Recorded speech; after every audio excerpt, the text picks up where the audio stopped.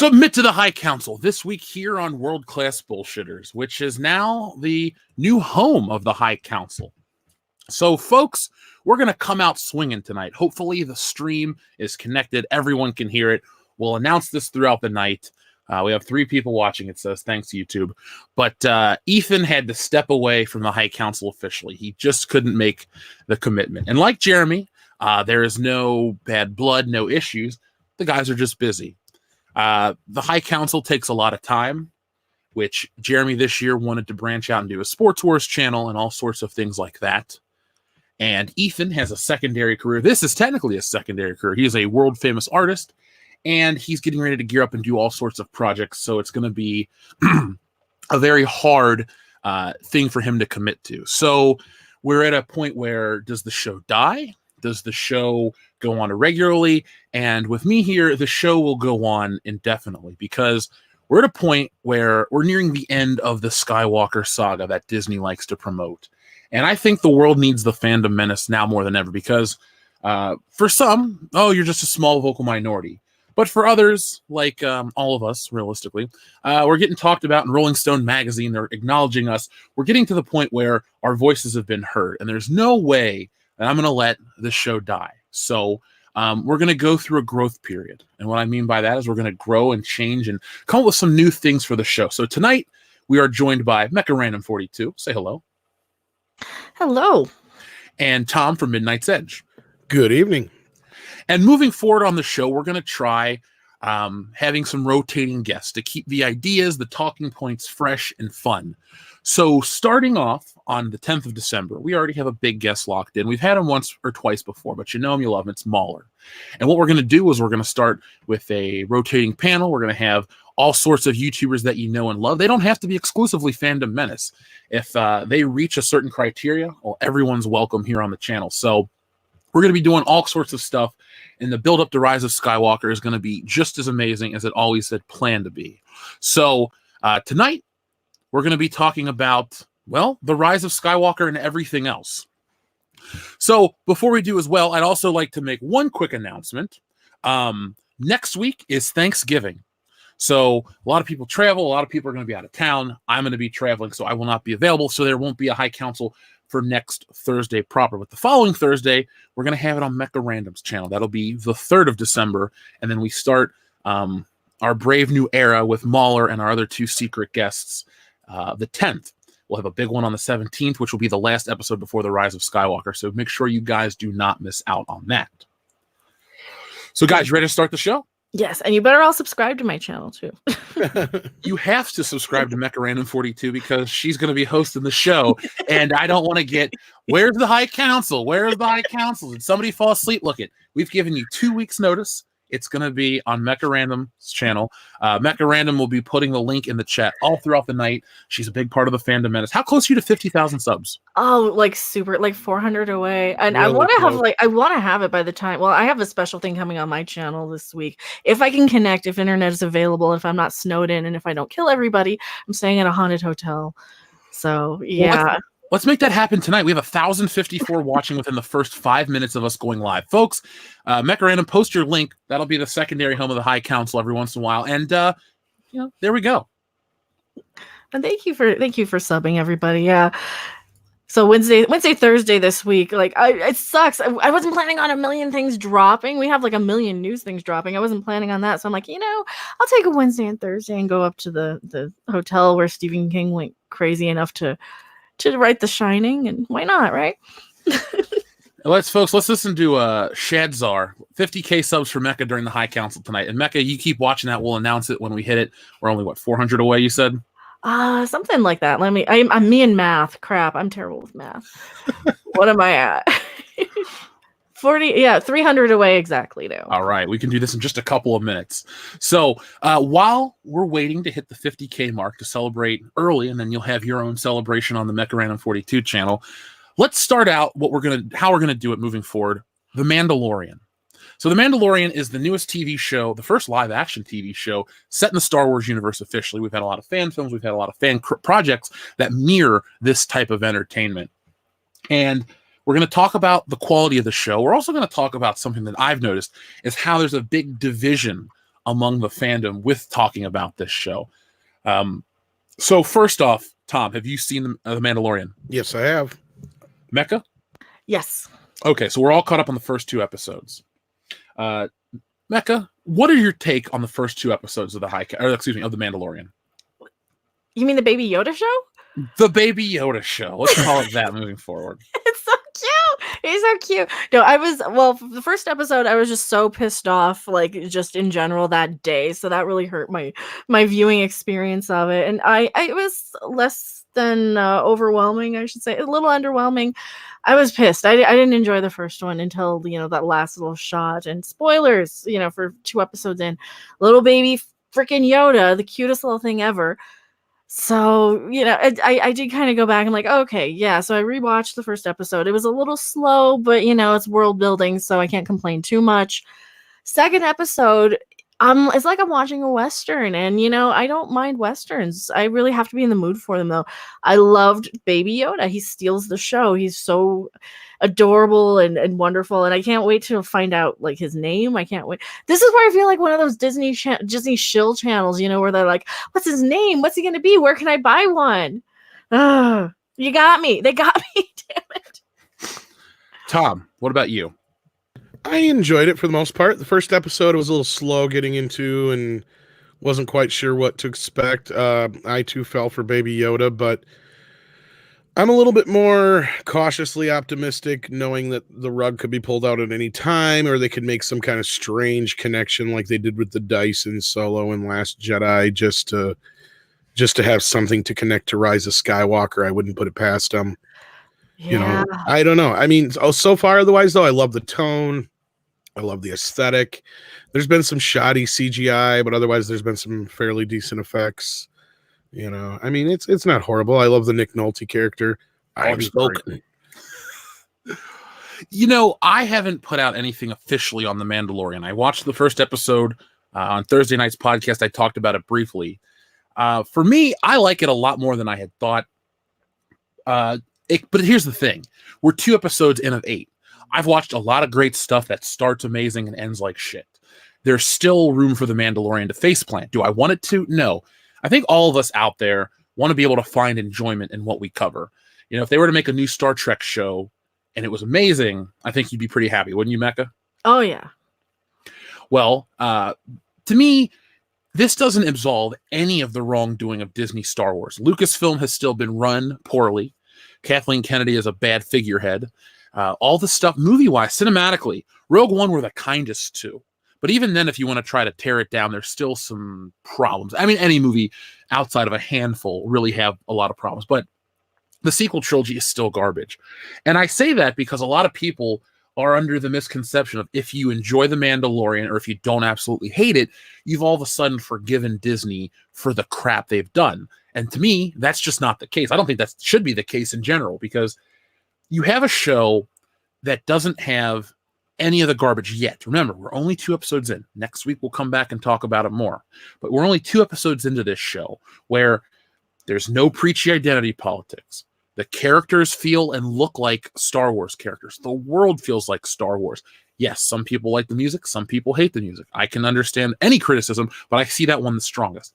But I mean, we're talking Jabba the Hutt's doorbell is reintroduced as a thing in the world, not just an exclusive thing to Jabba the Hutt. We have a Gonk droid, astromech droids, carbon freezing, classic gun sound effects, all this shit, IG units.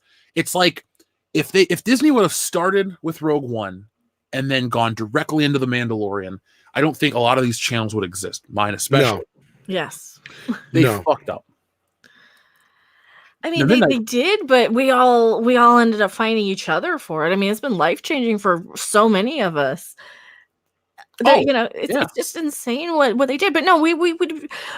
I am probably more critical of The Mandalorian than a lot of Fandom Menace sort of channels. That I hear a lot of people just loving it blindly, and no, I don't think any of us really have forgotten. We want to like Star Wars. This is the thing. All of us want to love this. This is stuff we've grown up with for most of us for 40 years almost for some of us, and maybe even more for some of us too. This is this is something we want to geek out over. Like I said, I want to buy everything Baby Yoda because this is Star Wars to me. You know, something to get excited about, toys to play with, a world to play in.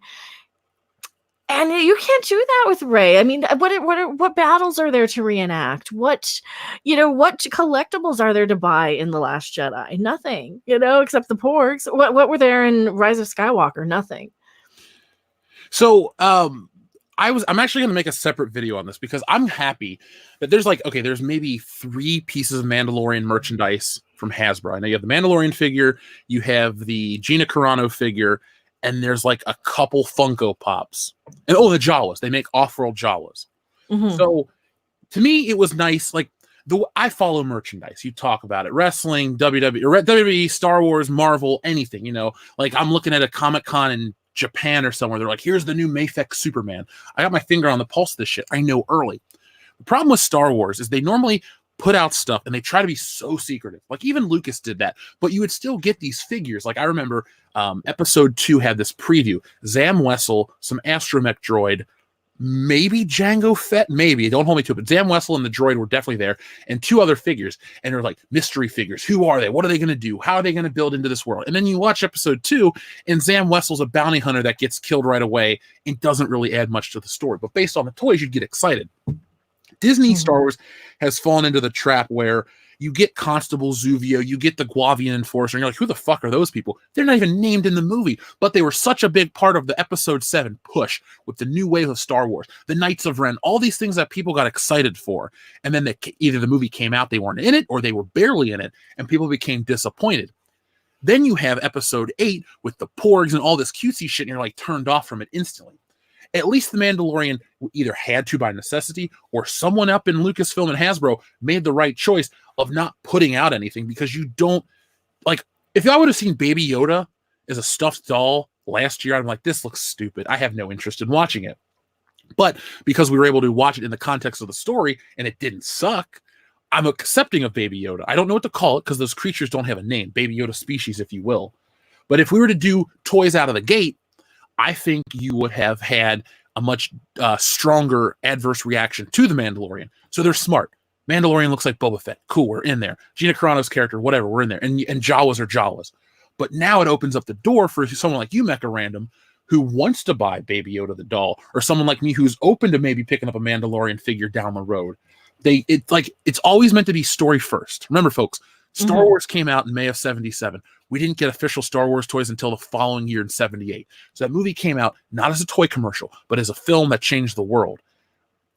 George Lucas lost sight of that by Return of the Jedi, and definitely Disney has from the get-go.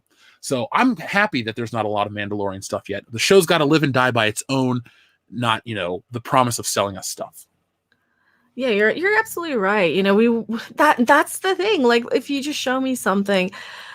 Well, for like the Dark Crystal, for example, I knew what the Fizzgig dolls were, the little dog sort of thing. I knew what those were before going into the TV show because they had the same thing on the movie. So that's one of those things where, okay, I can buy the toys preemptive because I know the other stuff because it's just a continuation.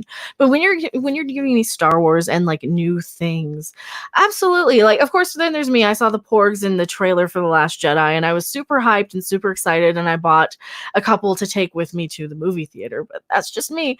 But no, you're absolutely right. That's the thing. We want to reenact the stuff when we're kids. You want to have the battles. You want to have the epic play sets. There's no play sets for any of these more recent movies that we want to reenact. Like what was The Force Awakens? The battle of the snow forest something. Starkiller Base. Yeah. I mean, yeah, but did they have one? I don't think they even made one of those, do they? Well, they don't do a lot of play sets because like the cost is way too much for what. Yeah. And kids don't buy toys anymore. But they're cool. Well, put them expensive and have us display them. I'm okay having the life-size display sort of. It's like having a miniature, it's like having a replica. I mean, a lot of the times you get that with the Lego toys too. It's like, okay, well, I can't have the replica of this, but I can have the Lego replica of this. So Well, I Yeah. think this toy stuff has really thrown them off. And Jeff, you guys have done some of the best coverage on the toy side Oh, of yeah. things, especially. But it shows how off they are when they weren't prepared for how much this Baby Yoda. I mean, it looks like a Funko Pop. Mhm. Why aren't we getting Baby Yodelings everywhere? Plush toys, everything, figures. There's Mandalorian figure, but I think there's only one. Yep. Well, there's like a chromium version where the paint's metallic, but it's still the same toy, and there's like a basic version. That was Force Friday this year. It wasn't a big rollout of Episode 9 toys. And that's another thing, too, about The Mandalorian. I'll make this point in a moment, too, but it's like we're supposed to be in the build-up for this movie. We're literally 1 month to the day of the release of Episode 9, the early Thursday night previews. It comes out in Japan in 3 weeks. It comes out 1 week earlier than here. So there's going to be spoilers abound the week leading up to the film. You wouldn't want to you want to build the momentum to this movie. It's almost like they want you to be hyped, but almost forget everything else. Like this show and the video game seem to be a distraction from the trajectory of Absolutely. the Rise of Skywalker. Absolutely. I think Tom and I were just talking about that yesterday. That it feels like it's just a distraction. It feels like, hey, forget all this stuff. Here, look. Here's a Baby Yoda. Baby Yoda here. See, come see our movie, Baby Yoda. Yeah. Now let's jump back to the actual story of the show. So a couple points I wanted to make. So you mentioned we talked about Baby Yoda, and people are talking about how cliched the Mandalorian is or whatever and that. But I think the Mandalorian, one, not showing his face is a really cool thing. Boba Fett never showed his face in the original films. I wish we wouldn't have seen him as a child, but that's not the discussion I want to have right now. Point is, the character has a level of mystique around him. There's a coolness. The people behind the show are Star Wars fans when you can introduce or bring back shit from the holiday special and you don't roll your eyes. The words Life Day and Mythosaur are both things from the holiday special, the cartoon with Boba Fett and the actual event that the whole special is planned around. And not once did I go, oh God, the holiday special. I went, oh, okay. They're referencing something from back in the day. But they didn't make the whole show about that. It's not about the Mandalorian learning to ride a mythosaur like Boba Fett did to become this epic thing. He's doing his own thing. He fails, he succeeds.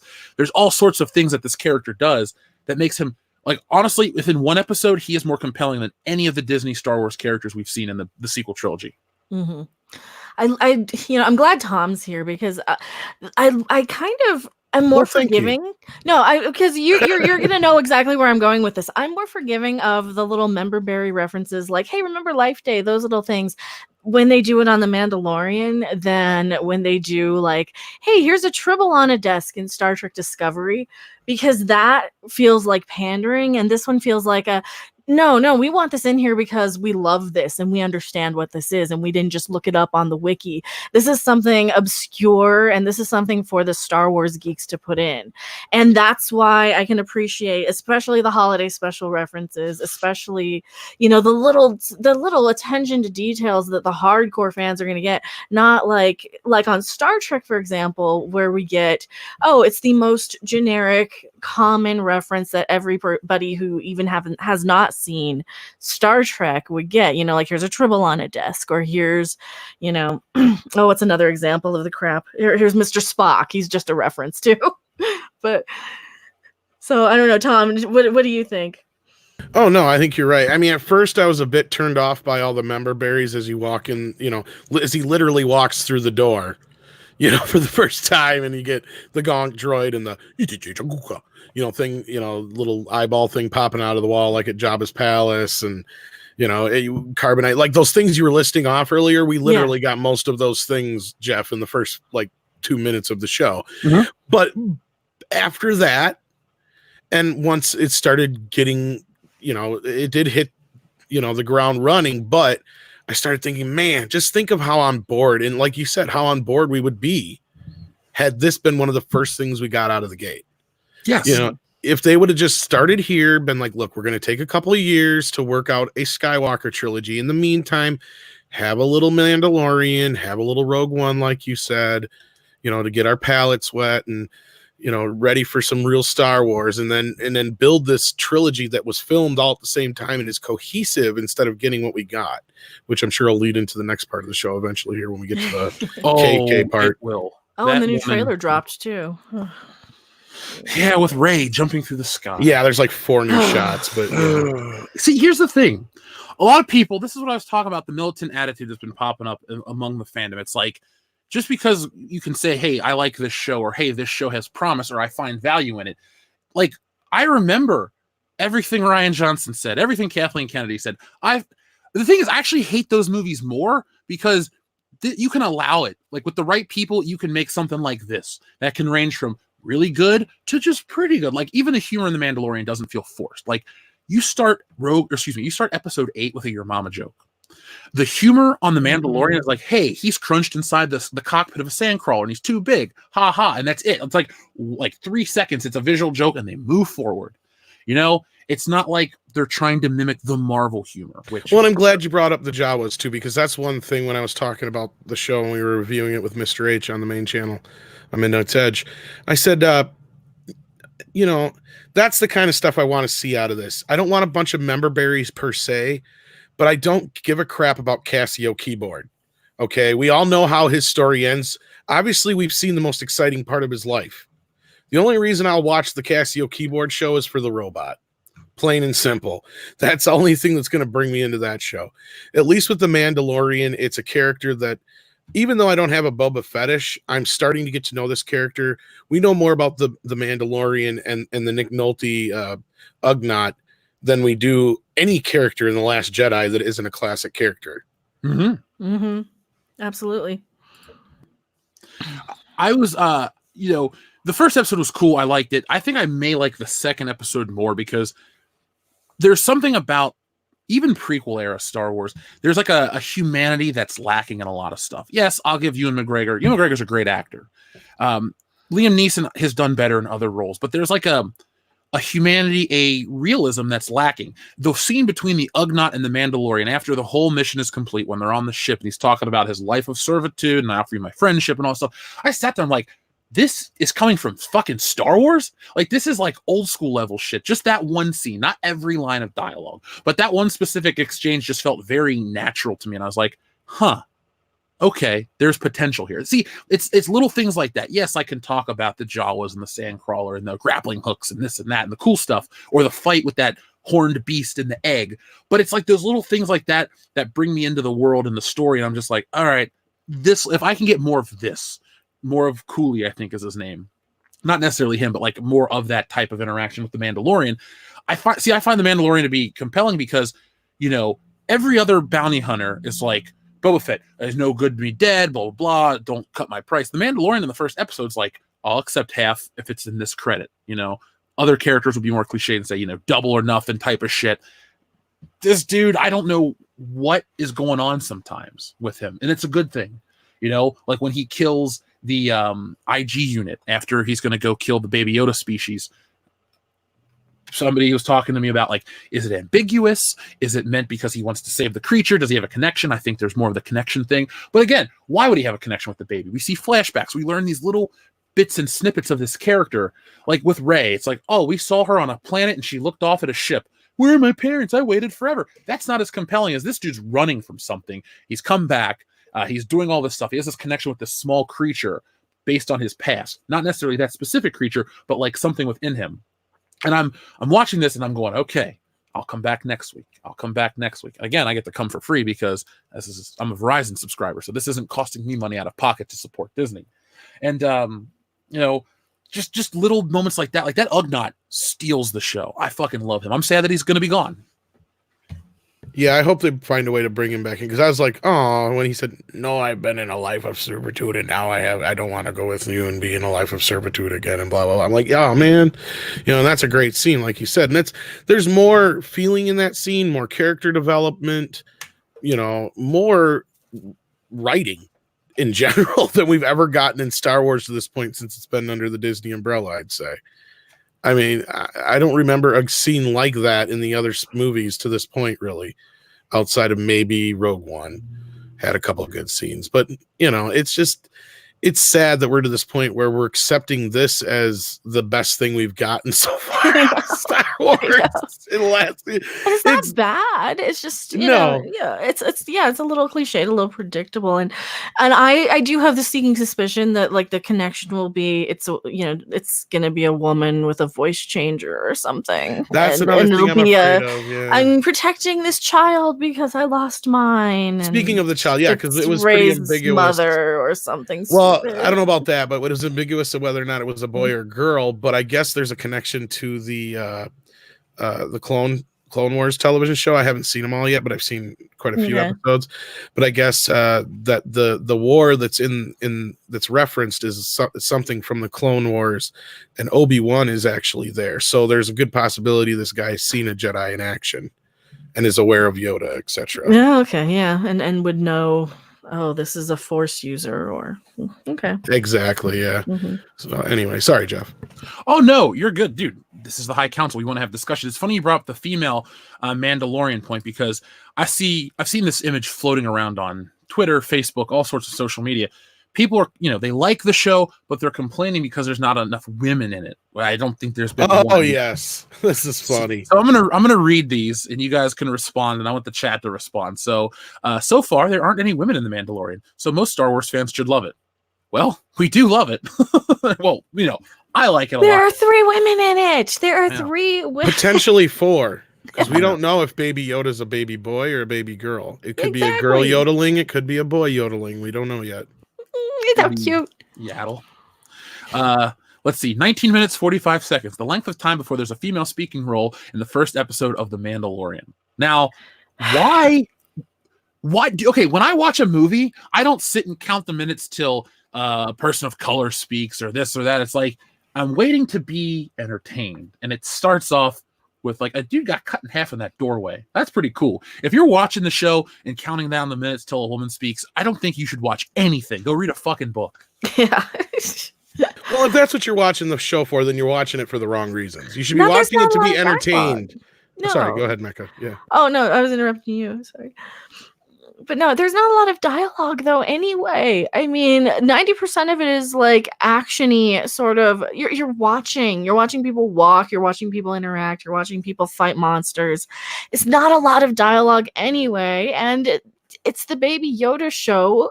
Don't watch it if you were looking for a bunch of women yakking. Go watch Charlie's Angels. Oh wait, nobody did. Wah, wah. Let's take a quick detour. Okay, $8 million. It's a huge flop. Elizabeth Banks is pissed off. You're making videos. I'm making videos. It's the biggest. Did you see our video? Not yet. Paul Feig's chimed in on this. Andre, You got a rant coming after the show, probably. Or tonight sometime. Yeah, I sent that to you too, and it just came in at the 0 hour of that video that we did the Paul Feig comment. It's like, you had to open your mouth. The last person in the world who needed to chime in on this. You had to the best open person to chime in. mouth. Well, yeah, of course, for us. That's the next thing. What does Brie Larson have to say about Oh it? God, I can't wait. Right? I'll be in part 2. We'll make it. I'm a survivor. Hashtag girl power. Hashtag Charlie's Angels. And it's spelled wrong. I am taking great pleasure in this movie doing what it's doing, because first off, you don't market it properly. Then you bitch and whine and complain and blame the fandom. It's like, here's the thing, like Doomscock says, without respect, we reject. I reject any crappy reboots or remakes. I don't care if it's all men, all women, a mix of both, whatever. It just, for me, Charlie's Angels was that cheesecake 70s show. They somehow made it cool in the year 2000, and then they ruined it with Full Throttle 3 years later. Charlie's, it's an odd choice. To me, remaking or making another Charlie's Angels movie is like making a sequel to Battlefield Earth or remaking Mission Impossible 2, like a shot-for-shot remake. They're just weird things from certain eras that just, they either worked or they didn't, and you move on. And now Elizabeth Banks, somebody that I actually used to like a lot, Zack and Mary Make a Porno, she's in the Spider-Man movies. Like, I really liked her as an actress. I thought she was funny. She brought a lot of charisma to her roles. And now she's fallen into the same trap as Paul Feig, Melissa McCarthy, all these other people that want to bitch and moan about, oh, you didn't see our movie, you're a bunch of sexists. It's like, we're gonna skip your next movie because you say that shit too. Like, I'm not saying Knives Out's gonna make $1 bajillion, but it could have probably made more if Ryan Johnson wasn't an insufferable asshole on Twitter. So Pretty much. It's funny to me that Charlie's Angels flopped as hard as it did. I know, and it wasn't even like terrible. I mean, well, I dropped a link to my review if you guys want to hear it in detail. It wasn't as bad as Ghostbusters. It really wasn't. It didn't even really have any competition either, No. because attendance was down half from last year, and Ford versus Ferrari surprised the hell out of everybody. So Yeah, by the way, I'm gonna folks, check that out. yes, even though I called it, but yeah. By the way, folks, Elizabeth Banks is in Spider-Man. She's Betty Brant, J. Jonah. In Jameson, all three of secretary. them. Yeah. She wasn't going to come back for the fourth one because I remember reading something years ago where she said she wanted a more substantial role. It's like, look, I get it, you're a bigger star now, but like the character of Betty Brant is not that big of a character in Spider-Man. So. In her defense, I think they promised her a triangle in one of the future films that never happened, and maybe that's why she got pissed as she thought it was supposed to be in 4. And I think she got upset when they introduced Bryce Dallas Howard as Gwen, because she knew that was like probably going to be the next thing or whatever. I would have been fine with that because remember, that's his first girlfriend. Like, he may have liked Liz Allen in high school, but Betty Brant, Peter had a thing, and then her brother got killed, and she hated Spider-Man. It's a long story, which we're going to. Yeah, I think they were. I think they had promised her that, and I'm not trying to defend her at all. And that's the sad part is I do like her. Other than this, this was the first time she said or done anything outside of that studio or movie 34 or 43 or whatever the hell it was. Oh God, ew, I saw that in theaters. That I didn't like of her, or she said or done that I was just like, what are you freaking doing? Because normally she's like a pretty cool chick. You know, she's in 40-Year-Old Virgin and stuff, you know? Like there's actual funny moments in this movie. Like there's good character interaction, but you know, it's the SJW marketing is probably what tanked this more than anything, you know. Well, that and probably the fact that it's another stupid remake again. Like we don't need any more of that, but yeah, it was movie 43. I knew it was either 34 or 43. But yeah, as dumb as that movie is, that shows that she does have a raunchy sense of humor, and she's not as stuck up as she sounds right now, or at least she shouldn't be. And she could have done great with this, been like, you know, go ahead and do the girl power thing. That's what Charlie's Angels is all about. But going on the attack before the movie even came out because you know it's going to flop was the worst thing you could have ever done. You know, and in certain places, especially in the Midwest, guess what? You could have perfect counter programming because like hunting started this weekend, you know, and stuff like that. So it's like, I don't know how they screwed this up. Well, they did. Well, I mean, I know how they screwed it up, but I mean, it could have been something because yeah, I mean, it could have done a lot better than it did. It could have been like a surprise chick flick sort of thing. Like had it just come out on Thanksgiving, I think it just didn't want to go up against Frozen, right? Had it come out like a holiday weekend, it would have probably done a little better. Maybe a little sooner, actually. I don't know, because well, Dr. Sleep should have gone up on well, that was Halloween. why that failed. It came out a week too late. And it's a dumb title. I know it's the title of the book, and a million things were like they could have really done something with that one too, because that was a actually decent good. movie. Yeah. So, yeah, thank you for our Elizabeth Banks aside, folks, for indulging us. We had fun. If you guys want to talk about Charlie's Angels, yeah, it ties into this with this whole girl Mandalorian thing, and it's like, come on, seriously, we've had how many movies now in the Star Wars universe since Disney's taken over where they've had a female lead, and even except for Solo, and you can even argue that Khaleesi saves his ass in that too. Yeah, that was a female-led movie.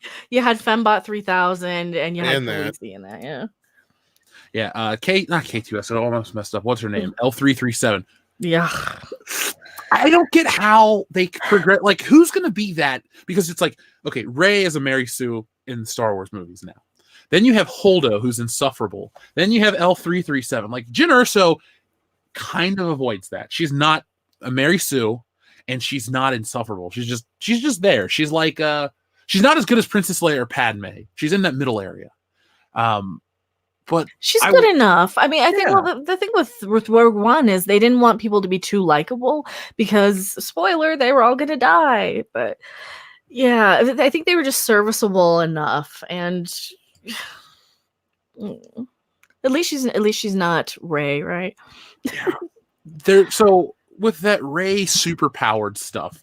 I mean, I heard there's rumors we're going to talk about and all this stuff. The thing is, like, the build up to episode 9, there's a lot of meat left on this bone of Star Wars. There's actually a lot next year too, in regards to how they're going to move the franchise going forward, because we live in an era where you can't be too silent with an IP, because then it becomes like a Charlie's Angels thing where it goes away for 19 years and people are like, oh, it'll come back and it'll be great. And it's not. You know, we live in a world where Terminator goes away for 4 years and it comes back and, you know, blows up on the launch pad. So we'll find out more about that. But this Rise of Skywalker stuff, the more I see it, the less I want to see it. Like, if we didn't have obligations and channel stuff, as a fan, this would not be a film I'd go see. I was burnt after the first one. And then, you know, the channel This would literally be the first Star Wars movie that's theatrical that I would not see opening day if it wasn't for Midnight's Edge. You're right. And I even went to the Clone Wars movie. Oh. The Clone Wars movie I used to think was the worst thing ever until I saw episode 7. I like I said before, man, walking out of episode 7, I looked at this guy and I was like, dude, I like the prequel. I like episode 1 a lot. I mean, I just missed that. I can't believe that was the greatest trick I think Disney ever pulled on anyone, was making them think episode 7 was this unique, once in a lifetime event that everyone had to go see. Well, in a way, it kind of was. It's the last time we were ever going to get to see Han Solo. Yeah. I wish we wouldn't have had to see him, though. He suffered the most in that movie. But I think they just should have. They just should have killed him. Like, just do it a little more dignified. That's the whole thing. They're just trying to kill everybody off as undignified as possible, I think. And it doesn't feel right. They don't give us any time to mourn any of these characters. They didn't even give us time to give, like, everybody together in one shot. I mean, at least kill everybody in episode 9, right? And give us, like, oh, and then they're all Force ghosts all together. even Han Solo, he somehow learned the ways of the Force. Exactly. And Han I studied Solo on and the Jar way Jar down. Binks. God. Hey, Jar Jar survived all that shit, sadly. So And Sebulba. I don't know if he died. I don't care. I think Sebulba's in in the Return of the Jedi Blu-ray. I think Sebulba's been introduced into Jabba the Hutt's palace. At Oh, least God. if not, one of his species was, yeah. Yeah, Okay. Doug. Ugh. Yeah. Oh man, there's a lot. There's a lot to digest. But the Mandalorian, the woman stuff, that's a stupid criticism. It's like there haven't been any women in it yet. You know, doesn't Glenn Ross have an all-male cast? I believe so.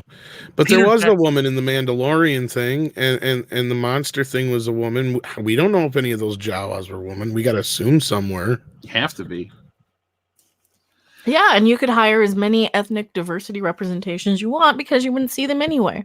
And Ugnaughts are ugly just because it's voiced by Nick Nolte. It could be a girl Ugnaught. We don't know. I mean, Yoda was played by Deep Roy at one point. So, I mean, he's what, Indian? So we have an Something Indian like guy that, yeah. playing Yoda on top of Frank Oz. People are thinking, no, he was a puppet. No, there's a scene where Yoda walks away and it's Deep Roy because he turns around and motions for Luke to follow him. So movie magic. Multiple things were used to bring Yoda to the screen. I actually watched Empire on Disney Plus because you guys have obviously heard about the McClunky shit, right? Oh, yeah. I made a shirt. Speaking of as a joke. Sebulba, he's the one who actually said that first. McClunky? Yep. He told that to Anakin. That's how we know what it means. It means you're dead. Or the equivalent of, yeah. One of my listeners sent that, and that went over my head until right this very moment. Holy shit. How did I miss that? Because we want to forget about Sebulba. We were just talking about that yesterday, that Sebulba, they had such a hard on for Sebulba that every answer on a Trivial Pursuit game I have right as I think episode 1 came out is Sebulba.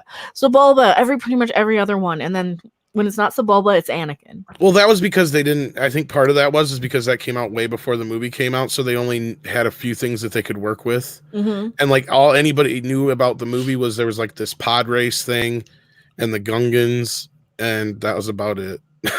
And until we saw that first trailer, we were really like, there was nothing out there. No. I remember thinking Mace Windu was going to be a big part of the movie because I knew who Samuel L. Jackson was. And he wasn't. Right? Mm-hmm. Well, at least they brought him in a little bit more later. But yeah, just episode 1 was so disappointing in so many ways. Yeah, I mean, as a kid, I remember just going like, I like other stuff besides Star Wars. Folks, by the way, we have 1,739 people watching. Wow. We have only 553 thumbs up. If we hit that threshold of 1,000, Thursday morning, I will give you guys a good morning pop culture before all the holiday travel and all that fun stuff. So if you guys want one, or if you want to be generous to your fellow fandom menacers, hit that thumbs up button, and it lets me know that you guys want the show. But yeah, I do remember that build up for episode 1, and you would think what's important and what's not. And at least we knew we were going to get this lightsaber duel, and we knew we were going to get this pod race. And the most heavily promoted parts of that movie did deliver. I never once went, oh, this lightsaber duel sucks, or oh, the pod race is stupid. No, it spawned one of the best Nintendo 64 games ever. You guys played that? Oh, I still have Yeah. it. Yeah, I love that one. I wasn't Episode 1 as- Racer is so good yeah. on yeah. I wasn't as big a fan of the pod racing in the movie itself, but yeah, the game was fun. And I like the PS1 game, though, because if you go off and you just start killing people, Anakin won't help you. He calls He you a won't? filthy murderer. Why would I help a murderer like you? All right, Natalia from GoldenEye. It's like when So you get score. stuck. You get stuck in Mos Espa. So I just go around killing people. That's what I used to do after a while. I played the game through once, and it got bored, and then figured that out. Don't ask me why. I had a lot of time on my hands, evidently, in 1999 or 2000, whenever that came out. So did I. I was 11 years old, so I had nothing but free time and school. Well, I think I freaked out because at that time, like, that game came out and the movie still hadn't come out on video, and it was like the only way we could really see any footage from the movie that wasn't just like trailers and stuff. And that I remember that being a pretty big deal when that game came out, the Phantom Menace game, because like it was like, oh, we got some footage from the movie and all that stuff. I remember how it took forever to get that movie out, and then like Lucas was really, I don't think it came out on DVD right away. It came out on video. Oh, it didn't come out on DVD for 2 years. It came out on DVD just before Attack of the Clones did, because for some reason Lucas was, even though he was always connecting with whatever the newest technology was, like Star Wars was on CED and Laserdisc and every other format out there up until DVD, he was scared of DVD for some reason. I don't know what it was. And then he finally came around. I don't know. Same with Blu-ray, though. It took until 2011 to get Star Wars on Blu-ray. I mean, Blu-ray format came out, 07, right? No, 06 with the PlayStation 3. Yeah, rumor is he waits until a certain number of units have sold before he'll decide to put the Star Wars trilogy on whatever said format. But because he waited forever to get them on the original ones on video too. But that was because back then they just would keep playing and playing and playing in theaters for years. Oh yeah, the market definitely changed. Remember, it was Batman that changed the way we watched a movie in June and bought it by Christmas. Yes, because Warner Brothers made sure that movie was out by that Christmas. That was the first time I ever remember that. Yeah, it was the first time I remember a movie coming to video that fast. That wasn't a flop. And that was right around the time when kids were getting more and more VCRs, and it was you were still the same age and still into the same stuff pretty much, and they knew you weren't like aging out of it, because 2 or 3 years or something, that's enough time for a kid especially to lose interest. And that was also the year Roger Rabbit came out too, because that was a holdover. Because I remember that year for Christmas, I got Batman, Roger Rabbit, and Bambi. Those are the three movies I probably got Roger Rabbit. I know Batman. I think I ended up getting from McDonald's though. Yeah, didn't they have? It was a Burger King, because they had. They did that a few years. Yeah, they so had I didn't get into many of those. I remember getting the Indiana Jones trilogy from McDonald's one year. Yeah. Oh my God, that's how I got Back to the Future and Wayne's World. Yep. McDonald's. Yep, they had them too. I mean, I had a lot of them before that, but I mean, I ruined so many copies of some of my movies because I'd watch them so much and stuff. Yeah, it's just, and lend them out and everything. Yeah, back when VHS would wear out. So yeah, if you could get a movie for $5, which is what usually these were, you'd buy a burger and you get a movie for $5. Yeah, that was a hell of a deal. So you'd buy backups. Just it's like, I'm putting this away in case my other one goes to shit or whatever. Yeah. No, but I don't even know what to say about episode 1 anymore. We'll just move on. Well, we have rose tinted glasses when it comes to episode 1. We were talking about this the other night because in my research, it's like I remember it being this way, and it was finally confirmed. that after episode 1, we had the same kind of situation we did with the toys. They weren't selling. Mhm. And you had a bunch of discounted toys to where episode 2 didn't have hardly any merchandising outside of the few figures you were talking about and a couple other things. They didn't even have like a lot of t-shirts and stuff or nothing like that for episode 2. And then the only reason episode 3 had any kind of merchandising is because it was so tied to Darth Vader. Like everything had Darth Vader on it. Like it wasn't even a Happy Meal for episode 2, believe it or not. I didn't even see episode 2 in the theater. I did. I saw it the day after I saw Lord of the Rings, Fellowship of the Ring at the discount theater. And episode 1 drove George Lucas off the internet.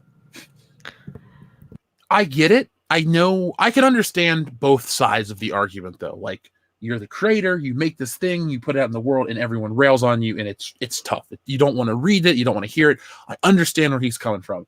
At the same time, too, as a fan of Star Wars, I do see this massive disconnect where it's like, what made Star Wars special or what you had done in the past would still work, but you just chose to do something different, and under the argument, well, it's for my kids, it's this. I hate when an actor or a creator says, I wanted to make something for my kids. Look, you made your kids. Make something. Why don't you just buy something for your kids that they like and continue to make stuff for your audience? Because your kid is one person. They're not going to go, oh, Dad, I'm thankful that you brought Jar Jar Binks into the world and tanked Star Wars for a generation for me. It's like, no, Dad, I'm so proud that you created Yoda and Han and Luke and Leia and all these great characters. That's the legacy. Like, I hate to say it, when you boil it down to the legacy of Star Wars, you're going to get a handful of characters, and they're all going to come from the originals. Maybe if you're feeling generous, you could throw in like a Darth Maul or some prequel character. But this new era, you're not going to get like, oh, the Star Wars legacy is as strong as ever. It's like, it's not. And you know, to jump off your episode 2 toy line point, it was half episode 2, half original trilogy characters. It's like Luke and Vader and all these other new versions and these new action features under this one uniformed blue box. And it's interesting. There was that parallel between, you know, you had Force Friday 2015, which was the biggest event of the year, and then you had Force Friday 2017, and now we had 2019, and nobody had it. Episode 3 did have that presence. I mean, there was the whole Target commercial and all that stuff that was going on.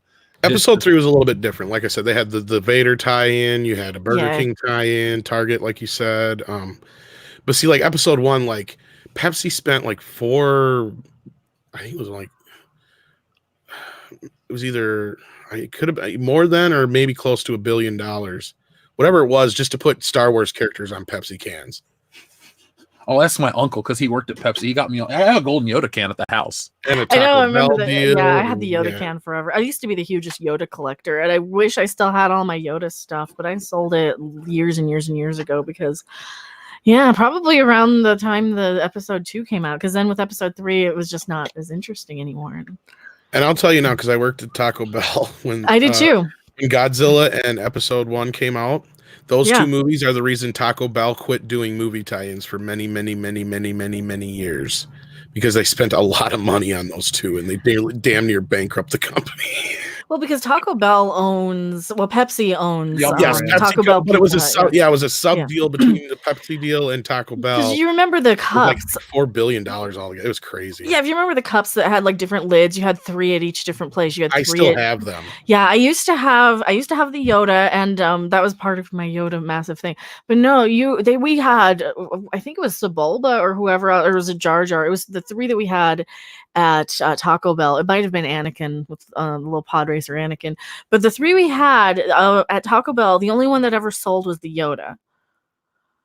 And I'm pretty sure that everybody wanted the Yoda. Yeah, I've got nothing else. 6 of them. I think there was 6 of them altogether. Mm-hmm. But yeah, the only ones that ever sold was the Yoda and the R2. Nobody wanted the other ones. Then we were stuck with tons of Jar. I think I still got like 3 or 4 Jar Jar Bink ones in. It was Jar Jar. That's right. Because we had so many of them left over. I've got Jar Jar stuff from my video store yet that I could not get rid of. And it was the same thing with Solo. They had at Denny's a couple years ago. They had Solo stuff forever and ever. And I still want that stupid Therm Scissor Punch card. Like, I want that. That's really cool. No, I remember that because I thought that was kind of embarrassing. You would think like, this is Star Wars, McDonald's. I don't like McDonald's food, but it is the biggest fast food franchise in the world. You would think you're getting the franchise of franchises, the biggest. Like, it would make sense to do that rollout. Because like back in the day when Star Wars caught everyone off guard, it's like, what did they have for a Happy Meal? They didn't. They had glasses from Burger King, and they were like 75 cents with a purchase of a Whopper or something like that. And I think they continue to do that. Each Star Wars film got a set of glasses. Oh, those are cool too. Yeah, for the first movie, Lucas couldn't give the merchandising away until the movie came out. And yeah, KRC or KR Companion, the Star Wars Special Edition deal that Taco Bell did with them and Pepsi did with them, that's why they spent so much money on the Episode 1 deal, because that was successful. They did a launch along with the THX versions and the Special Edition versions of the movies for Pepsi and Taco Bell, I believe. And they were very successful from what I can recall. I used to have the stand-up of C-3PO for years from that one, from Pepsi. He had like a Pepsi can and it was him and R2. It's like full size. It's really cool. Oh man, that's gotta be cool. That was back when Star Wars was start. Remember when R2 and C-3PO were supposed to tie all the movies together? Remember that? Mm-hmm. I remember. What happened to that? Now they're just I remember. little stupid. It's a Roomba with a megaphone as a head. Like seriously. Well, how the hell can C-3PO? Now I know people say, "Oh, it's just misdirection. Don't read too much into it." But we keep seeing the whole image in the trailer, like I'm surrounded by my friends, and it's like Poe Dameron and Finn, who you've never met. Briefly, and these people aren't your friends, they're using you. Run. Oh, they recut that, so now we don't even get a flashback of the old characters. Or no, did they not? Maybe I just edited that in my head. Sorry. So we're so honored. Like, to me, it's like a you got to show that these characters care about each other. When Han hugged Princess Leia when that dropship landed in Episode 7, you're like, they have a history. Of course they have, and then they haven't seen each other. Of course they're going to have this reaction, and our son and this and that. That's the scene where I'm like, okay, that makes sense. But then, like, for these old characters, these legacy characters, to tell us, the new audience, or excuse me, to tell us, the audience, that the new characters are so great, you're like, can you make them great? Can you, like, it's almost too late to try to make them great. I see John Boyega talking about in Entertainment Weekly. He's like, "Oh, I wanted to be more active in this film. I didn't want to be a joke." And Oscar Isaac's like, "I want to be out of the cockpit," and stuff like that. Like, even the actors seem to know that their potential is being wasted. Well, and the NDAs are going to be drying up. Yeah, and then Anthony Daniels. I'm sure. I can't wait until to hear what Kelly Marie Tran has to say. Yeah, that's why I said, like, the post Star Wars, like, people think like, oh, as soon as I hear the review, that's over. No, the afterward shit is going to be, because the thing is, The Last Jedi came out, all the good shit happened after. Mm-hmm. And then the solo stuff happened on top of that. But all the good shit about The Last Jedi, how it left China. Because, like, folks, you're talking about, like, the Chinese market, how it's so important for the viability of the future box office. Joker made $1 billion. I don't think that movie came out in China, did it? No, it didn't. No. I think it might have come out in Hong Kong, but not China, which is a separate, like it's hard to explain. I'm not going to get into it all, but yeah, I think they have a different way of running things, like it's on its own thing. But my point is, though, it's like, not Tokyo. What's the town over there that I'm thinking of? I'm like fried right now. God damn it!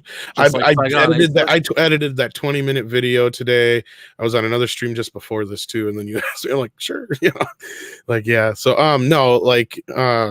anyway, yeah, no, it didn't come out in China for any reason. Yeah, or Hong Kong. Yeah, that's what I meant. I was thinking, for some reason, I was thinking of Tokyo because of the other shit, but that's Japan. Yeah. Well, speaking of beautiful stuff, the listeners, yeah, that was a terrible segue, but don't worry, folks. We're getting ready to talk about spoilers in a minute, but we got some chats. Let's Taiwan.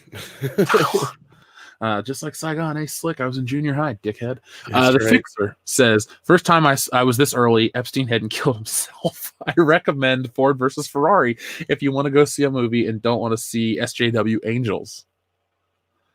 Maybe I'll go watch it. I don't have time for a while. I got 6 videos I have to make by Sunday. It'll be on video in a week anyway, so that's sad. It looks cool. I like cars, and I like Christian Bale and Matt Damon. The Fixer also says, a squirrel disabled my anti-lock brakes. I meant the Charlie's Angels one. Oh, well, you couldn't. Well, if it's free, I'll watch it on Crackle without that. Yeah, it's not the worst. It's not Ghostbusters 2016 bad. Ford versus Ferrari is going to be the little sleeper hit of the winner, I think. It'll be a little critical darling. It might get some Oscar nods and shit. In a perfect world, Ford versus Ferrari somehow makes $1 billion and beats Frozen and Star Wars at the box office. I don't see that happening, but I was No, surprised it did they're- as well as it did. Yeah. Well, they're just mad. Like the critics are really going after this one because it's about toxic men and we're trying to hold men from the 60s to today's standards. Oh, shut up. It's always these little SJW women going after it too. Like it's not made for you. Shut up. Yeah. I don't get how let's see how it's, Oh, were those the ones bitching because of this movie set in the 60s? Yeah, they're like, oh, he's a womanizer. Yeah, he's a freaking car CEO business dude. Duh. I watched Mad Men. Are you like seriously? well, I put it like this: whenever anyone like in the media complains, "Oh, this movie made this much money and it represents this era," it's like you realize it's a 50-50 split. Like there are men and women in the audience too. So like clearly women want to watch these stories. It's funny when it's Charlie's Angels flop, it's the fault of dudes. But when these movies that succeed, that represent an old era, it's these terrible men come out in droves to see it and they're ruining. It's like men and women go see both. I know a dude that has seen Charlie's Angels 5 times. Do I like him? He's an all right guy. Actually, I think he's pretty cool. But like, do I respect that decision? No. Why would you see fucking Charlie's Angels 5 times? That's all I'm going to say. Moving forward, the Fixer says a squirrel disabled my anti-lock brakes, so I'm on a budget. By the way, only 2 super chats today, guys. It'll be a great show anyway. I hope Hail that's the not High true. I hope that's not true. I don't know how that would happen. I guess you have It to could run chew over. through the cable. Oof. Well, the Fixer, I'm glad you're here. That's what matters. Speaking of here, we have 1,690 people watching. Let's see where we're at in regards to thumbs up. So we got, what do we got? I have to pull myself up. 190 people. That's myself. All right, we got 802 thumbs up, folks. So we need 198 more, and a Good Morning Pop Culture will be had on Thursday morning. Normal time. We got some fun stuff to talk about. Professor McCoy's Pop Culture Review says, have you watched Secondhand Lions yet? Person whose name I forget. Thank you for forgetting my name. Secondly, this is my copy. It just came in the mail the other day. It's a good movie. So I haven't watched it, but somebody, I believe it was you, Professor McCoy, Pop Culture Review says, hey, buy it. So I bought it because you requested it. This is the DVD wrinkling in the background. I'll give it a watch and let you guys know what I think of it. But thank you. Raiders of the Lost Flick says, happy holidays, High Council. Star Wars Holiday Special Watch Party on my channel, Saturday, December 7th at 8:30 p.m. Eastern Standard Time. You better be airing the version with the commercials. Turbo, bro. Isn't that the only version that's out there? No, there's a there might- couple. There might be a non-commercial version. I wish Disney Plus would put it on there. Get people excited for I Disney. found a pretty damn good version. I like the one that you might be able to find that has riff tracks synced up. That's a really good one. Or just go and pay them for their commentary. I like those guys. Yeah, they're great. I paid to see a couple of their things in theaters. Yeah, me too. I usually go to all of them, but I haven't this year, sadly. I was a little pissed though because I went to go see Samurai Cop and they censored the movie. Oh man. Yeah, they cut out. I don't really need to go see the lovemaking scene in Samurai Cop, but you just shouldn't cut anything out. You didn't do it for the room, and that guy bangs a belly button. So Yeah. Maybe Well, somebody complains, yeah. Yeah. Brosidon1138, that's a great screen name. He says late and Ray. Well, yes. I'm sure somebody's like, I want to bring my kids. And it's like, remember when the world was you didn't bring your kids to shit like that so adults could enjoy it? It's an R-rated flick after all. Scottskio2 says, so EVS has time for Cyberfrog, but not the High Council. I believe so. Like I said, there was no bad blood, no anything. It just, he knows that he doesn't have time for the show, so he handed it off to me, and I'm going to make the show as great as it can be. So we got a ton of people turned out tonight. We have a great audience, and just wait and see how we're going to change a few things for the good with our new panel layout and some new segments I've been working on. And some of your most requested YouTubers have been contacted, and you're going to hear some new voices on the High Council that people have been wanting to hear for quite a while. Sweet. Professor McCoy's Pop Culture Review says, hello, Jeff. How was Secondhand Lions? Well, Professor McCoy's Pop Culture Reviews, I have it. I have not had a chance to watch it, but it is here with Michael Caine, Haley Joel Osment, and Robert Duvall. So, Okay. there's a great meme. It's like depending on your accent, it's either Michael Caine or my cocaine. It's like, yeah, I can see that one.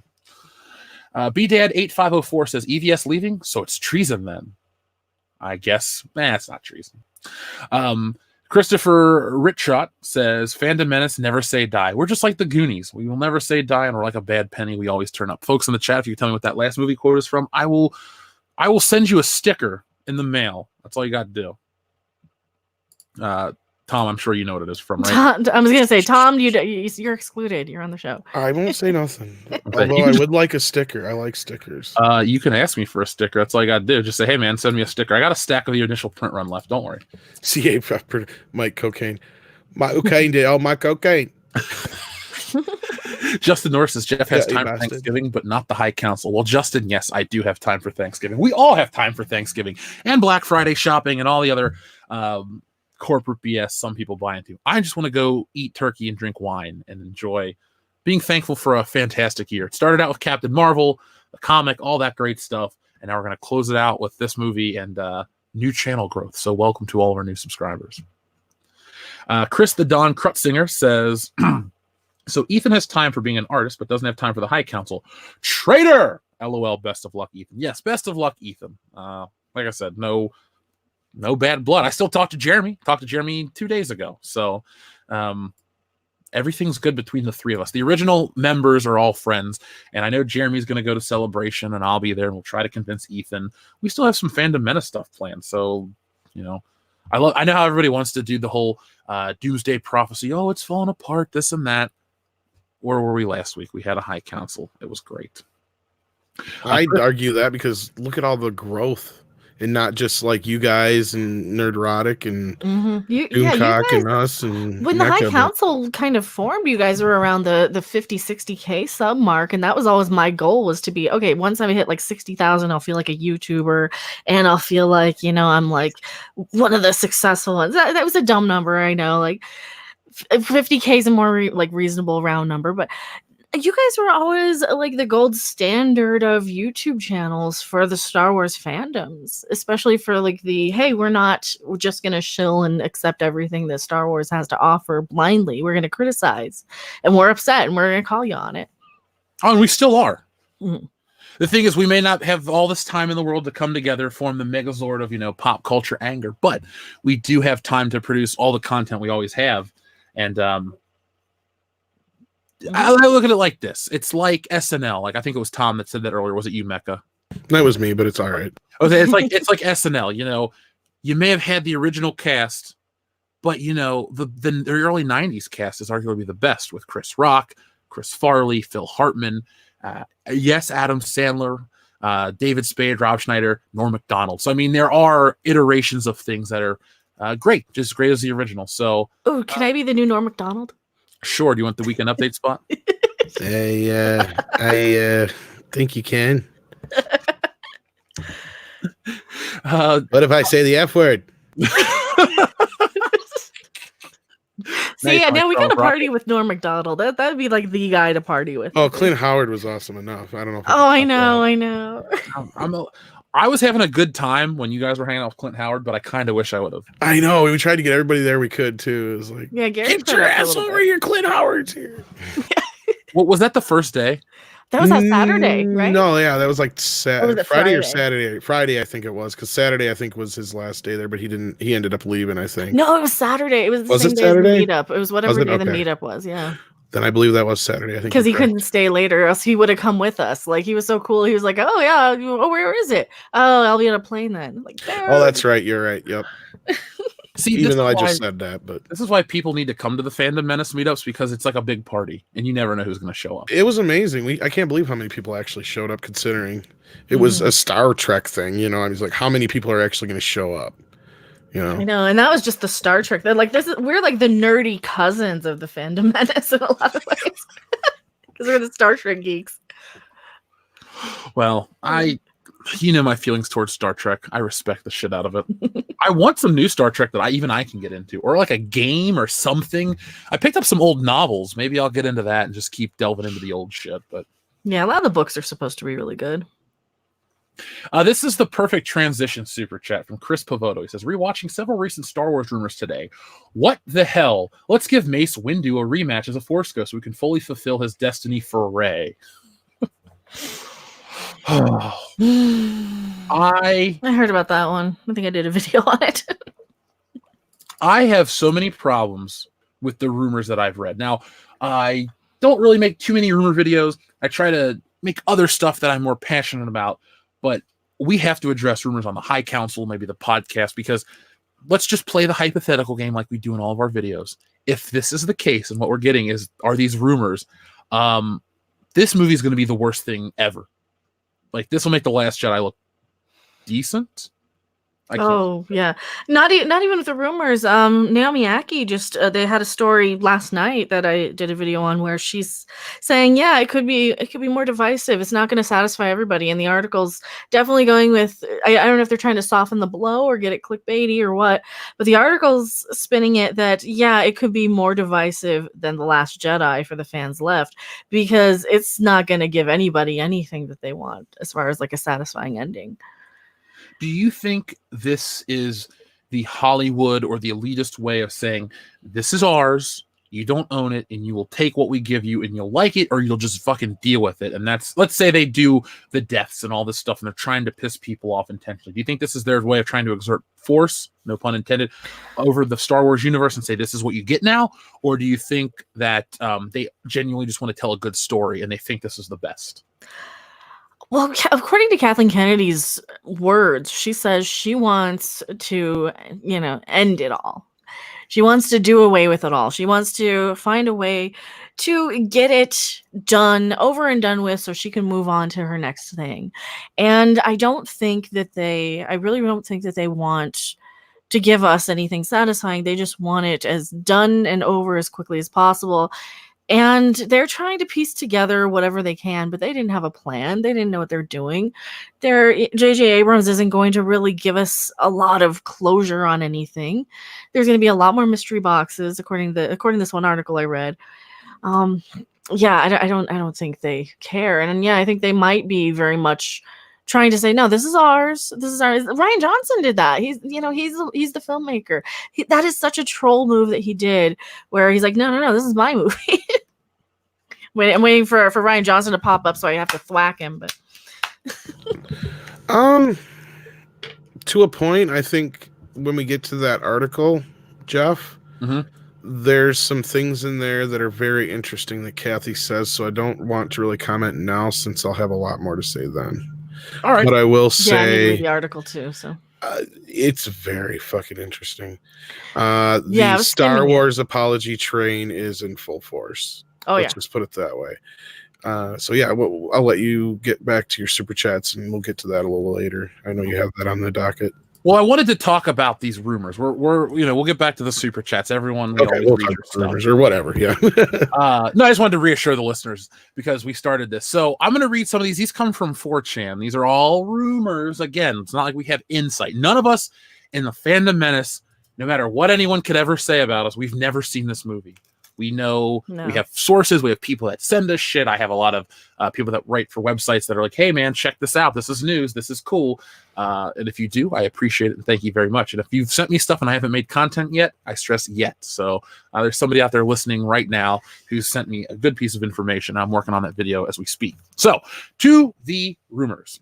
The climax of the movie has been altered yet again. Everything is here based on the newest cut right now. So hold on. Let me give the audience an image to look at real quick. I feel like, yes, our icons are great. They're well done, but I think we need something fresh and exciting. So give me just about 15 seconds. Well, to tease a little bit of what's in the article and what goes along with this, KK did pretty much confirm they are still tinkering with the movie. Yep. Well, that article, didn't it come out like a month ago, though? No, I think it's pretty recent. Well, the article was today, but the interview was from a month ago. That could be from October. Yeah, that's in the article itself. The weird thing is, though, too, is that J.J. Abrams has an article that came out today that's in Entertainment Weekly that too was conducted in October. So I wonder if they had a cut locked in October, almost like they had a cut close to be locked in October, and then all of a sudden it was like, oh, we gotta rush. But this was already in the pipeline, and they couldn't change it. So, well, the timing of this goes along with all our reports, where we all said they were still shooting, and and I think I brought this up before on the High Council or another thing we were doing before, where I said the reason we ran with that was because one of our sources was bragging about the fact that they were using the technology on the Rise of Skywalker right now that they used to make The Mandalorian, which was that real time, where you could see the effects in real time on green screen. And that's how they slipped that they were still shooting. Well, we only have to wait a month or 3 weeks if you're in Japan. I think we have a couple listeners in Japan that can be like, weird, like exactly a month away. I mean, if they're bringing it out in Japan first, that's stupid. It's going to leak online. You know it. Oh yeah. Well, I wonder if they're going to do that on purpose to leak it online. That's the last thing I think they're going to want. Wouldn't be surprised if the release date got. Well, you couldn't release it or bump up the release date because all the tickets are on sale. They're still available. I'll be honest. I think that Terminator would have done 20 million better had it not leaked online. Had they not released it in several other countries first. But that wasn't on Paramount. That was on Fox and the Disney. companies that owned it in other countries and other places that had different dates set up. That's not like they did it on purpose or anything. So, I want that to be clear. Well, remember, when Disney wants to do that to avoid that stuff, look at the Avengers. It was supposed to come out earlier in Europe, and then they bumped it up in America, so they came out like within a couple hours, right? Like originally it was May 2nd, and then they bumped it to April 26th, something like that. So, I mean, Disney has the ability to do these things early. They also have the foresight to know, like, hey, when we're going to have something big hit, we're going to, be excited. The only reason I can see them opening it anywhere like that a little bit earlier is there's some other kind of holiday that's going on in that time that I'm not obviously aware of. That's why they would do that. Yeah, to tell you that I understand or know when there are Japanese holidays. Well, Japan doesn't really celebrate Christmas as much, like we do here. I mean, they just go to Kentucky Fried Chicken and get chicken. I was gonna say, according to what I've heard, they just have like a cake and Kentucky Fried Chicken, and it's like just before Christmas, so that's maybe why. I don't know. Yeah, well, I mean, that's how I would choose to celebrate my holiday too if I lived on an island. Anyway, though, Rey arrives on Exegol to confront Sheev. Sheev is attached to his life support chair. So, folks, Sheev is Palpatine. Looks like you have somebody from there. He or she says no more holidays here till the end of the year. Was that Cesario Japan? Oh no, that's Rusty Deo. Thank you, Rusty. All right, I think we passed 1K subscribers, or not 1K subscribers, 1,000 thumbs up. Yay. So, I mean, let me check real quick because we'll make it official. There's 1K here. All right. Yep. Okay, guys. Good morning. Pop culture is happening on Thursday morning. You know the time. You know the place. World Class Bullshitters will have some fun. Back to the leaks. Sheev talks to Rey, nearly reciting a word for word his speech to Luke from Return of the Jedi. I could believe that one. Sheev confirms that Rey is his granddaughter, but doesn't go into detail about which one of her parents was his offspring. Rey asks Sheev how he's still alive if Vader killed him 31 years ago. This is an alteration from the Kylo meeting Sheev scene. I don't know what that means yet. I guess there's an earlier thing. Plot twist, Sheev reveals how he's the real one, and Sheev, who died in Return of the Jedi, was merely a clone. Okay. Sheev knew that Vader would ultimately betray him, so he prepared several clones in advance for such an occasion while he's hid himself on Exegol, tricking the galaxy into thinking he was dead. The Knights of Ren also implied to be clones. During this revelation, another clone walks in, appearing to be the far younger than the current Sheev. This clone is played by Matt Smith. And here's an opinion comment from the poster. It says, as a side note, this easily is the worst part of the entire movie based on the current cut, as it implies that Palpatine willingly allowed his empire to fall. It directly negates Vader's sacrifice and made everyone post Return of the Jedi look like a massive idiot who got bamboozled. Oh, no. It sounds almost stupid enough to be JJ's work, and we keep hearing that this movie's going to make us look at the original movies differently. Oh no! That's what we keep hearing. Let me find that article. Please do, and then I'll give you the floor to post it. I look at everything. The goodwill I felt towards Disney, which I didn't really feel like much from The Mandalorian, is gone, sucked out into space. And this If clone thing's been around. Oh, sorry. Go ahead, Jeff. Oh, no, go ahead. Go ahead. I say this clone thing's been around for a while. We keep hearing that either, Rey was supposed to be a clone of Anakin or a clone of Palpatine. And I've said it a few times. I have a feeling that this Yoda in this show is Yoda. It's a clone of Yoda, I bet. Because it times up perfectly when Sifo Dyas, or whatever, however you say his name, would have broke off from the Jedi and went to Kamino and got a bunch of clones made. And I think they even touched on this in the Clone Wars, where there was a bunch of Jedis that were cloned. So it wouldn't surprise me one bit if this wasn't a Yoda clone. If this is a clone of Yoda, everything I have said positive about The Mandalorian will be wiped away. I'm going to put out a video talking about The Mandalorian and what I like so far. If that's the case, I'm done. You Disney, Lucasfilm, whoever the fuck listens, we know there are insiders that listen sometimes. What is the point? Like, it's nice to tie stuff together to build the world, to make you feel like this is Star Wars. But when you do like these little things, like when you negate the achievements of Luke Skywalker, like to me, when you let's say that this clone shit is real, that Palpatine had the foresight to make this clone, and Vader killed the clone, and everything that Luke and Vader had done in Return of the Jedi wiped out, makes that movie useless. Clones worked in episode 2. Some would argue they don't. I accepted the clones thanks to the Clone Wars series, and that's a part of Star Wars that is comfortable to me now. But this idea that goes back to Dark Empire, the comic book, with multiple clones of Palpatine and all this shit. Look, it works when you're trying to keep Star Wars alive 10 years after it ended, but not in an era where you ruin Return of the Jedi. You don't have the goodwill for that. I hate it when I linked it here in the chat here. I hate it when they go through and they just screw with everything and they don't care. The Star Wars Rise of Skywalker actor admits the movie refuses to answer all of your questions. And this is an article that they're putting out on purpose. Like what? I don't get why being antagonistic to your fan base towards the end is like a good idea. This is a bit, because I can't wait till we get that Kathy interview. But anyway, go ahead. I'm about to say there are still some more leaks. So you guys ready? Yes. Kylo Ren approaches the throne room, but the Knights of Ren stop him. Rey force teleports a lightsaber to him. Okay, that's dumb. What? Leia's lightsaber. She force teleports Leia's lightsaber to Kylo Ren. That's new. What is this, fucking Dragon Ball Z with instant transmission? Well, we'll get to that. I mean, I think Rey can do some Mary Poppins crap as well. Kylo kills all of the Knights of Ren and enters the throne room, because of course he does. Sheev smiles and states how Rey and Kylo have finally been brought together, almost mirroring Snoke's speech in The Last Jedi. This is one of the things JJ meant of honoring The Last Jedi. Ugh.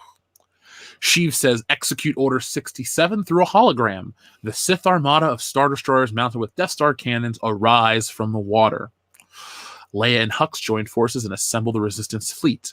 They engage with the Sith forces over Exegol. Ugh.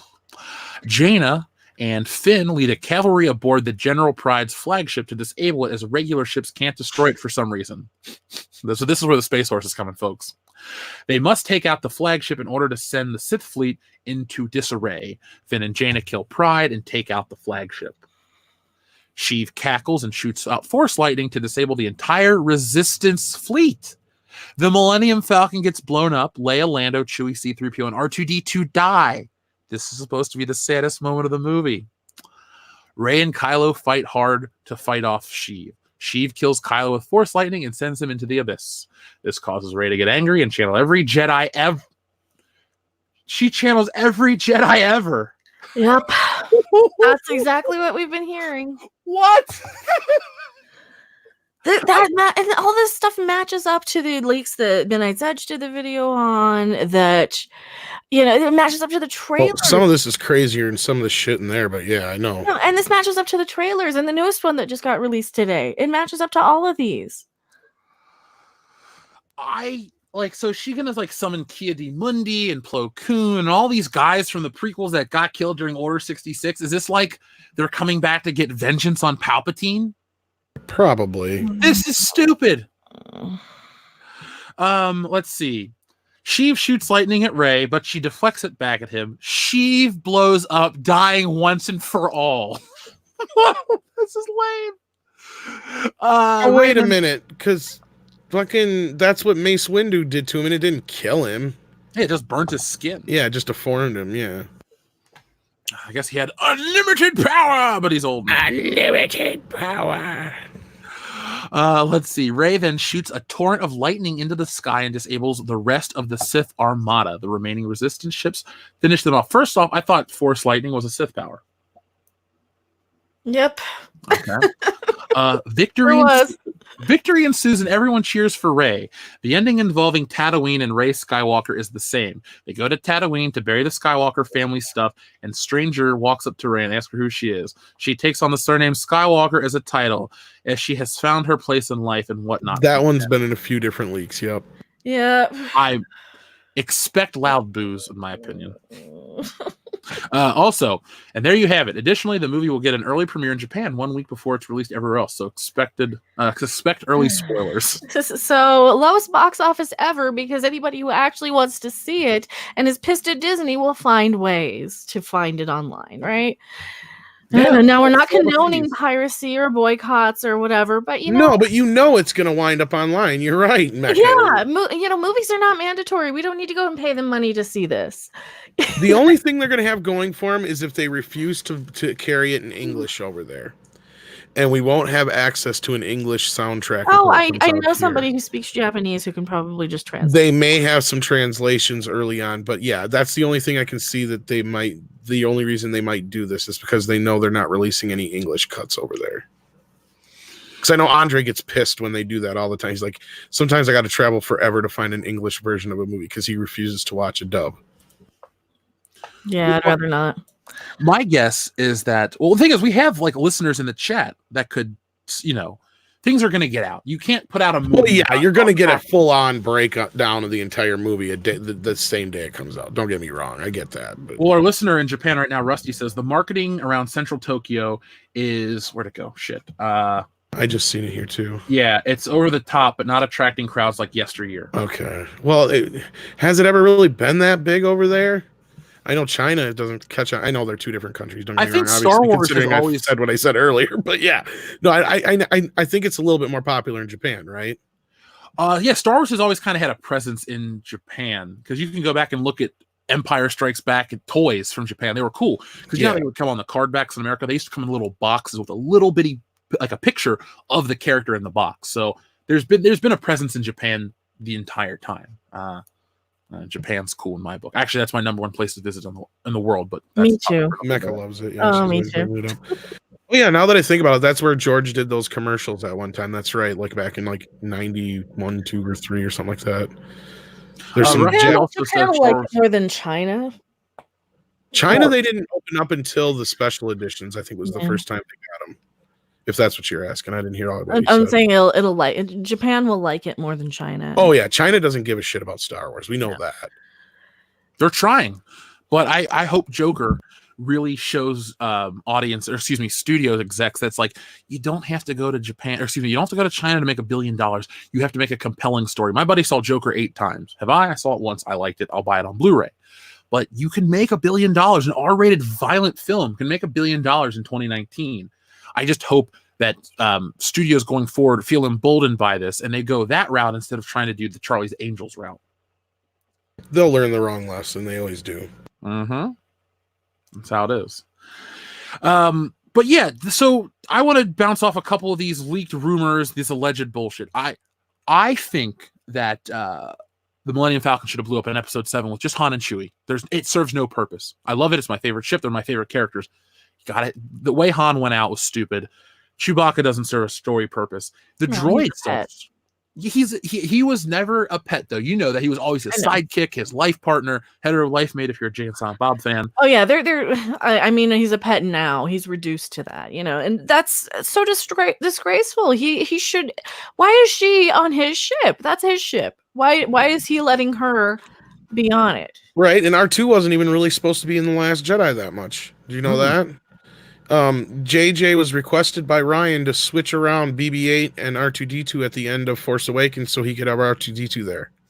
So he could just do that one fucking scene. You're my only hope.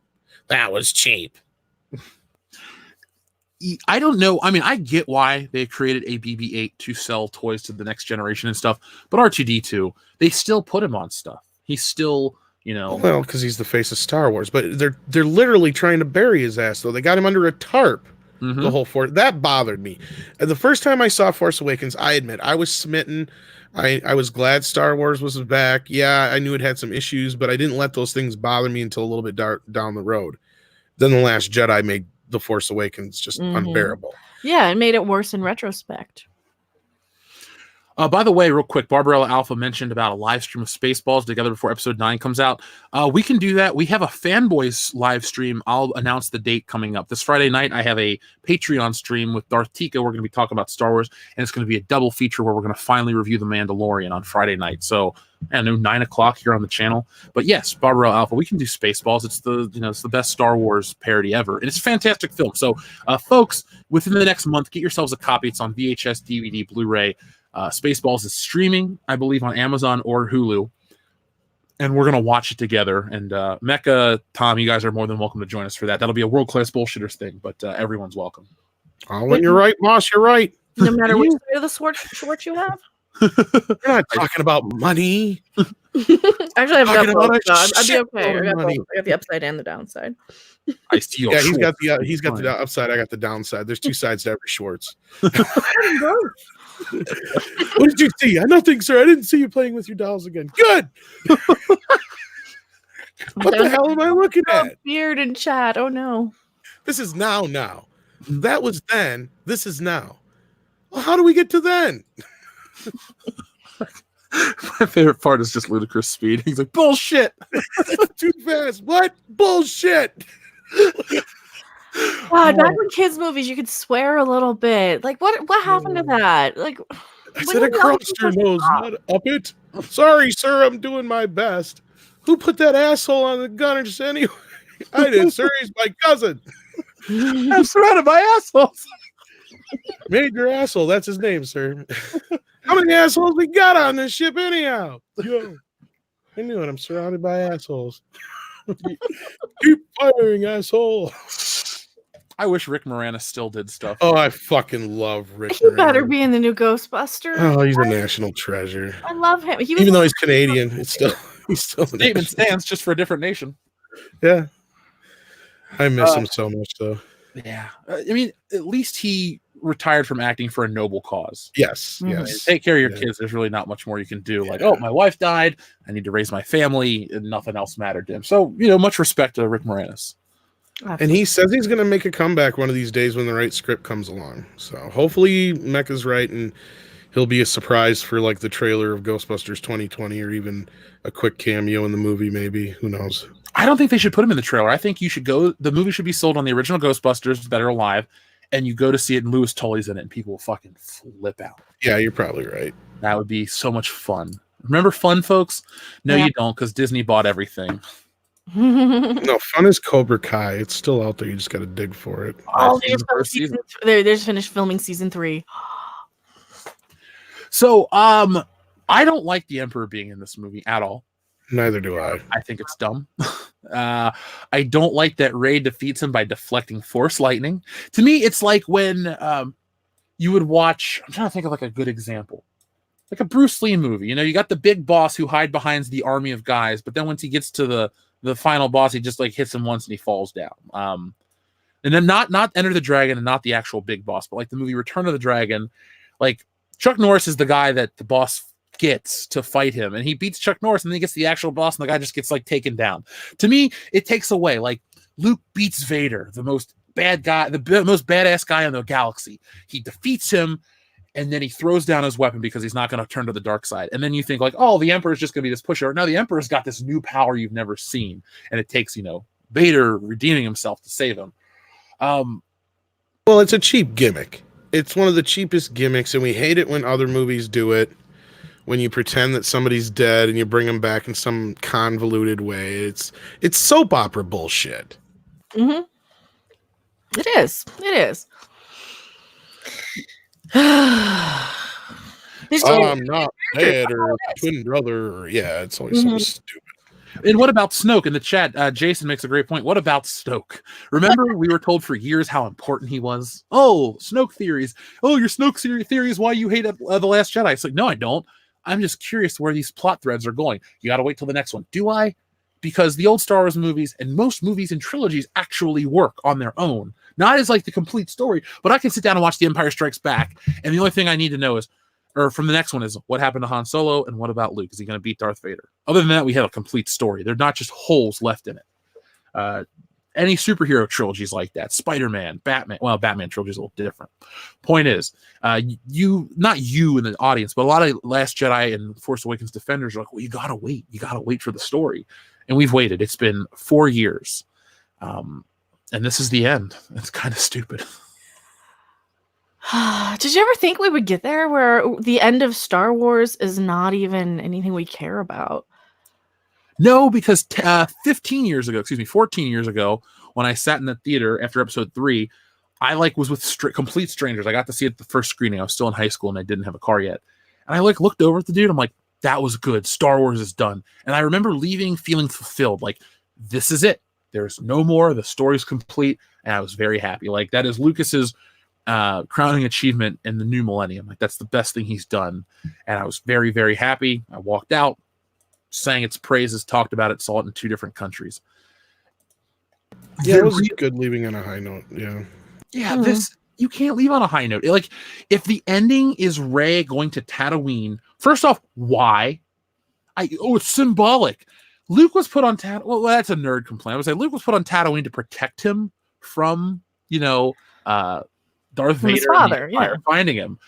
I don't really think of Tatooine as the symbolic thing for Luke. He hated it there. You basically bring back his legacy to the place he fucking couldn't wait to escape from.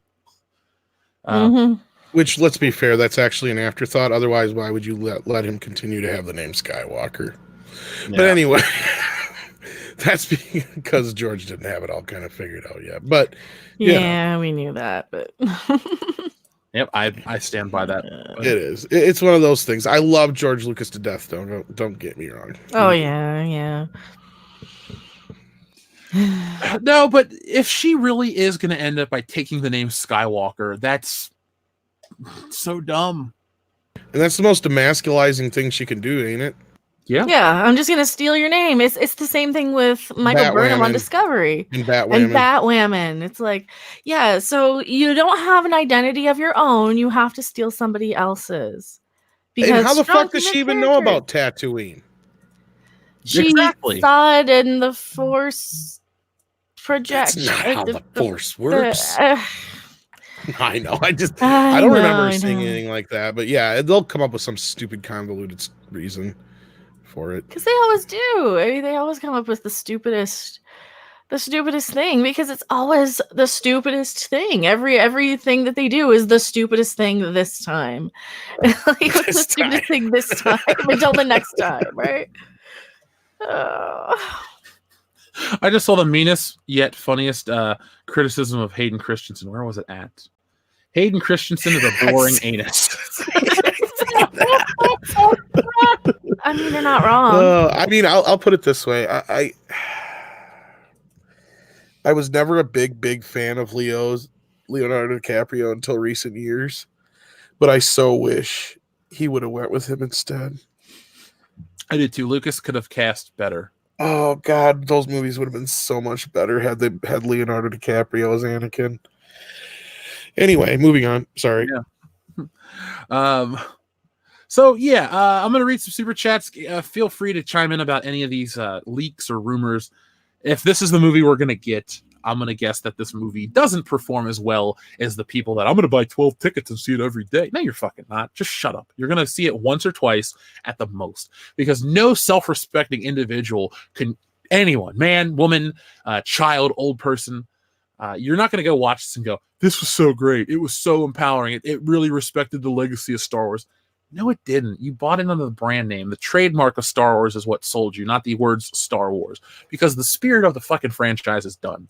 You know, if Mandalorian is baby clone Yoda, it's done dead. There's nothing else to do. There's literally, it's like, oh, we got Rian Johnson. We're going to dust him off. No, you're not. That's not going to work. Oh, Kevin Feige.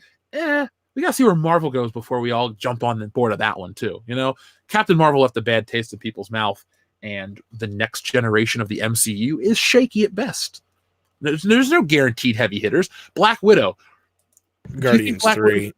Okay, Guardians 3. But is that officially announced? Does that Well, it'll be a little bit down the road. It'll be in. I don't think it's in this phase. I think it's going to be the next phase, but that's just because they have to delay it. Yeah. Well, that's what I'm saying. Like, if you have a phase of underperforming, underwhelming Marvel movies, people are going to stop caring. They're not going to go, I remember Robert Downey Jr. being so great. Well, he's dead. Like, And they're bringing him back on Disney Plus. True. But you're also introducing a non-linear timeline, which is going to confuse some people. I mean, I could be wrong, but from the book, from Bob Iger's book, he takes all the credit in the world for Captain Marvel and Black Panther. Like, he swears up and down they were his ideas. I mean, now we do know that Kevin Feige wanted to get both of those characters involved, but if you want to believe Bob Iger in that book, he's the one who pushed Captain Marvel so hardcore. And it almost kind of shows in Endgame if you think about it, because like that was like a big bait and switch. Like, why in the world did you have to go see Captain Marvel before Endgame? There's no reason whatsoever. Nothing really ties to that movie that you don't really. It's like you're better off not knowing anything about her going into Endgame. Exactly. Because her character would be that much more interesting, because you're like, who is this? And then drop the movie after the fact would have been a lot better. I think it would have been a lot better. It'd been received better anyway. Yeah, I think you're right. But I'm just saying, like, it's one thing to like blindly shit on something, one thing to blindly praise something, but there's nothing wrong with being cautious about a lot of these things. But yeah, according to Bob Iger, that's why he got rid of Ike Perlmutter, because Ike wouldn't do Black Panther and Captain Marvel, and Iger's like, no, we're doing those movies. Sorry. Black Panther was fine. It's just, it's a fine movie. I don't really have anything to praise about it, but I really don't have much to rip apart about it either. Oh, no, because if it would have been bad, you'd have seen headlines from us like Black Panther. Yeah. You know what I mean? No, it was decent enough. It wasn't great. It's not top 10 Marvel movies. It wasn't as great as a lot of people were toting, but I totally understand the cultural connection that had to people, and I'm not going to, take that away from anybody. But to sit there and pretend that Captain Marvel is going to have the same kind of connection to women was just preposterous, because we've already had Wonder Woman and a million other strong female characters that a lot of women and people nowadays seem to forget. It's just like I see that article I always bring up where the one young girl for the first time ever seen Alien, and it blew her mind that there was a strong female character in a movie from that old. Well, to be fair, she is a Mary Sue writer. So Well, that's not an excuse. Yeah, they're not the brightest in the bunch, right? No, but like you said, Tom, Black Panther meant a lot culturally to a lot of people.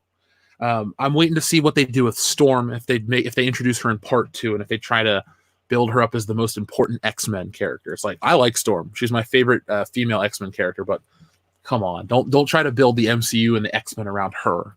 Like, just for whatever era we live in. You got to and we got to remember, we got Spider-Man still. They were able to keep him around, so they're going to do something with him. They're not going to waste their at least last 2 movies with him, even though they'll probably extend the deal, I bet. So we got that. And like you said, we've got the X-Men. We've got Fantastic Four. These characters are going to start coming in. So as lackluster as some of the Marvel stuff looks, I'm not too worried, because we've got some heavy hitters coming in. But the thing is, are they going to be good? I hope so. I hope some of the rumors I heard are wrong. I hope some of the rumors I heard are right. So, I mean, it's one of those kind of back and forth things. I've learned a lot of stuff about Blade before that got announced. They are still talking to Wesley Snipes. B. Baker brought him up in the chat. They're hoping to bring him in as either a Whistler character, but I also heard they're talking to him about playing a villain now. Mm-hmm. So I don't like it. I mean, they did him a little dirty from what I heard. So, I mean, I don't want to get into details because I don't want to blow my sources cover, but I mean, I'm cautiously optimistic with what they're doing with Marvel, but with Feige coming to Star Wars, I think is a better fit even, because I think that compared to what we got so far, at least, I have more faith in him. If they leave this more in like Feige and Favreau's hands and Dave Filoni's hands in the next few years here, I think we'll be in better shape. But we'll talk more about that when we get to the article. Sorry. Oh, gladly. Let's see. So we got where were we at? Dr. Coffin says Baby Yoda must die. Whew. I disagree. But he's so cute. Did you see the comic that somebody made? No. It's got the whole scene just like in the show, but then the last shot, instead of it being the other way, it's the Mandalorian just shooting the baby. Oh, It says the end or whatever. don't shoot the baby Yoda. Oh, he's so cute. I Don't don't think shoot it is the baby. Yoda. I don't think it is because his eyes are different. Yeah, doesn't Yoda have green eyes or Yeah, is it yeah, dark brown? I can't remember. The baby Yoda in the Mandalorian has brown eyes. By the way, folks, we're only 210 away from Mecha Random hitting 50K. She'll be hosting the High Council on December the 3rd. So if you don't want to miss the episode, you got to be there because I'm going to be, like I said earlier, we do not have a Thanksgiving week episode. We're going to have videos here on this channel, put out stuff like that.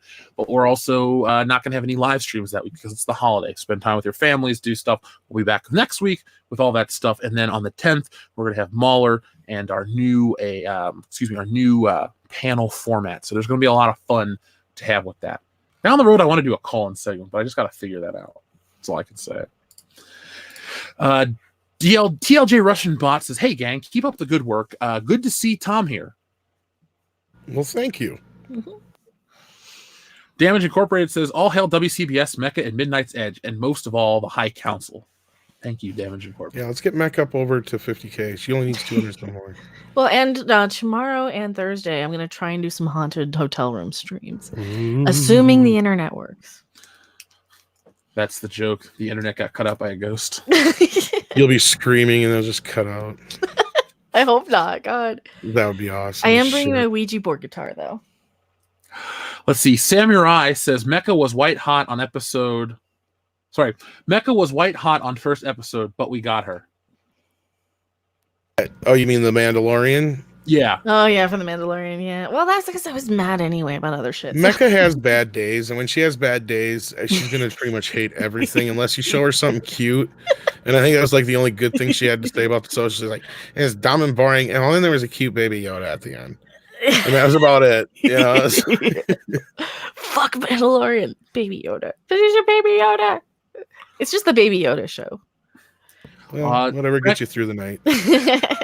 Michael Rodriguez says, invite Mr. H reviews to the High Council. Also, Terminator fans, whenever Terminator becomes relevant again. I could ask him, but I don't know if he's up. Well, not now. We could have him on. Oh, yeah, I was gonna say it's probably pretty late for him then. Or early.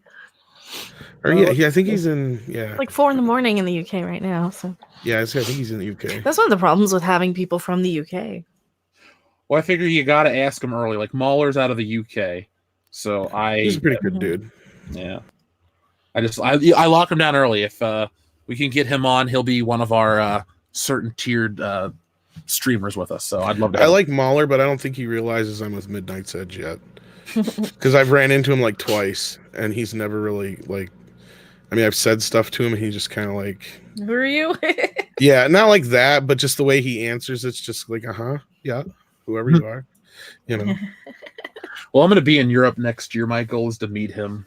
Like, I'll spend the day to go just to meet him. I'm not trying to take pictures with him or anything like that, but I'm like, I'm 4 hours, 5 hours from you. I'm going to try to extend the olive branch. So that'd be fun. Mhm. Let's see. BDad8504 says, where are the new Elm Street Ultimate figures from NECA? I answered that in the chat, but as I predicted, ironically, the Craven family went after the Nightmare on Elm Street copyright. So there's freeze right now. So they're trying to work it out from what I heard, but they don't know when they're going to be able to. I think they got most of the dolls out, though. I think they got all but maybe 1 or 2 out. So I can't remember which one they left off on. I got a couple of them, but I saw the new Nightmare Freddy in stores, like the real cloth NECA suit. I think that was the last one they got out. Ooh. I wish I liked Freddy Krueger enough to collect him, but I don't. I oddly do. Yeah, and he's my favorite of the horror monsters from the He used to 80s. scare I me as got a way kid, too much so shit. I buy Michael Myers stuff. I got some Michael Myers stuff too, That and some Chucky. I paid for that Mezco 112 collection, Michael Myers, because it was based on the first film. I'm pretty happy I did. I've got the one where he's got the real shitty looking face, and he's you push the button and and it's got sayings and everything. It actually sounds like Brad Dourif, so I'm assuming it is. Tyron Beard says, "Baby Yoga is the trans femme of that species." I like the yodeling. I think it was a Sporking News podcast who came up with that one. I like so I call it the Funko Pop yodeling. He's so cute. Samurai gave a icon. I don't know what it is, but thank you very much. It's a bird with a cape and a little bird, so thank you. Degaz Rune, long time no see, says, "I don't think that Baby Yoda is a baby. The chapter is called The Child. He never wears a diaper or acts like a toddler. I'm guessing 5+ years." Well, this is something that Mary Mayhem was very upset about. She was arguing he's still just a toddler or a baby, and I'm like, well, if you figure the average human lives, what, 80 to 100 years? Yoda's 900 years when he dies. He's been training Yoda since he was 100. There was something somewhere written that he became a Jedi Master when he was 100. So if you figure he died when he was 900, do it like a dog years thing, he's roughly probably about 5 years old. Or whatever this, if it's a he, she, whatever this version of Yoda is about 5 years old, you figure probably. I figure that's fuzzy good math. So yeah, not a toddler, old enough to probably know a few things. And we don't know that he can't talk yet either. I'm waiting for him to like pipe up in one of these episodes and start talking in the backwards Yoda speak and shit. I'll You know, or something like that. Well, no, he'll just go get a froggy. Good food. It'll be like Rush Hour. Remember when he assumed that Jackie Chan didn't speak English? Yeah. So, you understand the words that are coming out of my mouth? no one understands the words that are coming out of your mouth. That's a good movie. Dag the Gnome says, "When 9 episodes in we reach, look as good, it will not." Hey, if this show sucks by the last episode, yeah, I'd be disappointed with the series. David Morris, thank you very much. He says, "Till tonight, I only experienced woke BS, but Bjork's concert was more woke than anyone could imagine. Hybrid plant/humans. Before the encore, we got a special message just for the concert goers from Greta Thunberg." Is that kid? Yeah, that 16-year-old girl, yeah. Yeah. I would never pay to see Bjork in concert, but hey, you know, to each his own in terms of musical taste. But when I go to a concert, I don't want to be preached at. It's like, hey, I paid $200 to hear your songs, your greatest hits. Play your songs, tell us how much you love the city and how much better it is than the last time you were here, and that we're beautiful people and that we rock, and that's it. Like, I don't want a fucking life lesson from Bjork. We're all smarter than Bjork. Okay? The woman wears a goose around her body. I was just gonna say, go home and dress like a duck. Yeah. Okay, just leave. I'm glad you got that Greta Thunberg message. It's so empowering and brave. Have you seen the picture of the painting of her in San Francisco and somebody warped it to look like Vigo the Carpathian? Yes. Yes. I hate You're to a point because she's still just technically a kid, but then again, she put herself out there, so. Well, isn't she a rich kid though? Like flying around in private. I don't know about rich kid, but her parents are like real hippie like, and a lot of the stuff she's done has been funded by like, I don't know if they use GoFundMe's or whatever, but yeah, like that kind of a thing. I'm sure they're pretty well off in the end, but. Well, I think the Vigo the Carpathian warping is like very good humored ribbing. Oh yeah, there's been a few good humored ones, and she's even commented on a few of them in good humor too. So I mean, whatever. I mean, it's a kid. You know, I don't like shitting on kids, so I'm not going to say too much. I hope somebody sends me that soundbite. Right? I don't like shitting on kids. Too much. Yeah, you said too much there. Too much. Once in a while, you know. My kid's a brat, so. Null White says, "I just marked the Rise of Skywalker ad offensive on Instagram." Hey, you're ever right as a consumer of Instagram to find or comment what you find offensive. There you go. Big Fat Man, thank you. He says, what exactly was wrong with movie 43? Everything. Everything.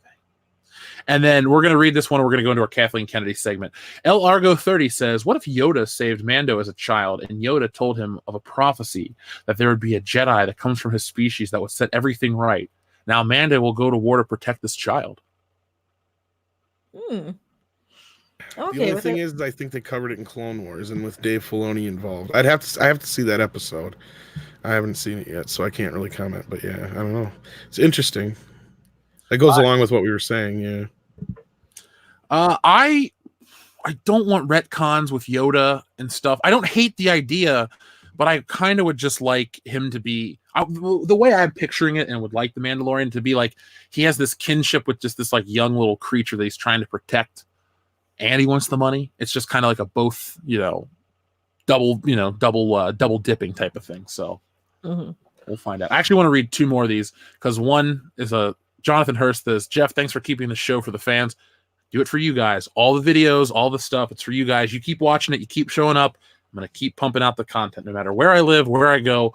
We're going to produce consistent content all the time. And I want us to grow. We're going to hit 150K by the end of this year. I want to hit 500K next year. People think that's crazy. No, I got tons of plans, guys. Just keep on watching. And finally, I want to make this point to Deadeye because I actually wrote this in my next video. So I don't want you to think I stole your shit, but I've already recorded the audio for my next video. This is very similar to what I wrote. So Deadeye says, hi, Council, how about a joke? What do you get when you have a Hollywood screwball who panders to psychotic SJWs who never support your movies?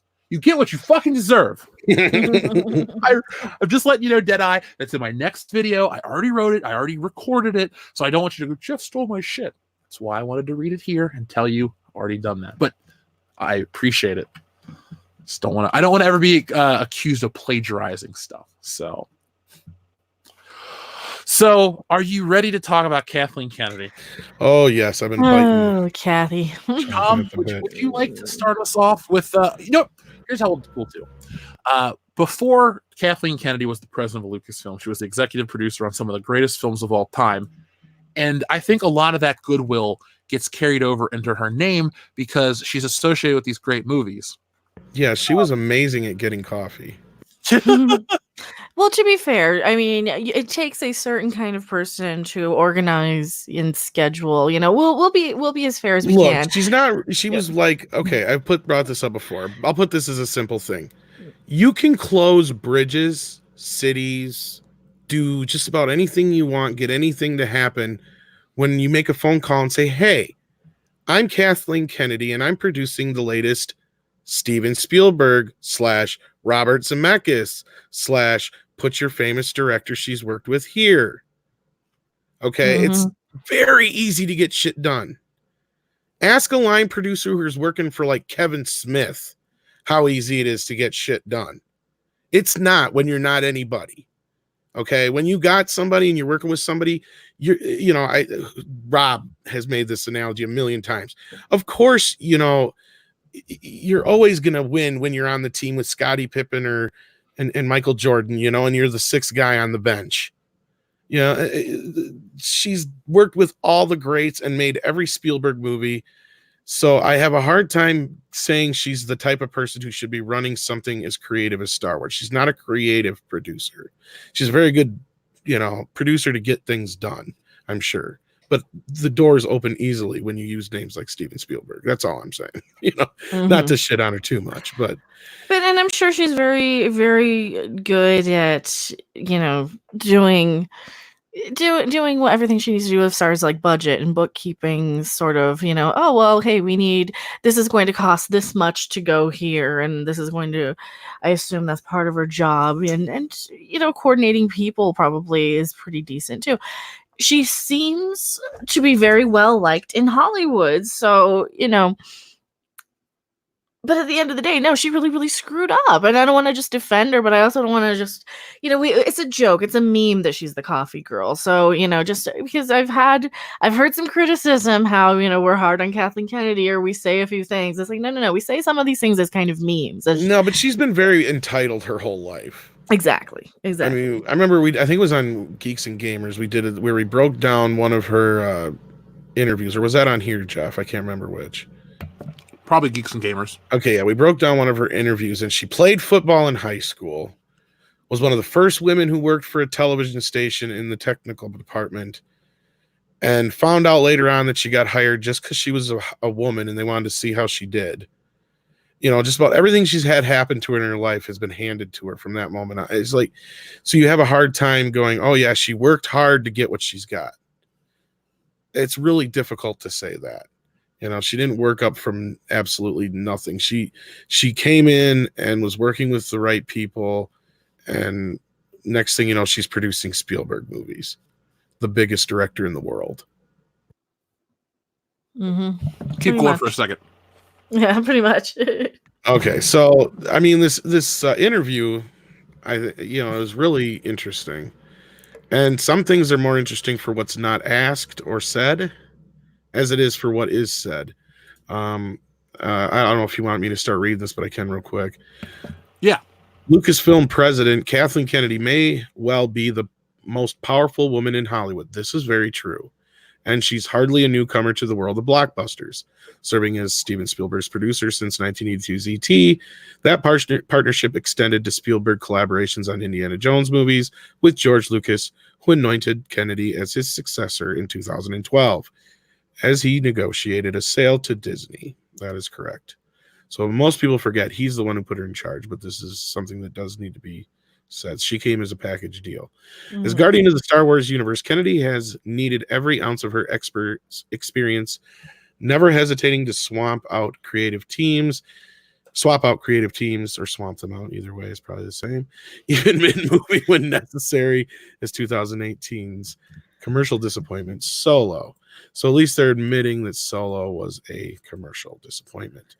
In October, 2 weeks before the Game of Thrones Benioff news, a new Star Wars Weiss pulled out. Yeah, bullshit. They got fired. Kennedy called Rolling Stone to discuss December 20th Star Wars episode X. So this was before the whole DB Weiss and David Benioff situation. Okay, first of all, Jurassic Park director Colin Trevorrow was slated to write and direct episode X before you brought J.J. Abrams back in.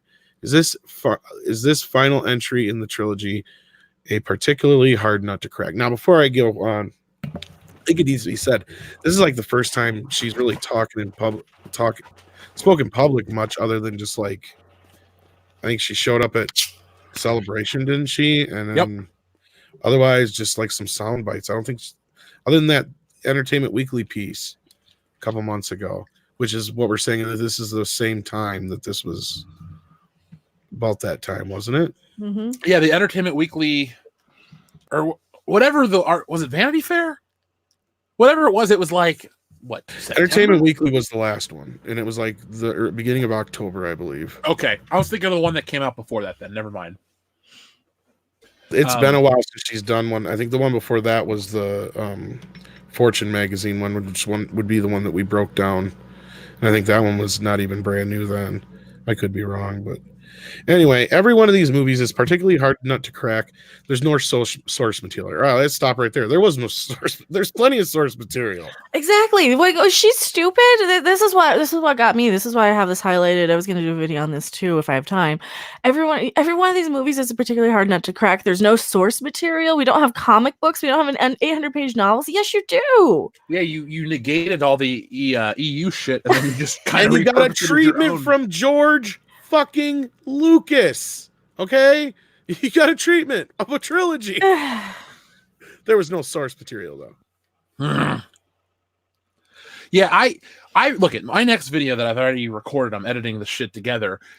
It covers this article. There are some gems in here. Tom, you want to just talk about some of the gems? Well, that was the first one. I mean, you can share the thing here I got that I'm reading from if you want. She says, we don't have comic books. We don't have 800-page novels. We don't have anything other than passionate storytellers who get together and talk about what the next iteration will be. And this is something that keeps coming up, is that they don't know what's coming next, she keeps saying. And she says this several times. Let me see here. What's the next big thing that she really talks about here? Because all this is just basically them saying we're ignoring the shit that came before. Yeah, and the whole article is a bunch of PR speak. It's Kind of. this is so great. This person's so funny. This is so wonderful to work together. I even make this point in my video. It's like, look, it's nice that you had a good time making the movie. You know who didn't have a good time making the movie? George Lucas. He almost had a heart attack making the first Star Wars movie. He put his life into it, and look what we got. It's nice that you sat around on the couch and drank espresso and fucked around all day, but you know what? You also made garbage. So this kind of stuff doesn't sell a movie to me. All it does is go, we want people to get excited about it because we were having fun and you'll have fun. That doesn't always translate the 1-to-1. So This sounds like when like Alex Kurtzman or Michelle Paradise give an interview. she should just like not talk because she has no insight on the creative process of anything. Well, I wouldn't be surprised if this was paid for by Disney. We see that all the time. Sometimes they actually say it. Yeah, like like with CBS All Access, they had a whole puff piece. This is a paid advertisement by CBS All Access about Star Trek, all these powerful women in Star Trek, and I proceeded to tear down every single one of them because they're all terrible. Yeah. So anyway, the next question here that really gets into stuff. This is where when this interview happened would have been about the time we were all reporting they were still working on the movie and shooting and stuff. So she kind of confirms that here. Because the question is, how did you get to the point where you felt we got the story of episode X? Well, I wouldn't say you ever get to a point where you just go, that's it. It's a constantly evolving process. I mean, there's still little things that we're trying to get exactly right now. You never stop storytelling iterations that go on making these movies. But we know that these previous 8 movies, what these previous 8 movies are, we know what the story is. So in this movie, we're taking all of what's come before and we're trying to find a satisfying conclusion. And I think we have. And that's something we can only depend on our instincts, blah, blah, blah, blah, blah. Okay, then comes up Rian Johnson in the controversy of Last Jedi. Now, this is actually, I think, the first time anybody besides Rian Johnson and maybe Luke Hamill have ever addressed publicly. Did you call him Luke Hamill too now? Did I do that? You did that first, didn't you? You started it. I know it was the article, and I'm like, right, yeah, that's what it was from. I forgot. Yeah, yeah, it was a joke. That's why I did it. Yeah, Mark Hamill, I think, was the only other person. And well, now Anthony Daniels too. Rian Johnson made some controversial choices in The Last Jedi, especially considering its dramatic purpose as the second movie in the trilogy. Were you, to an extent, deliberately setting out to challenge the fans and their expectations? The answer, we definitely did. We're talking all the time about how we move Star Wars forward and how we keep it relevant. Obviously, we don't just want to keep making the same movie over and over again. Force Awakens, excuse me. So I agree with you. I mean, I love Rian. I love what Rian did. It's an absolutely wonderful movie. I think he's an extraordinary filmmaker. Yeah. See, right there, she proves right there she's not qualified to run anything. She thinks Rian Johnson is talented and loves The Last Jedi. And then she starts to go into the same old routine that we always hear. And I really appreciate the bold moves, blah, blah, blah, like Empire Strikes Back and Temple of Doom were darker. And she's thinking it didn't work because it was darker. Okay, that's her excuse there. That's basically what she's saying. Oh my God, is she on crack? What is wrong with this woman? And then she goes on to address the fans. She goes, I love that we have these amazingly passionate fans who care so much. And I know sometimes they think we don't listen, but we do. And I thought it was fantastic that people got engaged. Yes, because that translates to we had more paired analytics and more clicks talking about our movies, so we got nice big fat bonuses and we got the investors on board. And we got the stockholders happy because we could show, see, look at all the people who are talking about it. Look how many people are tweeting about it. It didn't mean that it was negative. And that's why she loves Rian Johnson, because he did something. He made Star Wars something that it was never before. And that was hated by former fans in some circumstances anyway, like some parts of the movie. And it got us talking about it where a lot of people hadn't in a long time. Yeah. just because it's being talked about doesn't mean it's good conversation. But No, whatever. but that's the people who they report back to, like the stockholders, the investors, those type of people don't understand what Parrot Analytics are, and they're another one of these forms of companies that they bring in and that they create as a marketing and PR firm. And they can do whatever. That's the same type of people who are involved with the Kelly Marie Tran farce. Yeah, people are pissed off in the chat right now because here's the thing. She's playing, I guess, coy. She's acting like she's oblivious to this shit. I mean, folks, this to me, when she talks about we're listening to the fans, I thought we were a small vocal minority last year and we didn't matter. And people like John Campea told us to go away, go home, Wayne. No, we're here. They listen to us. That's why, tonight at the beginning of the show, when I talked about the fandom menace being needed more now than ever, it's because like these types of movements online, these types of, fan conglomerations, the shit's being heard. It gets echoed, one voice becomes two, becomes four, and it just keeps going. And we're at a point now where like websites write about Ethan and us. Yeah. And yeah. I was in Esquire with Doomcock last year and all this shit. It's like Esquire, right? Yeah. I never thought in a million years I'd be in fucking Esquire magazine. I wear black t-shirts all the time and shit. That shit's been in my bathroom my whole life. I never thought of it. No, I know exactly what and you they mean. do listen to us. I mean, look at who they're marketing with The Mandalorian. Hey, here's pictures of George Lucas right here on set next to Dave Filoni and Jon Favreau. Oh, you guys said you want more stuff that's Star Wars, that feels like Star Wars. Well, here's a whole bunch of stuff that feels like Star Wars. Oh, and some other people said they want cute things. Here, give them a Baby Yoda. They are listening. We know they listen. I think Clint Howard might have known who we are, or at least some of us are. I think he's heard because he specifically had mentioned some things about. Well, this actually came from above. The thing that he was talking about was the thing that came out with his brother in an article where that's when Ron turned on the fans. Because I think Disney and them told him that there was an active boycott. Yep, that's exactly what they said. That's exactly what they told him. So he took it personally. Exactly. And we flat out told Clint, we're like, no, the next time you talk to your brother, you tell him it had nothing to do with him. Not one goddamn thing. Nobody said one bad thing about your brother. We knew he was adopting a fucked up mess. He was making it as good as he could. They turned to a seasoned pro to use, I think, what Rob had quoted. And you turn to the seasoned pro because you need somebody who you can count on to get a movie made quickly and as get it done as good as you can, as quick as you can. And here's the best part, because then we're like, no. What killed it was the movie before it, The Last Jedi. He's like, oh, you mean the one that was out before that? We're like, yeah. He's like, oh, I ain't gonna see that one. A lot of people didn't, Clint. This guy is friends with George Lucas, for fuck's sake. Is there a source for Clint Howard for this? Yeah, we were in a hotel room. Yeah, we were in a hotel Vegas. With him. Yeah. We bought him lunch and then we hung out with him for. God, I wish I have actual proof of it. Yes. Yeah, there's some pictures here and there. There are pictures. So. Well, there's more than that, but I'm not letting it all out. I know. So no, but yeah, we do hold a lot more power than anyone that tries to rip us down, because why do people keep making videos? I'm not going to even say the guy's name, but there was a YouTuber who used to have a sizable online following who was this the little thing last night at like 3 a.m?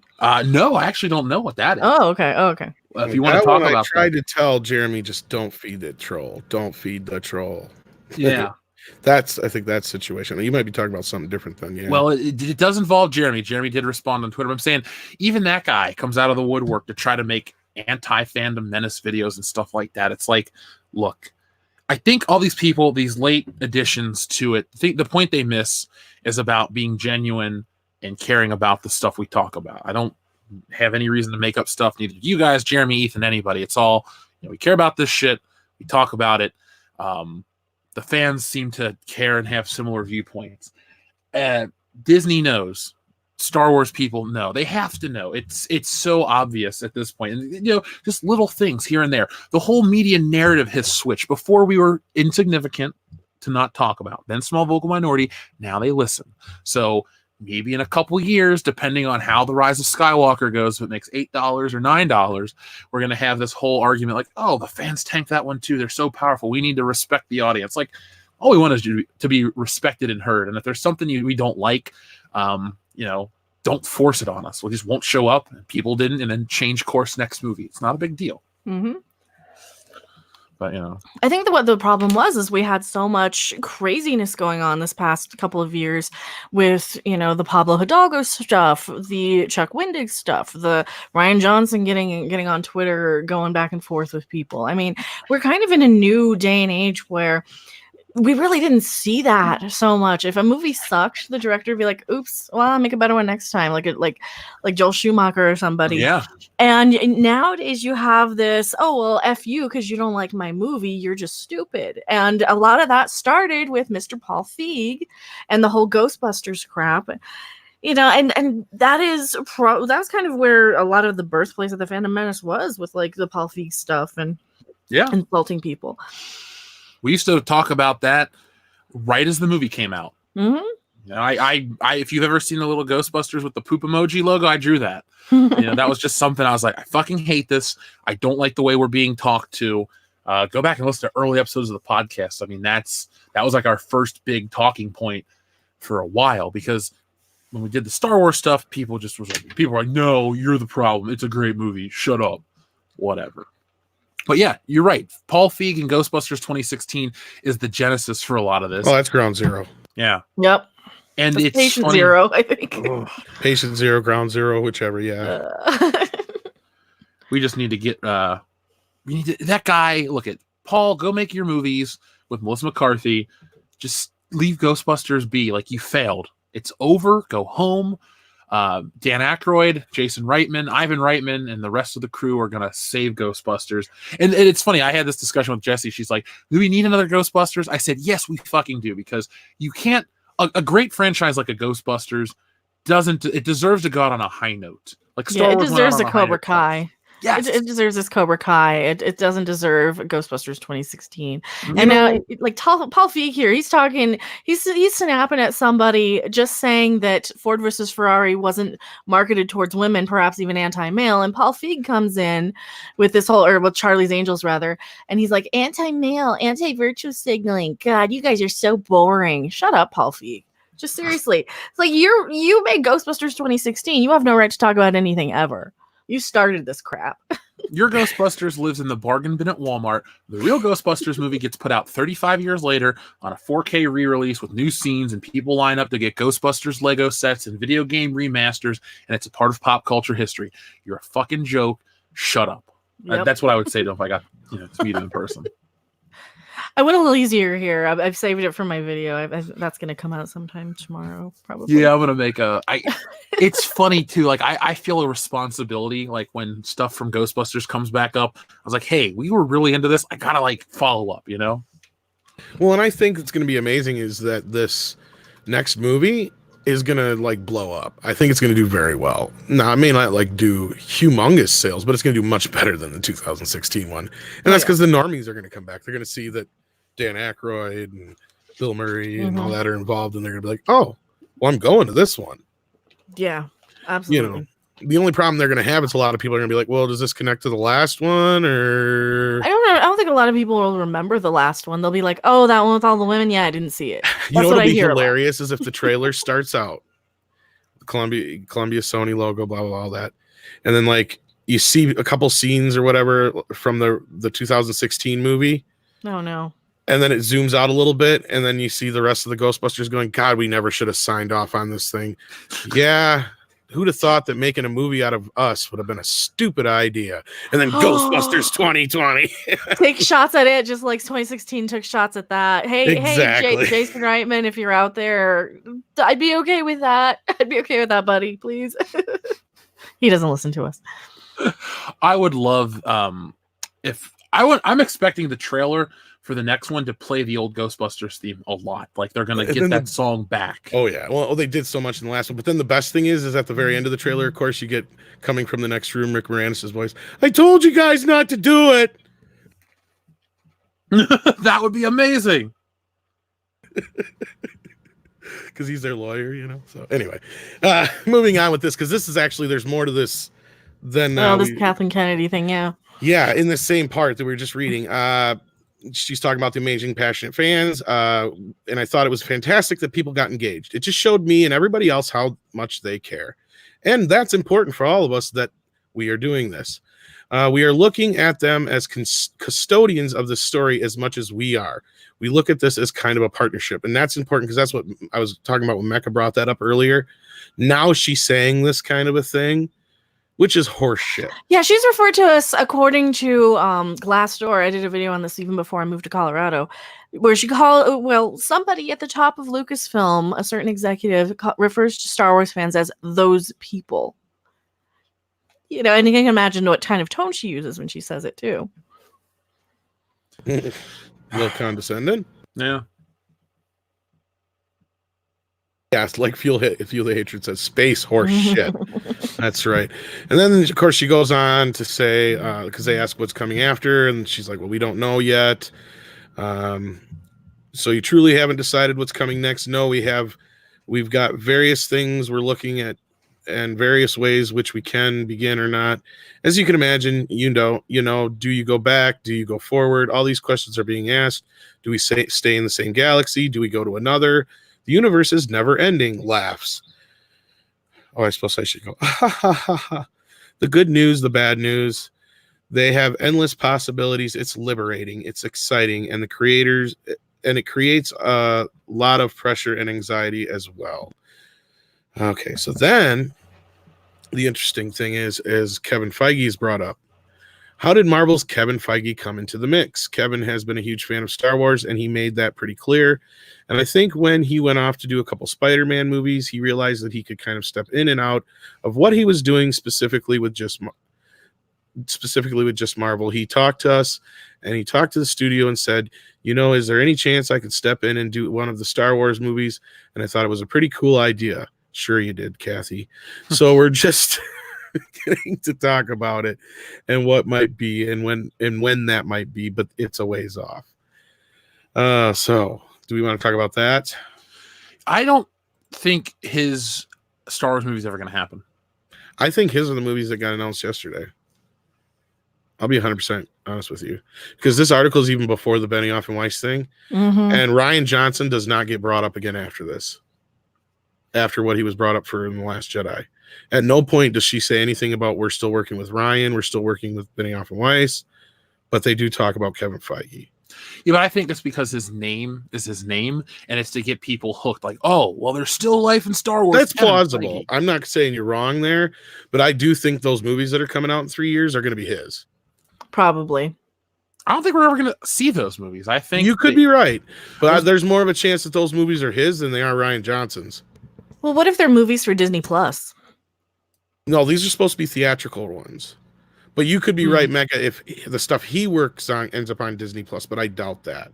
They're going to, if he actually does follow through with this and Jeff is actually wrong and they do actually make his movie or movies, they're going to boast the fact that they're Kevin Feige Star Wars movies as much as they can. And like Andre and I have pointed out a million times, there is no world where Kevin Feige answers to Kathleen Kennedy. He answers directly to Bob Iger and only Bob Iger. Because he's had a continued run of successful films.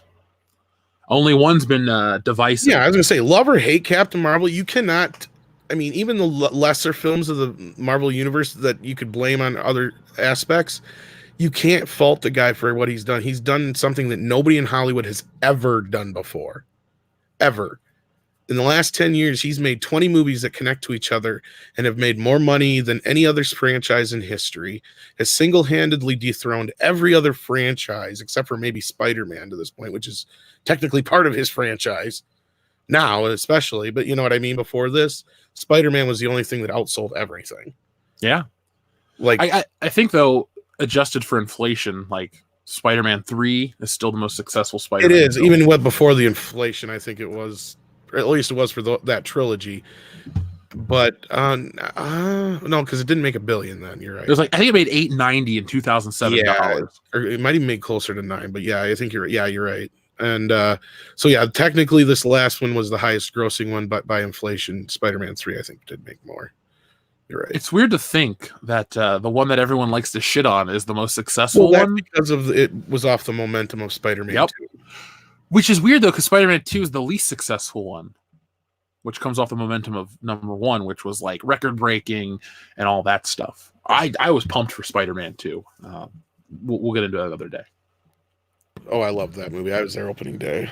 Same here. It came out with June 2004. That was when it came out. I was there for opening day of 3 as well. So same here, dude. I remember.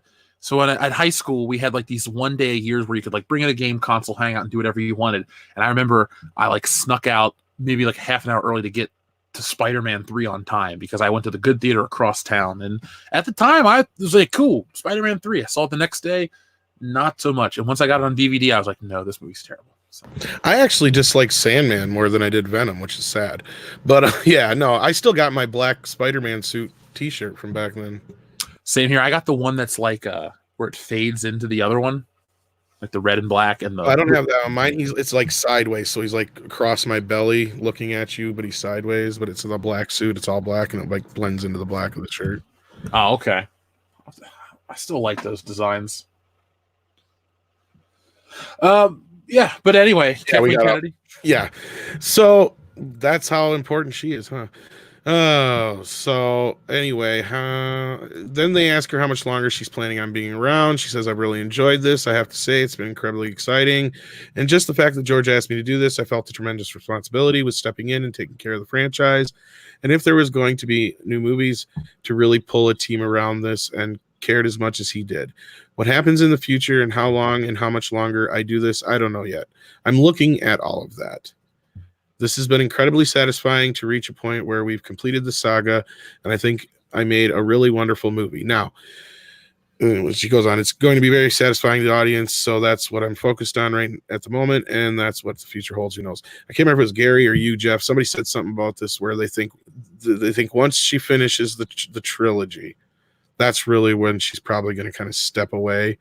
And then Indiana Jones is supposed to come out in 2021 anyway, which is the same time, that she's supposed to, her contract's up.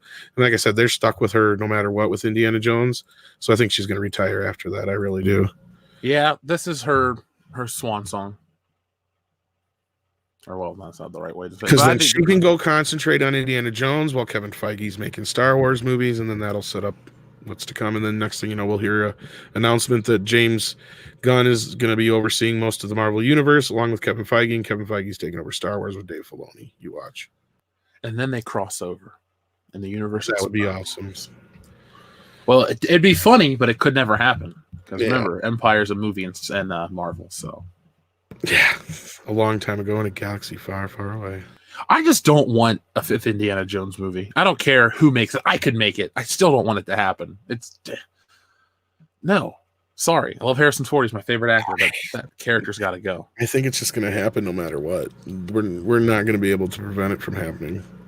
Oh, I know we're not going to be able to. It's like in Halloween 3. We call the news stations, we get them to stop the Silver Shamrock ad, but one station's still going to play it. That's Shut what this it up. Yeah, it's a great movie. No, but I think this is it for her. I think this is her way to hopefully, I think in her mind, this movie is going to come out. She's going to try to have all these great things to say about the fans, come off as respectful, blah, blah, blah, blah, blah. The movie comes out. It exists. It goes away. And she's hoping that through the course of history, people remember Kathleen Kennedy's tenure of Star Wars just, it made a bunch of money and then it kind of went away and everyone was happy. And they'll kind of gloss over the 2017, 18, most of 19 drama that, was everywhere. Well, and another thing is, the walls are caving in on her, and I think she kind of knows that. I think it's getting to the point where, especially after the article from, what was it, Hollywood Reporter, where they kind of called her out. Mm-hmm. Oh, yeah, everybody's been calling her out, too. A Hollywood Reporter, John Kasdan was calling out Lucasfilm in general. Well, that guy can suck a fat one. He's the one that gave us Pando Lando, so. Yeah. But so I do find the father. It was the father, actually, who did. Which one? Oh, Lawrence Kasdan. Yeah, I have respect for that guy, but the son, no thanks. Yeah. But they're doing all kinds of stuff. They're just calling her out now, which I'm fine with. But I think she'll stick around. I think she's going to stick around just long enough to ruin Indiana Jones for us. I don't know if you can make it worse than part 4. I'm being honest. I'm not trying to be funny or play contrarian to you. Well, it's not that. It's just to disgrace Harrison Ford's character one time because guys like it. It's just one of those things. It's like, okay, well, we'll just have to gender and race swap and all these things because he's a toxic male. How do we inject feminism into this? I would look her in the eye and say, Laura Croft did it in 1995. Fuck off. Mhm. It's over and done with. You can't have a female Indiana Jones because we've had one for 20 years, 25 years almost. And then we even have Relic Hunter with Tia Carrere on television. I mean, the idea of a female archaeologist / explorer is not new. Tomb Raider is still relevant in 2019. I was just going to say Tomb Raider. Yeah. So there's so many things out there that mirror a female Indiana Jones. Did the last Tomb Raider movie kind of bomb in theaters though? It didn't. I think it did well enough that they are going forward with a sequel. I think it did okay. I don't think it bombed, but it didn't do like humongous numbers. Nothing like the Angelina Jolie movies, but I think it did well enough considering I think I heard they're going to go forward. So, but speaking of all that, I remember the whole thing with Indiana Jones and getting Han Solo back in Force Awakens teetered on Harrison Ford wanting to do another Indiana Jones movie. And I believe that's in Bob Iger's book. Oh. And speaking of that, that brings up the next point where the Rolling Stone reporter asked, thanks to Bob Iger's new book, we know in some detail about George Lucas's dissatisfaction with The Force Awakens. What are your feelings about that? Now, this is one of the juicier bits because this is the first time that we ever get some talk about George and his feelings on The Last Jedi. So here we go. Personally, I've had a relationship with George going back to all of us meeting before Raiders of the Lost Ark. So this is a 35 plus years that I've known George, and I continue to be very, very good friends with him. And I think there's plenty of examples of where people create something that is fundamental to who they are, where it's difficult letting go and to watching something different. And to watch it become something different, sorry. So I think initially that was difficult for George. I don't think he anticipated how hard it would be. And JJ came into it with such enthusiasm and frankly reverence for Star Wars and George, and had to find what was personal for him. He had to make it his own. Every director who comes into the movie has to make something their own. Now we'll stop there for a moment because this is the biggest problem with the Star Wars movies right now. Because A, you need to either run these like Kevin Feige runs the Marvel Universe, or B, every one of these movies should have been directed by like Ron Howard, Steven Spielberg, Bob Zemeckis. It's down the line. You get seasoned, very, very good directors. You don't get Rian Johnsons. Agreed. You don't. He's not that experienced. That was one of the and I'm sorry. Obviously, Lord and Miller didn't work either, or Gareth Edwards. And we've made this joke, but it's freaking true. She has fired more directors than she has hired, simply due to the fact that, you know, 2 directors actually initially directed Solo. But still, that's not the point. And pretty much every movie has had something tainted about it, except for The Force Awakens and The Last Jedi in the making of process. And then afterwards, that can be debated. You know what I mean? But I mean, as far as they didn't lose a director in the middle of making the movie, basically, in those situations. So, and we know now that according to what things Trevorrow has said, he more or less left because of the way The Last Jedi turned out, in so many words. So I don't know if you guys want to comment on that real quick before we move on. No, because we're close to the end of the thing. All right. So she goes on then to say he may not agree with every choice JJ made. He may not agree with every choice Rian made, but he appreciates the filmmaking. That I know. And he appreciates, for instance, that ILM has done the work in all of these movies. Now that's horse shit because he's bitched about the fact that they've made them retro movies. He hates the fact that they're not using as much computers or filming them on digital. Well, that was the big selling point that you got with episode 7. He feels like they're gone backwards.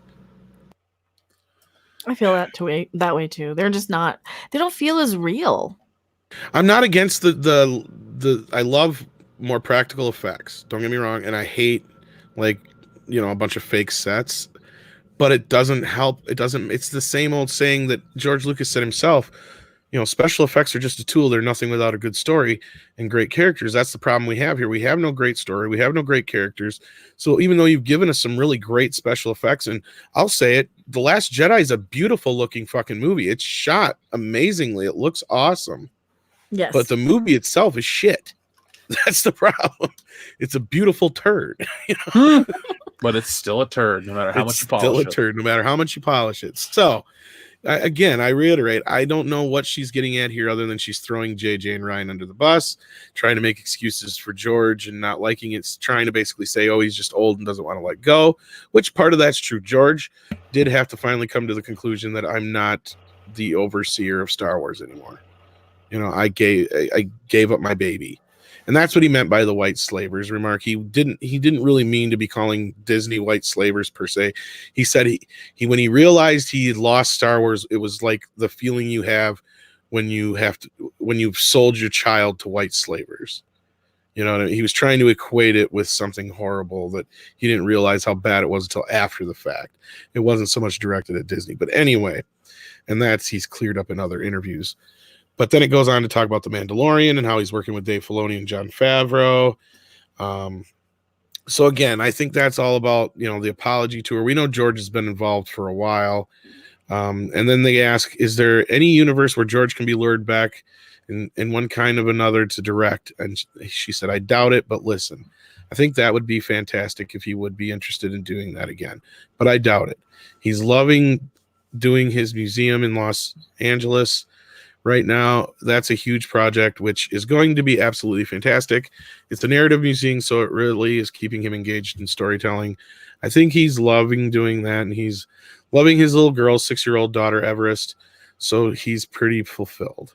Which that was another one of the reasons why he still sold Star Wars, because he got married and had a baby not too long ago, obviously. So yeah. Which is good for George Lucas. Have fun with life.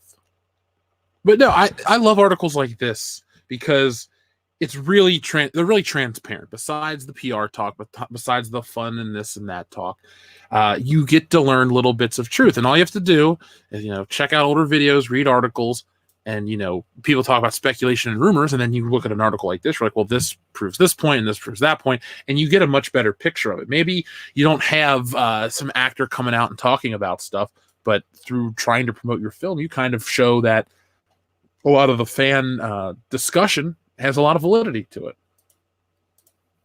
Absolutely.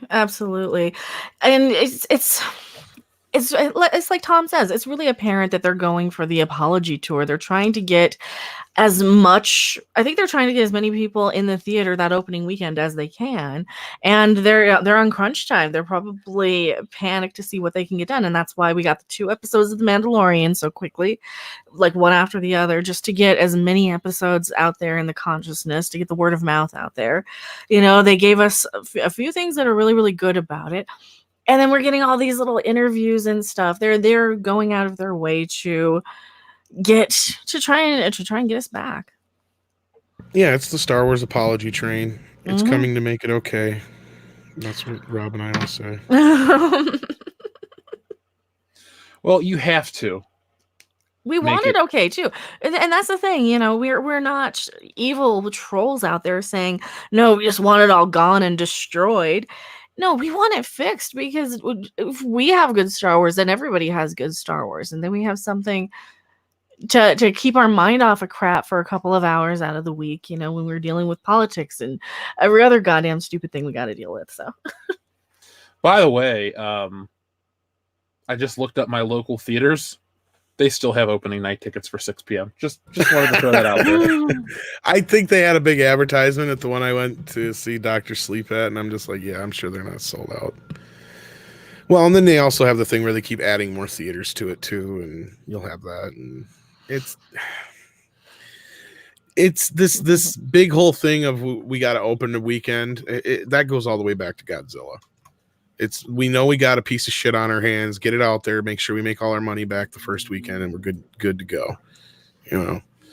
I'm just saying, literally every local theater of mine has 6 p.m., 6:45, 7 p.m. showings available. Yeah, which means it's like I was talking about this on one of our last big streams on Midnight's Edge. I said I noticed with the last few movies, there's been less and less other movies showing on the night big movies open, to the point where when Joker was showing, when I went the first night, there was absolutely nothing else showing in the theater. They had, I think, all 18 screens or whatever it was showing Joker. So you could literally go see it every 15 minutes. And the guy's like, yeah, we were selling them out. So we just kept opening up theaters for it because nothing else was selling. And I noticed that too. I can't remember the movie was before that, but I think it was Endgame or whatever. And Captain Marvel was like one of the only other movies showing at that time. And then the same thing, the movie before that, there was only like one or two other movies showing, like Spider-Man or whatever it was. I can't remember what it was. I think I went to see. I think it was, yeah. But yeah, I mean, it was just like, it's like weird because like I remember before it was like you never had this. It was like there's a set amount of theaters it's going to be in, and that's it. But digital technology has changed that. You know, it's so easy to just open up a theater like that for another movie, especially if you haven't sold any tickets for it. So. Well, we got Cats, Jumanji the week before. I highly doubt you're going to be able to cut Jumanji out 1 week into its box office. Or one week into Cats its and release. Jumanji will have a couple screens. Frozen will probably have a couple screens yet. But it depends on how big your theater is and how many of those other screenings are selling out or not. Mm-hmm. So let me read some of these super chats, and we're gonna start to wind down the show a smidge because it's 2 hours 30 minutes. We are going to keep the High Council nice and lean. Now, folks, next week is the week of Thanksgiving. We will not have an official show, but the following Tuesday, which is December the 3rd, we're going to be on Mecha Random's channel. So make sure you guys are subscribed to Mecha Random 42. She's going to be hosting it. I'll still be in transit. At best case scenario, I could make it in at the last 30 minutes of the show. And we had a late shift High Council last week. It was a lot of fun, but a lot of our East Coast listeners have bedtimes. You got work the next day. So we try to keep all that in mind. And then the following Tuesday, which will be December the 10th, I have Mahler on. I'm going to be introducing a new style of guest panels. It's going to be a lot of fun, have topics, might be a little more interactive. So just make sure you guys are subscribed to this channel, have your bell notifications turned on, Mecha Random's channel, and Midnight's Edge After Dark, as well as Midnight's Edge, the main channel, because we're all pumping out content that you guys would like all the time. The Fandom Menace continues to grow. We get new subscribers every day. So there you go. Before you jump to the super chat real quick, Albatross Flight in the chat asks, why did Lucas sell in the first place? Lucas actually thought about selling to Disney years ago. He's always felt like Disney was the proper home for Star Wars. He felt like they got the merchandising and the distribution and all that kind of stuff and the family value and all that kind of stuff going for it. Lucas was literally there at Disney World the day it opened. Like, he loves Disney. So I'm sure this was kind of heartbreaking for him to have his shit just kind of destroyed in front of his face. Yeah. I couldn't imagine selling something I owned. I always think of like a Stan Lee too, where other people see, at least Lucas has always had the ability to control his property until he sold it. You look at somebody like a Stan Lee, it's like, oh yeah, I created this, or co-created it, excuse me. And then other companies come in and do stuff with it. And he's just, kind of relegated to the side. I had to mute because I was typing and I want to just be playing he should have sold it to WB. It'd be just as bad. Mm-hmm. They're a bigger corporation than Disney, actually. Most people don't even realize it, especially now that they're part of AT&T.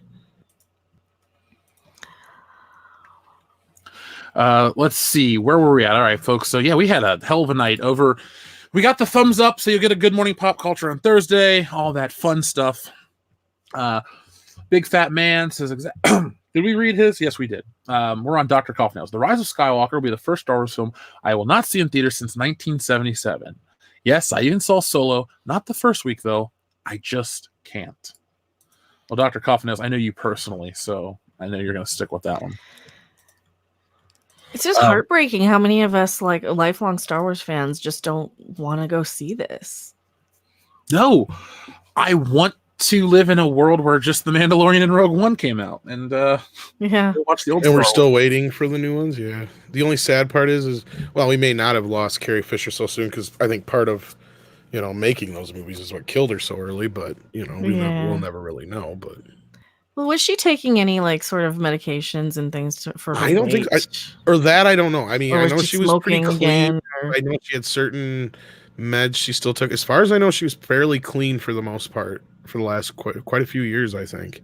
I okay. could be wrong, but I mean, I've heard stories. I've heard bad stories about her. I've heard good stories about her. So She was so awesome.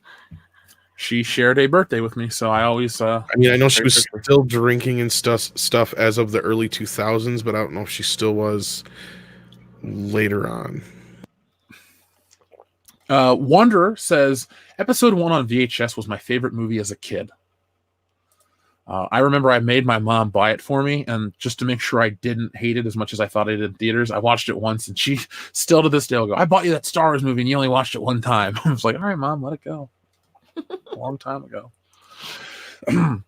JRG Projects, thank you. He says, if you want good Star Wars, just get Jedi Fallen Order for your console or PC. It's just as good as the original trilogy and Rogue One. Have you guys been reading the reviews? It's been getting pretty consistent praise in the media. IGN gave it a 9. They put out a couple reviews. I don't know what the game. Let me check out the game score on Metacritic. Well, we talked about it on Toxic Femininity the other night, and it got pretty good reviews from us. So I mean, I haven't played it personally, but I haven't played it. Yellow Flash was in my chat earlier today, and he was saying that you have to get it. It's really awesome. So, It's got a 9 out of 10 on Steam with 9,963 reviews. So that's a pretty good score. I might do some more research. I have the ability to live stream PS4 games. So you know what? Let me get a Tank Tread of ones. I don't want to buy into the beast because I'm not sold. But I did pick up a used copy of Revenge of the Sith for PS2. I will do a live stream of that once we get to December. Maybe one night on like you ever Saturday. played that? No. It has an alternate ending. I do know about the alternate ending because Dion and I used to talk about it at college. Oh, okay. Yeah, it's all right. Well, I just figured it would be fun. I don't have many other Star Wars games to stream. It's a really easy game. That's the only downside of it. So it means I'll look good at the game on probably. Stream. Well, of course, you never know. Older games always seemed easier at the time, and then when you go back, they're harder. I just remember it didn't take me long to conquer it, and I did it both ways. So I used to play. I still play. Well, I don't this year, but I usually get wrestling games. I went back to play the older one, and the control scheme was far more complex, but it was far more rewarding. So, remember back in the NES days where games were stupid hard, but you could beat them in 30 minutes once you got good at them. well, yeah, Mhm. that's what I'm saying. Yeah, like Mario Brothers is hard as shit now. It's like, God, this seems so easy when I was a kid. It's like There's speed runs that can beat it in like 4 minutes. Mm-hmm. So Well, that's not muscle memory. I mean, you do it so many times, you know exactly when to jump. Like I got so good at the one on Game Boy, I would time every jump to the music pretty much, and I knew exactly when and where and what to do. And yeah, I'm old though. We got old. yeah, I still play Mario though. Yeah, I still play Mario Kart on my Switch every night. So pretty much every night. I gotta get your friend code. I think we have it. I think we have it from a friend. Maybe are you? Never mind. I won't say your screen name online. I think we are friends Oh, on there. it's the same as it here. It's fine. It's random. Okay. Yeah, it's the same as my Twitter handle here. very few people actually know her real name. Jeff is one of those people, actually. Yeah. I've met you. It was a fun time. Yep. Let's see. Fan Addicts of Film says Therm Pablo Punch. I remember how everyone was talking about that, and then it wasn't even in the movie, but for a hot second. Fanatics of Film also says, I just made a 50-year-old Baby Yoda meme, tagged you on all of it on Twitter. Oh gosh. Let's see this. If you pull it up, let me know and share the screen. I'll share it on here. Try to here. King Artura says, is Dion the guy who's seen Charlie's Angels 5 times? Be honest, Jeff. No, King Arturis. Dion's the guy that saw Terminator Dark Fate, even though he said he wouldn't. The guy that I'm talking about who's seen Charlie's Angels a handful of times has never been on our channel, but he is a nice person. And he was at the the Star Trek meetup. So, Mecca, you met him. Did I? Yeah, we'll talk off air. I don't want to give his private information out, but he's cool. Okay. Let's see. 007 Cloud says, like I said before, Lucas ruined Star Wars because he was too busy huffing his own farts. McClunky. I have a video. I have 2 videos coming out about George Lucas within the next 2 weeks. You guys can make your own conclusion about George Lucas, the creator, the man, his impact on Star Wars. Clearly, he created it, so his impact on Star Wars is the most important, because without it wouldn't be there. But there's a conversation to be had about George Lucas. I don't think everything he's done has been perfect. Look at the new cut of A New Hope. The man just can't leave it alone. It's like he's rubbing the salt in the wounds of the fans. It's like, it's funny, for all the criticisms and complaints you have about the prequels, it's like, hey, I'm gonna fuck up the Star Wars movie that I made that you all love the most. It's like, ooh, stop, George, please. Yeah. I just can't with all the special editions anymore. Like, just give me the despecialized. I don't know if this would get us a copyright strike or not. What, the tweet? Yeah, it's. How much The video? footage is it? I'll show it to you, but yeah, I don't know if we can do the thing or not. All right. Let's see, I can see the little thing. It's like an 18-second thing. I'll check it out on Twitter. We won't play it here though, but yeah, we'll check it out for you for sure. McFreezy says, maybe with Kevin Feige coming to Star Wars, maybe he'll try to rectify some of the bad blood between Disney and George and the Star Wars fandom, and do George's sequel trilogy and just call it something different. How do you guys feel about that? And now for something completely different. Yeah. They just need to get rid of the Disney stuff. It's just not. It's like Disney's interpretation of it. I really wonder if like The Mandalorian is like this new door going into the Kevin Feige age of Star Wars, and I'm wondering if I'm right or about earlier where, you know, after Episode X, she's going to kind of step into Indiana Jones and then retire. I hope so. Well, she can go off and do like every other charity, and they can probably just keep her on as an advisor. She'll get a fucking award every year for the rest of her life. Yeah. For something. They'll find some award to give her. Right? I just don't know why you would ever keep her as a consultant, because what can she consult on? I give her credit. She can consult on the financial aspects. Like, She knows where to get the best coffee. Yeah, like for all those. Look at, yes, I know you say that in a joking way, but all the shit she did beforehand, she was good at. Once you get her in the creative role, no, thank you. Mm-hmm. Forever Sci-Fi says EVS is too busy buying space horses for his Ticos. Yeah, maybe he is. I have 50 Rose Ticos that need homes, so or 50 space horses to have Rose Tico rides. That would be amazing. TLJ Russian Bot says, sorry to hear about EVS. I'm going to pour out this old English onto my prequels. Stay strong. We will stay strong. Fandom Menace is just as strong as ever, if not more. I have more. We gotta pump these numbers up. The ideas you got sound very interesting. I'm hoping I get a chance to pop in sometime. Oh yeah, I'll put it like this: just because I got some ideas and stuff that I'm going to be doing, I'm not gonna. The door. Here's the thing: the door is not closed on Jeremy, on Ethan. Cecil's still part of the thing. He was actually going to be on tonight. He just couldn't make it home. So I'm just saying, like, the door's not closed on anybody. And it's not like I'm trying to put out a fire. I'm trying to let people know, like, look, Fandom Menace is a very talked about thing on social media. I hate the rumors when shit gets made up about, oh, this person's this and this person's that. Look, it's fine. The door is open to anybody. If EVS says next week, or well, 2 weeks from now, oh, Mecca, I want to pop on. Of course he'll pop on. Or he wants to pop in during our new panel segment. Of course he's welcome to pop on. Same I'll tell you, Mm-hmm. I'm from a small town. There ain't no rumor you can make up about me that I ain't already fucking heard or be like, hold my beer. You wait till you hear this. TLJ Russian Bot, we read his. Darth Fatass says, even Barry the Fat Jedi? Yes, Darth Fatass. Even your mortal enemy, Barry the Fat Jedi. Matt G says, Harvey, now put Star Wars on ice. Yes, I would love to watch Star Wars on ice. I know you mean to put it with fire. Could you imagine a Star Wars on ice show, like an Ice Capades Disney on Ice style, with like I'm surprised they haven't done it. Is the Death Star? It's like interpretive dance of the original trilogy. I feel like Sesame Street on ice, for fuck's sake. If we ask hard enough, maybe they'll give it to us next year. Have a little person run around on skates as Yoda and shit. Bunch of Ewoks. Peter Dinklage in green face. And green face.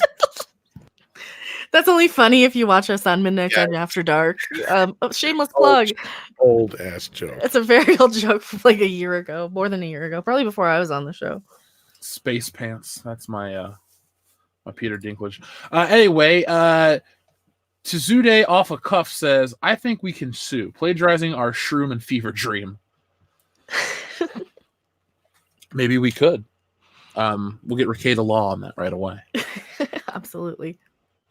Etep Coin's place to be reviewed says, Hail WCBS, hail El Presidente Muff Daddy. Etep Coin, I'm glad you keep the Muff Daddy name alive. There's been a million names for me on the channel, and that's the one that makes me chuckle every time I read it. So thank you. Not a bad name to have. I know, right? Sounds like a pimp. It does sound like a pimp. He's coming to kick your ass. Muff Daddy. When we do the trailer, you're going to cut the narration for it. John McMaster says Lady and the Tramp 2019 was a PC dumpster fire. Now, I have heard about how they cut out the Siamese Cat song? Did they really? That's what I've heard. I've never... I've got an imported Blu-ray that I believe has it on it. No, I meant the new live action one. Oh, that doesn't surprise me at all. They cut a lot of shit out of Dumbo, too. I was like, this is barely Dumbo. It just... Is that the only reason they are making these Disney live action movies, to cut out some of the questionable content so people always go for the newer, more shiny produced one? I think that's part of it, or I think the vault lost a lot of value. Well, younger people are not buying DVDs like, our generation would get, oh, here's the Disney. Like, I didn't, but I wasn't a Disney fan. But like kids my age definitely would have gotten, oh, here's Lady and the Tramp's out on VHS. Get it now or else it's going into the vault, and it was an event. Now kids don't really care. Like, kids can just find it online usually, if it's something they actually want to see. And a lot of the time they don't want to see it. Ryan, chat. Hey, Ryan. But no, I think a big part of it was digital 3D animation took over. Like, they even closed the 3D animation department at Disney to the point where it was different for years and years and years. You could re-release these movies and they felt brand new to a new generation and they didn't look old. Yeah, now they look old. They're very dated. And then you've got this generation nowadays where they're like, oh, that's offensive. You can't have this. You can't have that.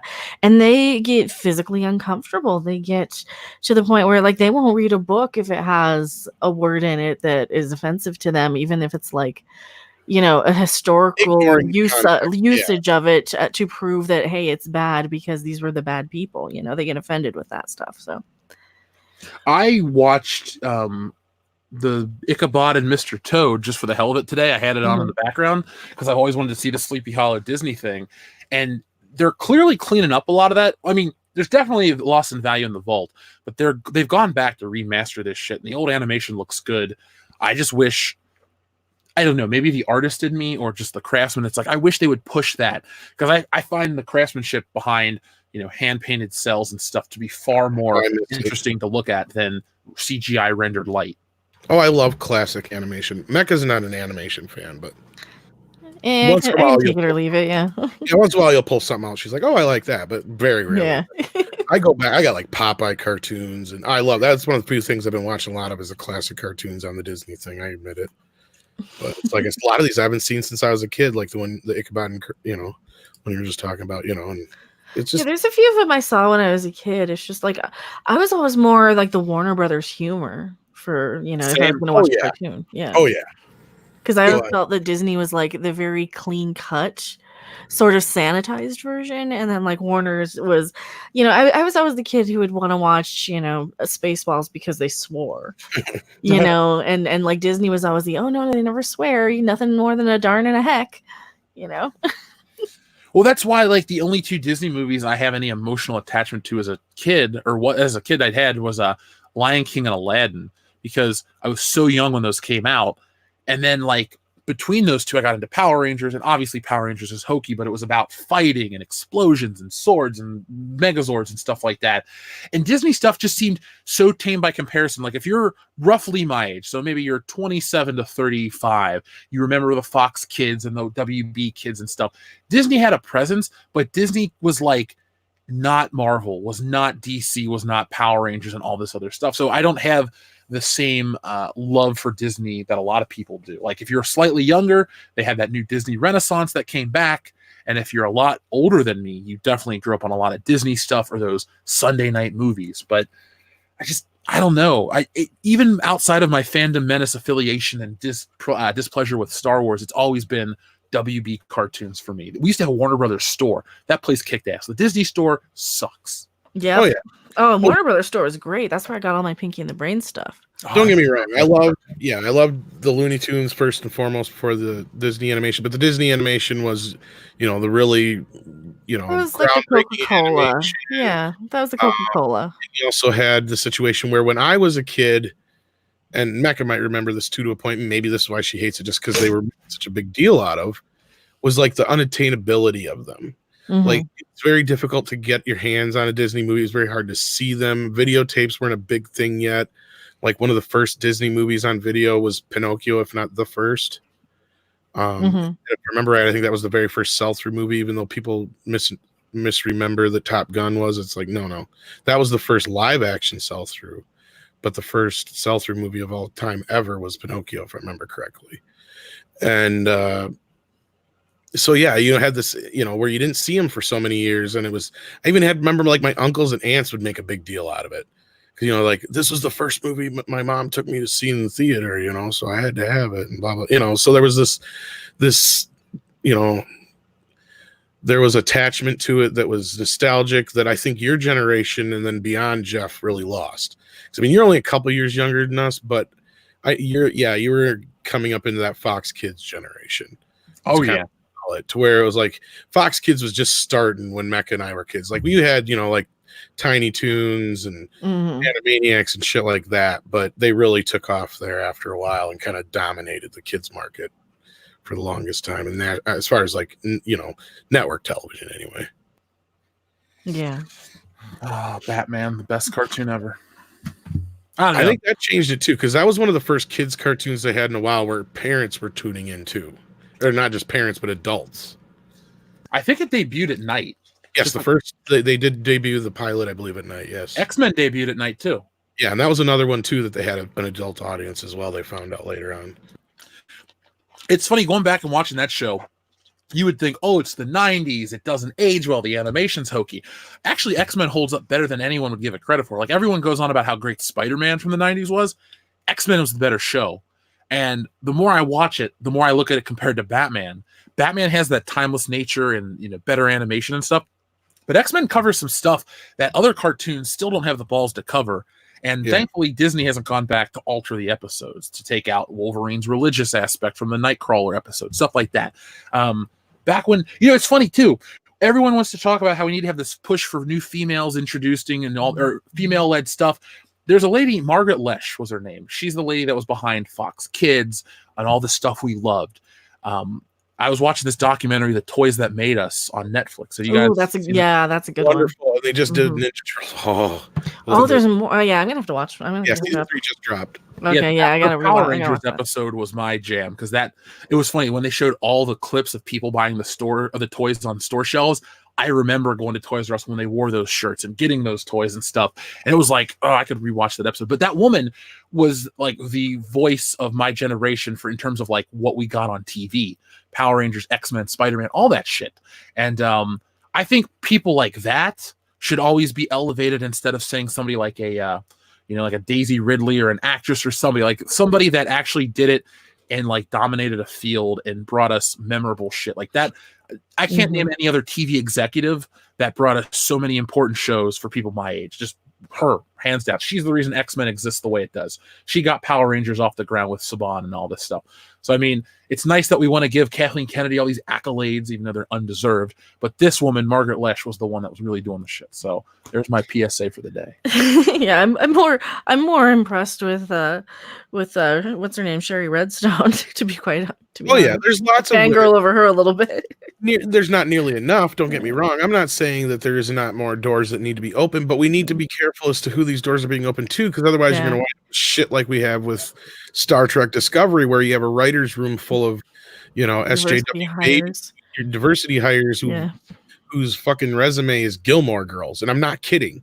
Next time you show a picture of the writer's room, just insert a picture of PC babies.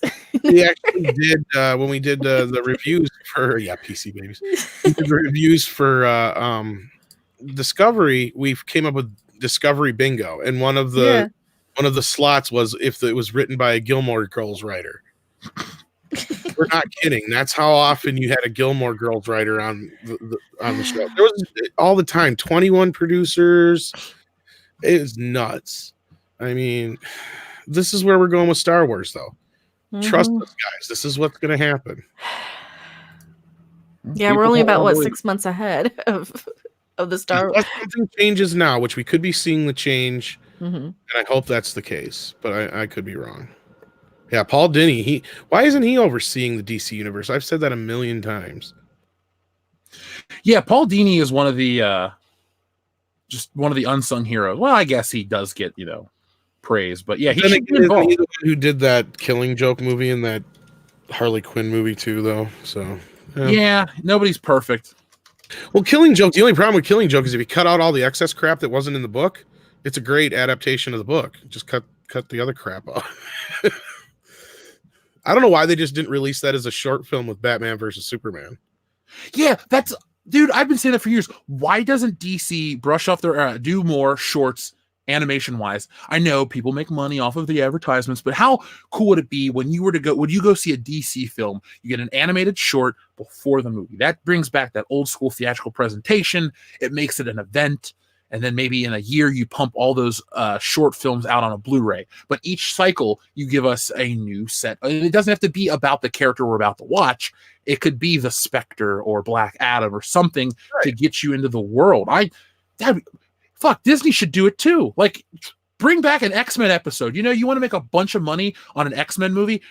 Get the original X-Men cast as much as still alive and put out one episode of X-Men the Animated Series that airs before the movie. People will buy a ticket just to go see that, or dust off Christopher Daniel Barnes and do a Spider-Man episode. There's no reason why you shouldn't do that. You own everything.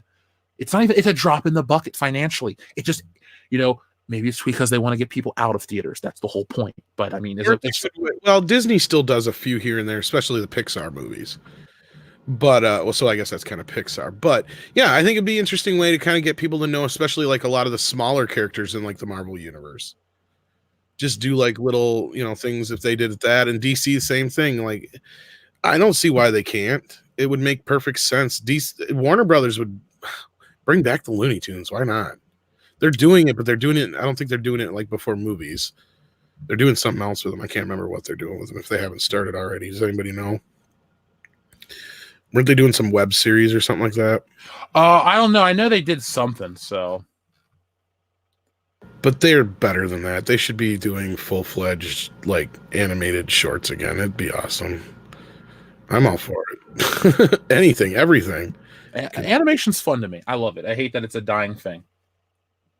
I know Mecca doesn't like animation, but we obviously... Like, I'd watch Heavy Metal right now if you asked me to. I watch Corner Gas animated right now. I'm a huge Corner Gas fan, and I hopefully will get another season of the animated version of it. So, like, growing up, it's the shit I looked for was like Fritz the Cat and Heavy Metal. Well, you were just a pervy little kid, but whatever. I knew that there was these R-rated movies, and back then you didn't have adult like when I seen The Simpsons, that shit blew my mind on the Tracy Ullman show. Like, that cartoon just swore. Yeah. And then I started seeing other stuff, and they started doing a little bit more adult cartoons here and there, and it started getting more edgy. And then I found out there's this whole world of adult cartoons, like the Bakshi cartoons and all that kind of stuff. And it's like, whoa, I got to get into this shit, So, like, yeah. Wait till you see hentai. But yeah, so what? Wait till you see hentai. Well, I know I figured out what that was. That was just like, okay, that's just too on the nose, I guess. I never really got into the anime stuff as much, surprisingly. There's some things here and there that I've liked that have been really cool, but and I've liked things. Stupid girly shows, though. I don't know. There's something about good old classic American animation that I love. Like American Pop is another one from Bakshi that I love. It doesn't get enough credit. And the Lord of the Rings one he did was pretty good. To the CAFP Productions, yes. Do a spectacular Spider-Man episode before the next Spider-Verse film. That was a great cartoon. I would argue that's the best, but never mind. Let's see. We have Mr. M watches YouTube says, concerning the leaks, why would the First Order join the Resistance when they're supposed to be the successor to the Empire? That's a very valid question. I wonder if it's a faction that's going with what's his face, because in that one leak, isn't he supposed to, what's his name? Hux is supposed to be the mole or whatever. I would hate that. And that's in a couple leaks, I believe. At least we're gonna have shit to talk about well into next year. Oh God, yes. The backlash, the reactions, especially if it's a bad movie. If this is a bad movie, we'll have something to talk about for the next year. And I think it's going to be really a bad movie. Good or really bad. It's got to be one or the other, because what's going to end up being is probably pretty mediocre. Mm-hmm. So we're all just going to be like, yeah, it wasn't as bad as we all thought it was going to be, but it was not good. So we'll be just kind of like, I hope it's one or the other. It's got to be either really great and be like, finally, they did something right, or it's just that bad where we can just have so much fun with it. Like Andre said, just go so all balls out bad, like Mystery Science Theater 3000 bad. So The Last Jedi. No, worse than that. Because The Last Jedi is just fucking depressing. Because at this point, you've already depressed us. Space Horses is a great start. How can you not laugh? Baby Yodas and Porgs, and I'll be fine. Well, that's with but I'm saying serious though, like, how can you get more juicier than Space Horses? Like, this is like Star Wars if it was written by what's his face from The Room, Tommy Wiseau. We're gonna put horses on the ship. Did you see the mashup? There's a mashup of or somebody edited Tommy Wiseau into The Last Jedi. And it's the funniest thing I've ever seen. Yeah, I seen that one. Yeah. Tsuzude off the cuff says, my dono says, I force teleport Rey into my bed for cuddles in Order 69. Stop it, chat. Honestly, since they're going to close out the story, Mother of Jedi will appear as Bree and say, force teleport. I don't want anything with Bree in Star Wars. Oh, Bree. Okay, Bree needs to be Ahsoka so bad, just so we can get more memes of her high as a kite, allegedly, being the best people that she can be. Like, her interviews are precious. They're the best thing ever. I did a video a few days ago about her on the Bear Grylls show. And she's literally saying, oh, am I a brat? Like, yes, you are. Yes, you are, sweetie. And I absolutely adore the craziness, like the things that she says. She gave a speech not too long ago. I've got it as my channel trailer over in my video, like this crazy speech where she makes absolutely no sense. So yes, we need Bree in everything, just for the interviews alone. They're just a hell of a drug, kids. Yeah, it's great. It's great. Our next super chat comes from our friend Marcielo MN. Says, Jeff, don't watch it. It'll ruin your love of the OT. And once seen, it cannot be erased from your mind. I guess that's in regards to episode 9. Probably. Marcielo, it took me 6 months to watch episode 4 after seeing episode 7. I have been damaged. I have been hurt. I have come back, and nothing can ruin my love for it. Well, they take that back. McClunky can. That's why I watched the Blu-ray rip of A New Hope and not the 4K rip. So. Oh my God. Why is Rey wearing Uggs? Are you kidding? No, they're just making it easier to cosplay. That's almost worse than Leia wearing moon boots in Empire. this is just so you can go and piece these costumes together anywhere. This is off the rack crap. When does this come out? This is today's Entertainment Weekly magazine. This is What's the on third. shelves? Yeah, I don't know if it's on the shelves right now, but this There is might one be of next 3. week's. One of 3. There's more. Okay. Oh yeah. It's the entertainment. Like one of them has the prequels. One of them has our trilogy, Well, I know which one I'm getting then. the People's Trilogy. The People's Trilogy. But here's to go back to what Jeff and I, we were all kind of talking. I seen some people comment about the prequels in the chat and stuff. It's like, here's the thing with the prequels. We didn't have the infighting. Some people didn't like them. Some people did. Those who did understood why those who didn't like it, and those who didn't like it understood why those who did. And everybody agreed on a few things. Darth Maul was cool. Obi-Wan Kenobi was perfectly cast. And Qui-Gon Jinn wasn't that bad. That was about everything that everybody agreed on. Oh, yeah, and episode 3 was the best of the bunch. That's like the few things that everybody agreed on. Other than that, everybody was like cool with everybody else's opinion on those. It wasn't until like the Last Jedi bullshit that it blew up. Yeah. And to go what you were saying about watching Star Wars, Jeff, I have not watched Star Wars. The only thing with Star Wars I have watched is Mandalorian since Solo in theaters. I tried watching Solo on video. I got to the part where that stupid fucking droid comes in and I shut it off. I couldn't take it anymore. I know here on the channel we're going to do like one more run of all of it drunk. Oh my God, Ray Boots.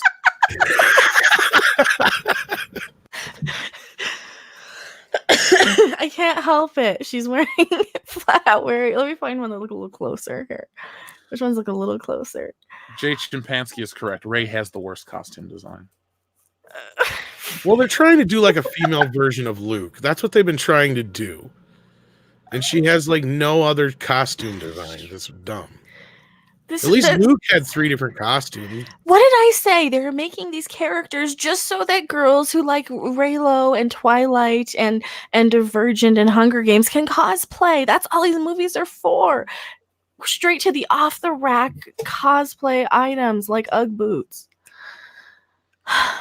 You gotta be able to identify with the character by dressing like the character. That's their own representation. We want to see ourselves on screen. I did. He was called Jabba the Hutt. Ho, ho, ho. Anyway, David M says, I have to say, Sorry. Let's see. I have to say that I'm disgusted that I think he meant to say EVS did not come on the stream to tell us in person what he is leaving. Even more so that he's doing his own stream at the same time as yours. I have basically told you almost verbatim the conversation we had, and that's the end of it. The High Council's got to live on, so I'm here with it. I didn't even know he was doing his own stream until I saw the chat. So, I just hope I'm not the Charles Rocket of the High Council, and that's a deep cut. Don't kill yourself. No. Don't tempt me. Not on YouTube, please. Just not at all. Or actually, do it on YouTube. Do it now. No, just kidding. No, God, no. No. I don't want to lose this channel. Or you. We've become friends. That'd be sad. Oh. No, but David, everybody's got to do their own thing. I'm not going to throw anybody under the bus. There's really nothing. There's no bad blood. At least I haven't said anything. He hasn't said anything, so we're cool.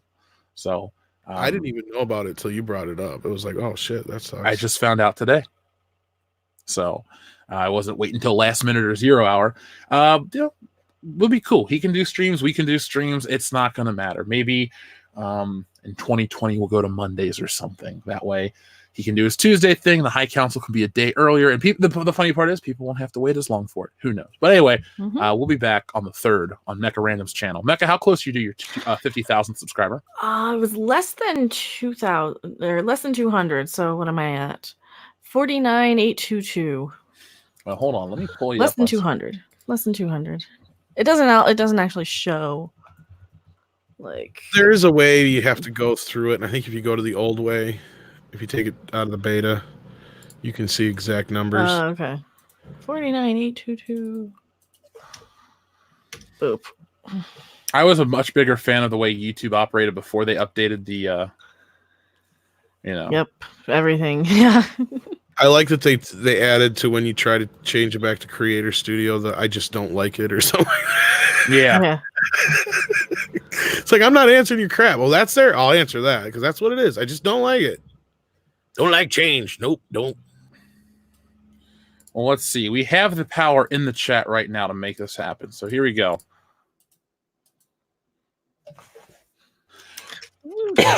Excuse me. Tuzeda off the cuff says, and Han will come back to life thanks to Bree. If Han Solo comes back to life and it was all a dream, I'll laugh. If Han Solo comes back to life, just die again, I'll cry. I'm over Han Solo now. I don't want him to come back. I just want it all to end. I just want everybody to die. I want Rey to die. I want Baby Yoda to come in and just kill everybody. What if he just eats everybody like that? Yeah, The real Phantom Menace. like Nibbler. He's oh my god, he's Nibbler.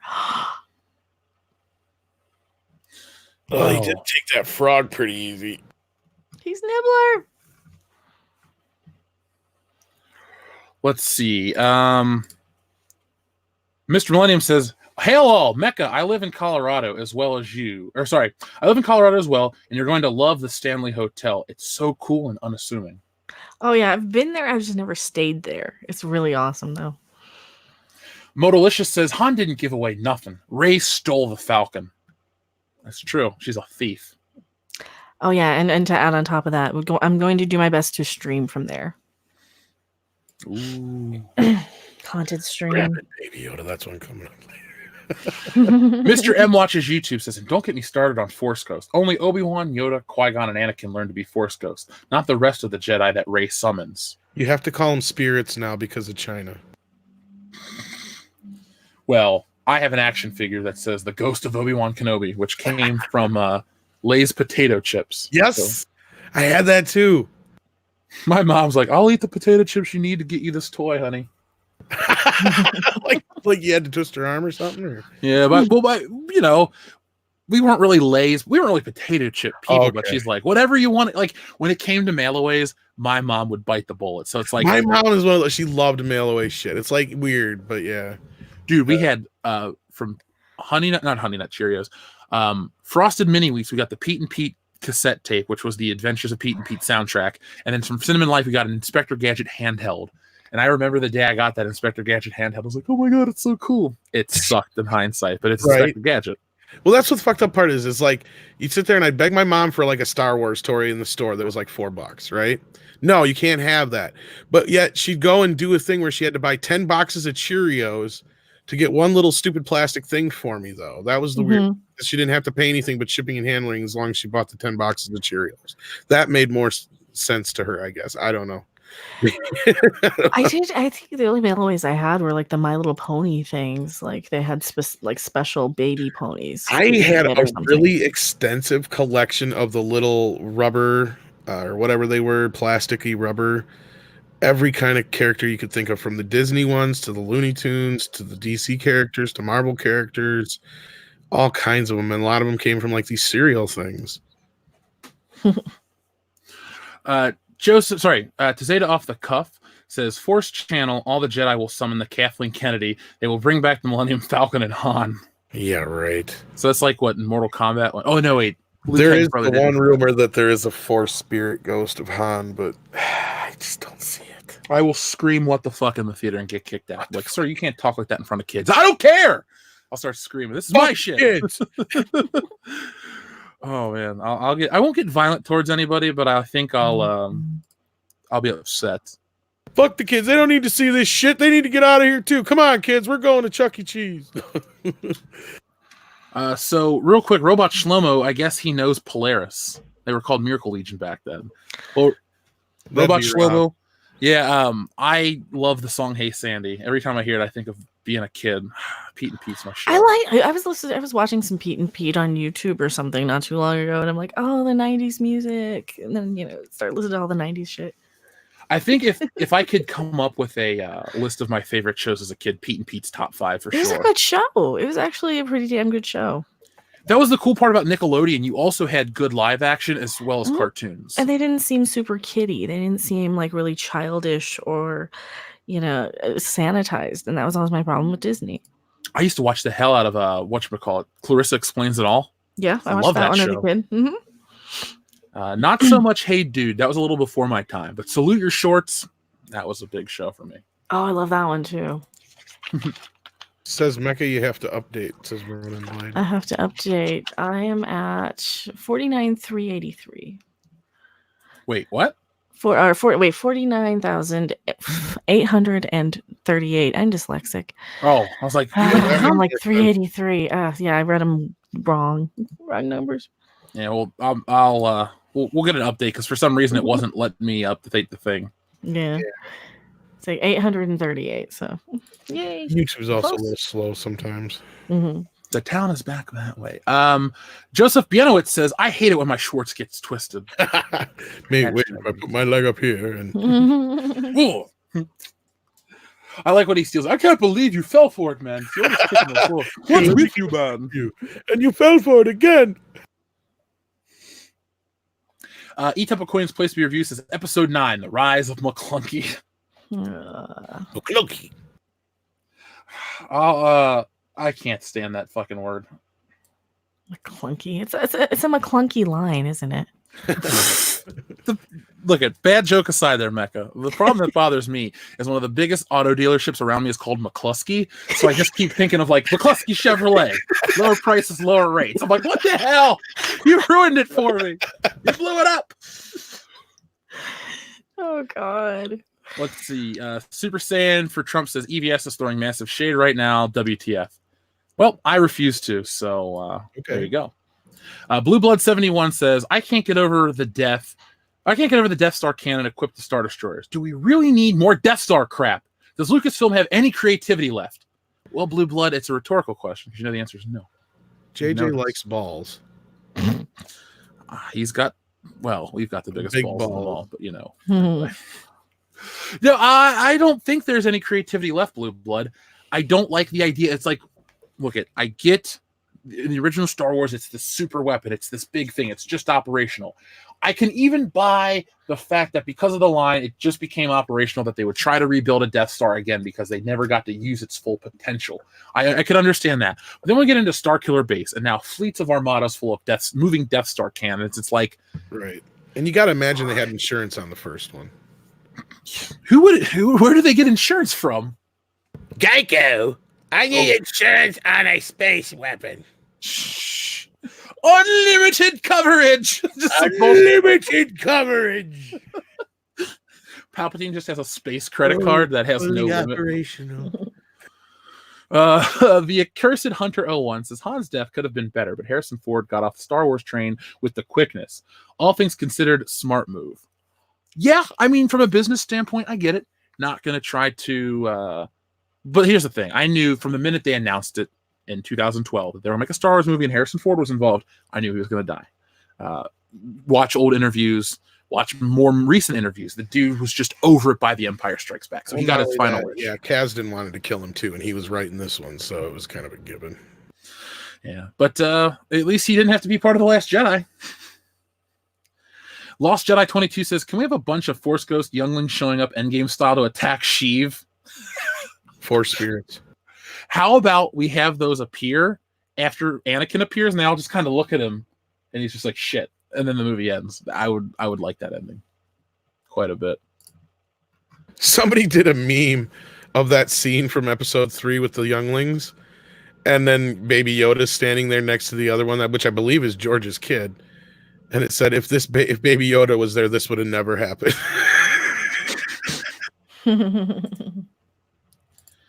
Darian217 says, if any Force Ghosts show up, including especially Yoda, at the end, why don't they all shoot a combined Force Ghost lightning bolt at the Emperor? Logic. It's like a spirit bomb, but for Star Wars, maybe? I don't know. I don't like the idea of, like, just summoning the dead Jedi. Like, I'm trying to think of what's a good example in a story where they like summon all these spirits and shit and they all come together as one. It feels very Dragon Ball Z like. 007 Cloud says 2 nukes weren't enough for Japan. Now the Rise of Skywalker is getting dropped on them first. Well, I didn't know that that being a Jedi in the Force worked like Discord. Poor Japan. This is what they get for not being woke. Oh, 007 Cloud. That's sad. Joseph Bienowitz, thank you very much again. He says Black Widow, based in the past, she's dead. WTF could have made the Black Widow movie instead of effing Captain Marvel. Well, at least it deserved to be first. Yes, I Agreed. Yeah. I'm a Scarlett Johansson fan. I like her as an actress, and I think her action chops are solid enough. Like, I didn't watch Iron Man 2 and go, this is bullshit. Like, I thought they did it well. The way she I think took Iron down. Man 2 gets a bad rap, but that's just me. But I think it's a bad movie, but it's a setup movie, and unfortunately, the plot is at the mercy of setting up all these other characters in the universe. Unfortunately, so I bet you there's a better director's cut of it out there somewheres. I'd like to see that. I think Favreau had bigger plans, and I think that's what drove him away from directing in the MCU. Because I mean, he's still a part of it, obviously, as being Happy Hogan and all that shit, but. You know, I mean, obviously something happened to where he didn't come back for part 3, or they didn't want him back for part 3. So I really wish we would have seen him direct the Avengers, but hey. he deserved it. Agreed. Dixon Cider, great name, says I would drink for episode 9, but I would have alcohol poisoning during the opening scroll. Why does that sound like something Cecil would buy? What, Dixon Cider? Yes. This is the best cider ever. Maybe he would. He was buying drinks pretty heavily in New York, so I'm sure a round of That's Dixon right. Cider wouldn't be a big deal for Cecil. Dash Attack says Baby Yoda's real name is Baby Yeed, and he must be protected. He's so cute. He is adorable. Tazeta off the cuff says, and then Rey after the mother Jedi brings back everyone, deactivates the Force forever, so no temptation, like the holocron. Force. Turn this shit off. And... What is she? Fucking Lucius Fox? You type in your name and the Force is dead? Boom. Rob, I like this. What could the opening crawl possibly be? We're sorry. We're so sorry. Some shit happened. Oh, it'll be just something like, hey, they went out looking for people to help in the galaxy, Well, off screen. Yeah. Well, just to show how disconnected they are, who do they go to get to save this thing? In quotation, they go get JJ back. It's like, no, you dumb shits. That's the last thing you need to do. Big dick insider. Thank you, Metatron. I love this audience. Cecil was here. I'm sorry. I love Cecil. I did too. Let's see. Modalicious says Bjorn is still alive. Good for her. I think he meant Bjork, but yes, Bjork is still alive somehow. She's not relevant, but she's alive. She's in the Old West. NJ Scoundrel says, I saw the 3-panel meme with Mando and Baby Yoda, with Hillary's face on Mando, first frame, Epstein's face on Yoda, second frame, Hillary / Mando blasting Epstein / Yoda for the third. Ouch. Those memes never get old.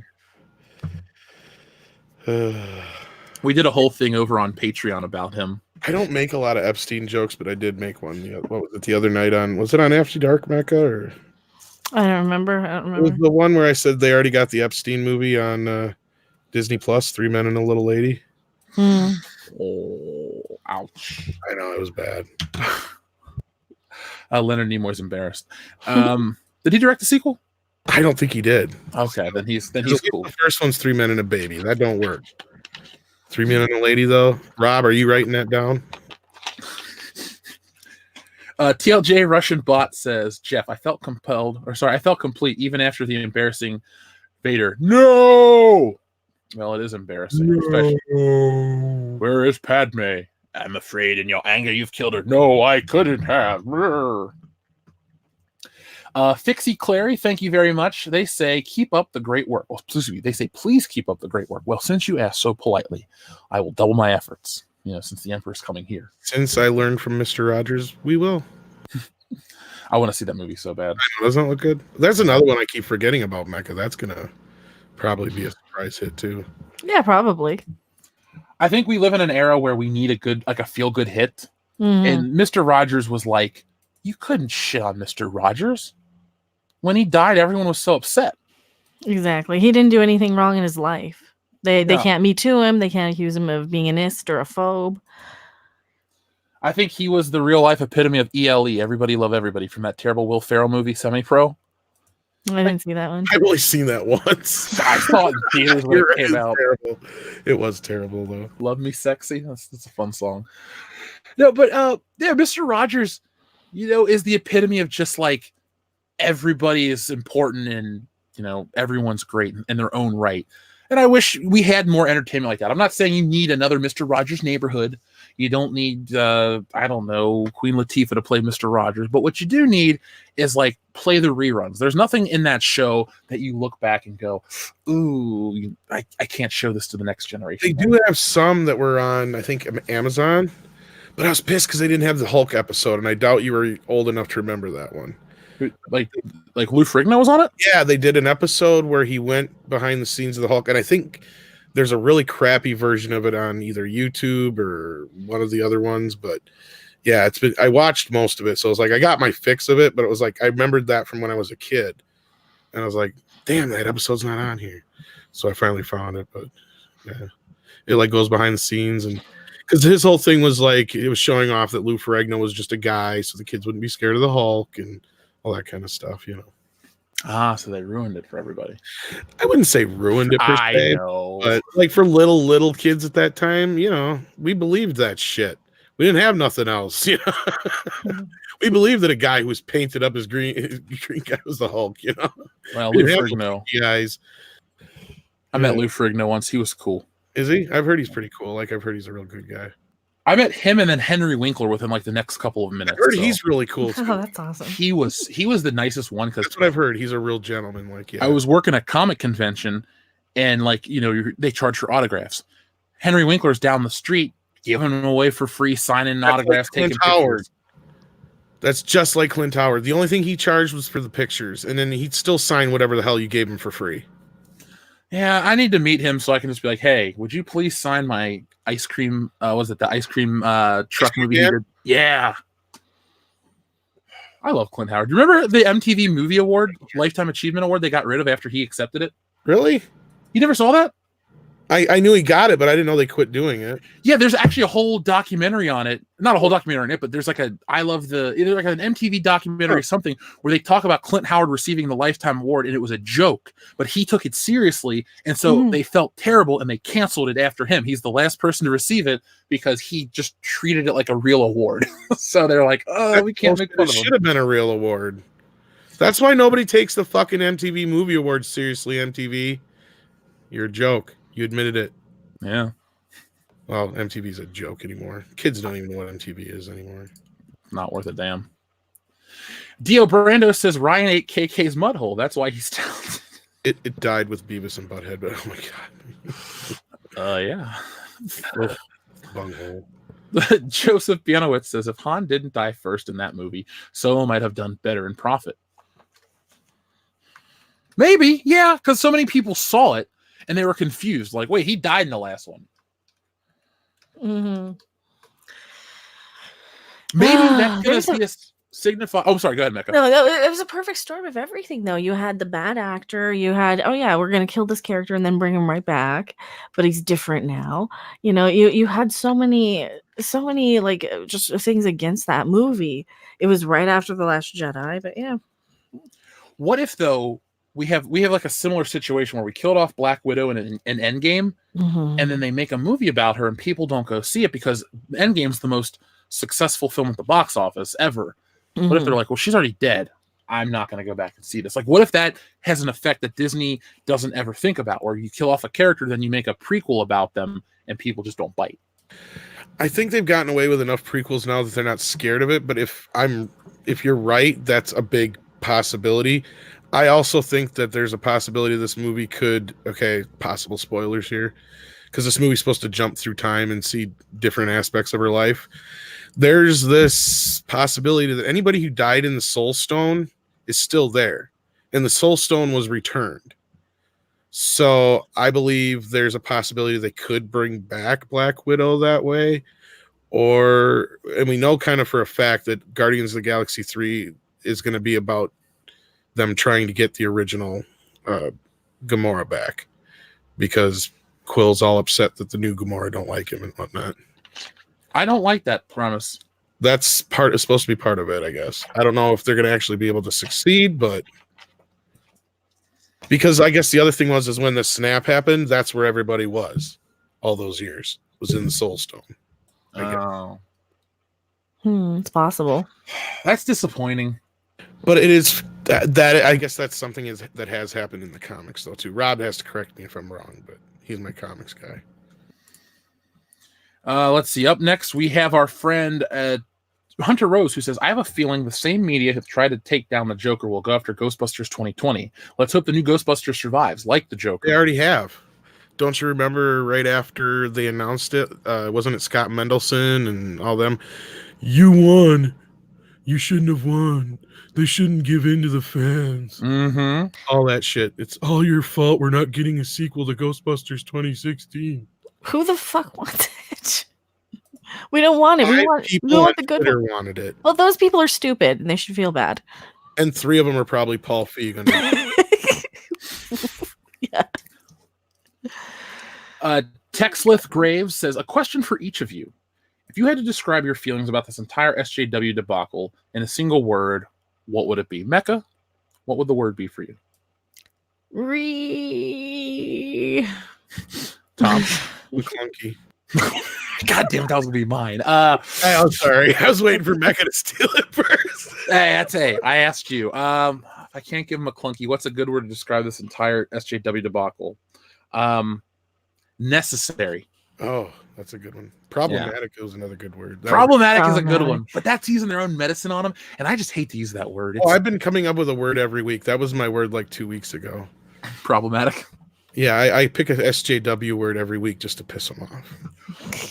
Well, the reason I chose the word necessary is because all this stuff turns off the audience, and we'll eventually get through this. Like, because it was so aggressively forced on entertainment, people will just be like, oh, I don't want to touch that kind of stuff. So eventually there will be so much of a loss that studios will be like, oh, okay, we'll just stop with this and we'll kind of move back. And then people will, kind of like how Ghostbusters was ground zero of that.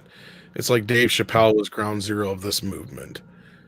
And it's sad that Rambo didn't make more money than it did. I wish it had. But as Andre pointed out in the video we dropped earlier, more women went to see Rambo opening weekend than went to see Charlie's Angels opening weekend. So if that tells you anything about the state of Hollywood, folks, that women won't even show up for a movie that's made for them, but they will show up to Rambo instead. More women did.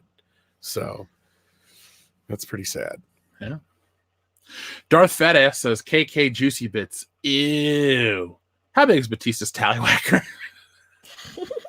And I seen plenty of women at Ford versus Ferrari because that was packed.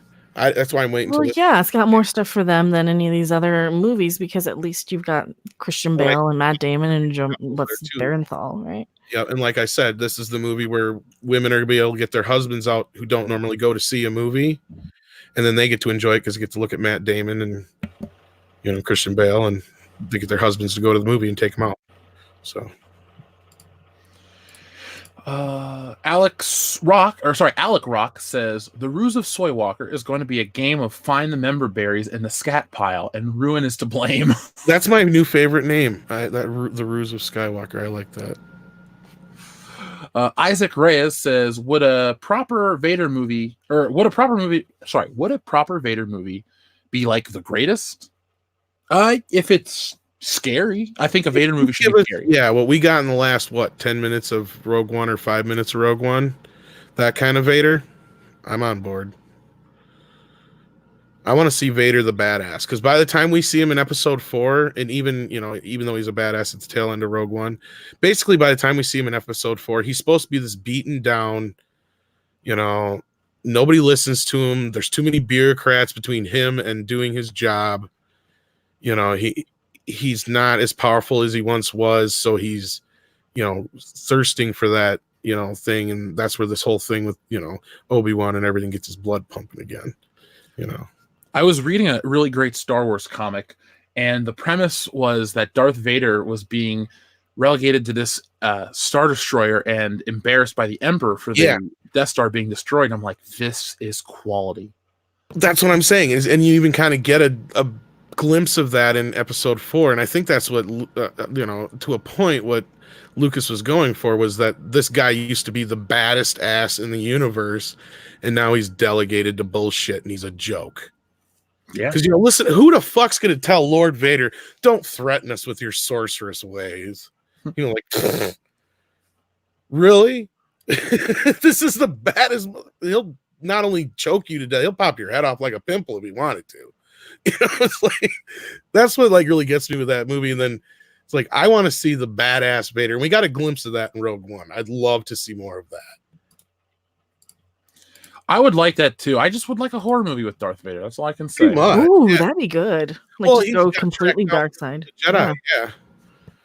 Yeah, it's the Great Jedi Purge. I don't know how Ahsoka's story ends, but that would be kind of a cool thing where he's like the shark from Jaws, and she is just being hunted by him relentlessly. So there's some reason why he eventually gets her. I don't know. Maybe not Ahsoka, just another Jedi, something, but just make Darth Vader this force. You could actually do a story of Darth Vader in a film where maybe you don't even know his fucking name. Like, the characters don't know his name. We know it is. All they know is they hear this breath, and he doesn't talk throughout the whole movie. He's just this force. You hear and he comes up and he does stuff to people, and he pops out of shadows and he kills and all this stuff. You don't have to have Darth Vader leading armies of stormtroopers. You could have Darth Vader on these lone missions, but you could have him be like a Michael Myers almost, because you don't really see Michael Myers in Halloween that much.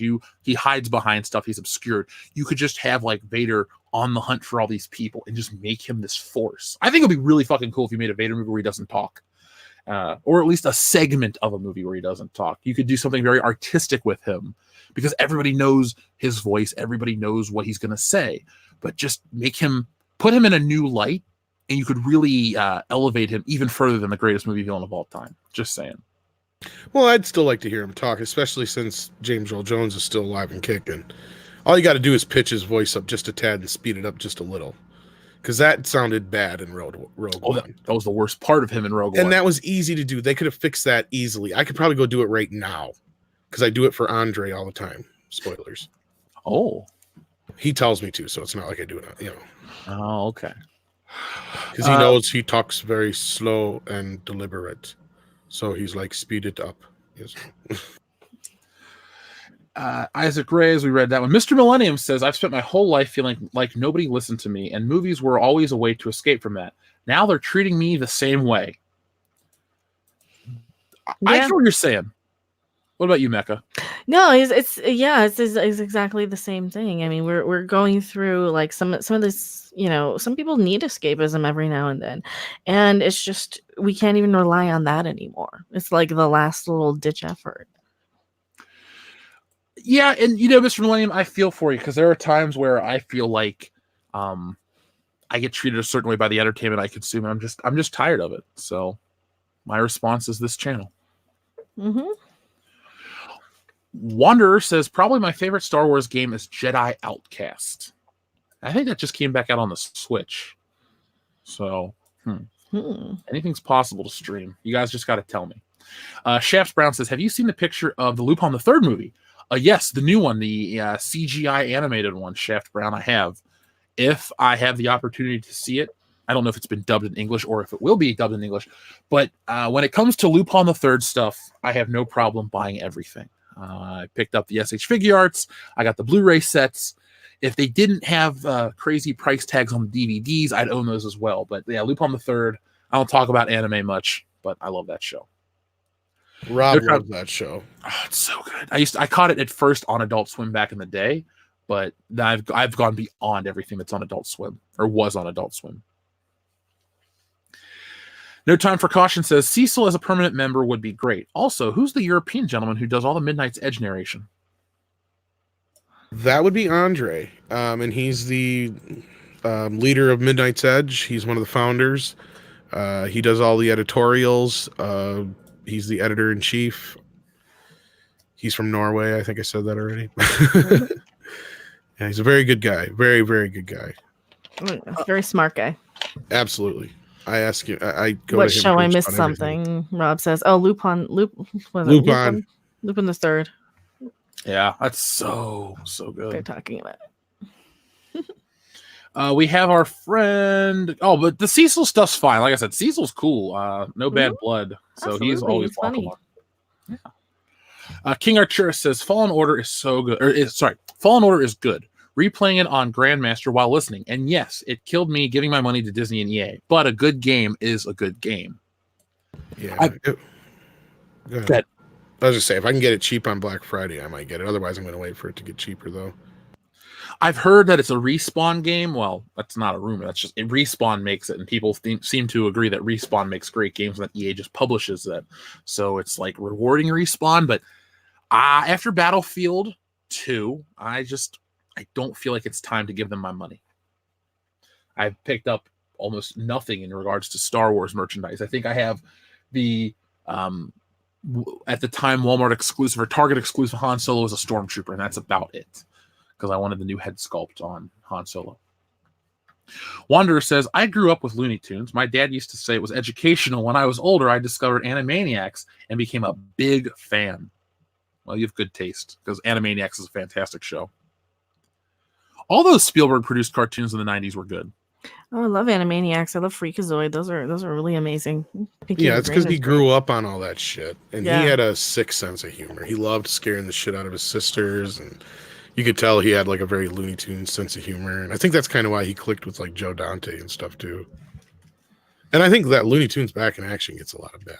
That's off topic, but Joe Dante directed that. So I love Joe Dante. oh, he's fucking amazing. The Burbs. Small Gremlins, one of my favorites of all time. The Birds is great. Yeah. I think I met Courtney Gaines once. Let's see. I am Darth Revan says Space Horse is the secret Skywalker. Oh, we should play a Christmas game. Too bad I don't know enough people. Instead of Secret Santa, it's Secret Skywalker, and we give each other terrible Star Wars themed gifts. Modalicious, thank you. Even though your super chat was retracted. Lost Jedi 22 says Rabid Baby Yoda. Mecca would still find it cute. Oh, I would. Dio Brando says, I unsubbed from Ethan because of this. High Council for life. Remember what they did to Old Yeller, though? Oh, no, don't bring that up. Don't do that to Baby Yoda. No, but Dio Brando, you know, you do what you do. I don't tell people to boycott Star Wars movies. I don't tell people to do whatever. Nah. But I don't think it's you gotta- pointless. Yeah, there's no reason to go after the guy. He's just busy with stuff. Whatever said, I'm not going to say it. I'm not going to tell you guys to hurt him. There's no reason to. I don't know if he even really said anything, because it seemed like some people were trying to start some stuff in the chat earlier. I didn't see it. Obviously, we were around here, so I'm not going to comment on it at all. Other than that, so. Hey, the people want the High Council. I'm going to give it the High Council. We're going to keep trucking. We're going to be the premier Star Wars show. So, yeah. I will fight to go from being the Charles Rocket to at least the Martin Short. Okay, so you're, was it Ed Grimley? Good enough for me. And I then mean, I can shoot for the stars and go for Eddie, but I mean, Joe Pescopo will work too. Yeah, you're Joe Piscopo. No, I love it. I'll take that. Fuck yeah. Mongo's Big Thing says, I want to see Chewbacca rip off Palpatine's arms. That would be amazing. We got to actually see that. That would be amazing. And then Mongo's Big Think says, I'm very glad to be able to see this stream. Mongo's Big Think, I'm very glad that you're here for this stream. I'm glad everyone's here. Thank you, folks. Fenrir Fire says, hail every one of you. I hope you all have an excellent Thanksgiving and Christmas this year. Watch something from the 80s for me. Peace. Of course. Well, first off, Fenrir, from all of us, thank you for those well wishes. We will have an awesome Thanksgiving and Christmas. And yeah, okay. So if we're going to follow Fenrir Fire's wishes and we're going to watch one thing from the 80s, Mecca, what would you pick? Lost Boys. Excellent choice. Almost watched that today. Tom. One movie Yes. for the ever from the No, 80s? no, just like to put one on for this. Like tomorrow, you're going to watch an 80s. Oh. What are you picking? God, that's too hard. I go to probably Gremlins just to go to it quick because it's 80s. If it has to be, well, he said something from the 80s, so I'm in the mood to watch Miami Vice. So I'm going to watch. Could have been a Miami show Vice. too. You want to change your answer? No, that's a good answer. I got to take that box set with me to California. I fucking love that show. That's one of those shows that looks so good when it's upscaled to Blu-ray that like I'm glad I bought it. I don't care if I have it on DVD as well. Geek Gangsta, thank you very much for your $5 super chat without a message. It's appreciated. Mongo's Big Think also says Lucy Liu, Cameron Diaz, Drew Barrymore. Who's your favorite? Not Cameron Diaz, Drew Barrymore. True.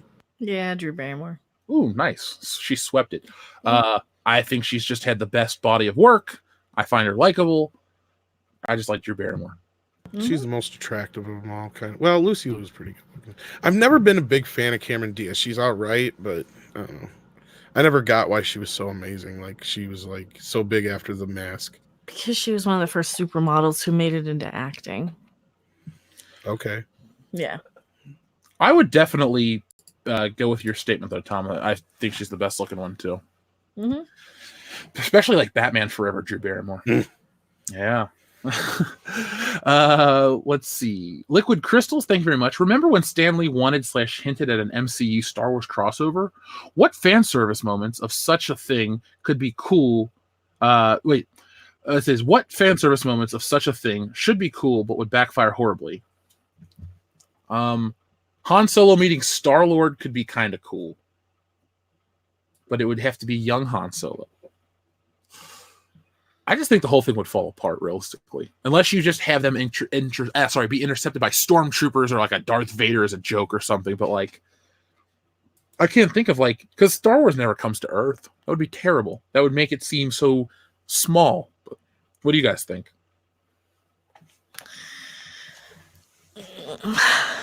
I don't know. I just want Yodas and Porgs anymore. I just want little baby Yodas on the screen. Can we just play? What was the exact question again? Stan Lee wanted an MCU Marvel crossover, an MCU Star Wars crossover. What moments would be cool but would backfire horribly?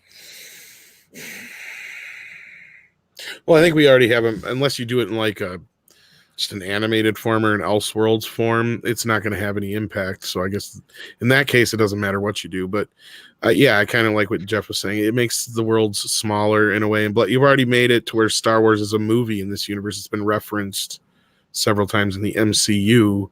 So it would have to be in something else in some way, I guess. I don't know. Baby Yodas and Porgs and Baby Groot. Okay. I mean, the Force And does Rocket fit in with Raccoon. like a lot of other things in the Marvel universe. So I don't know. Like a lot of the other cosmic stuff, I guess. I want to see a movie about the Mandarin and Snoke. That's just what I want to watch. There you go.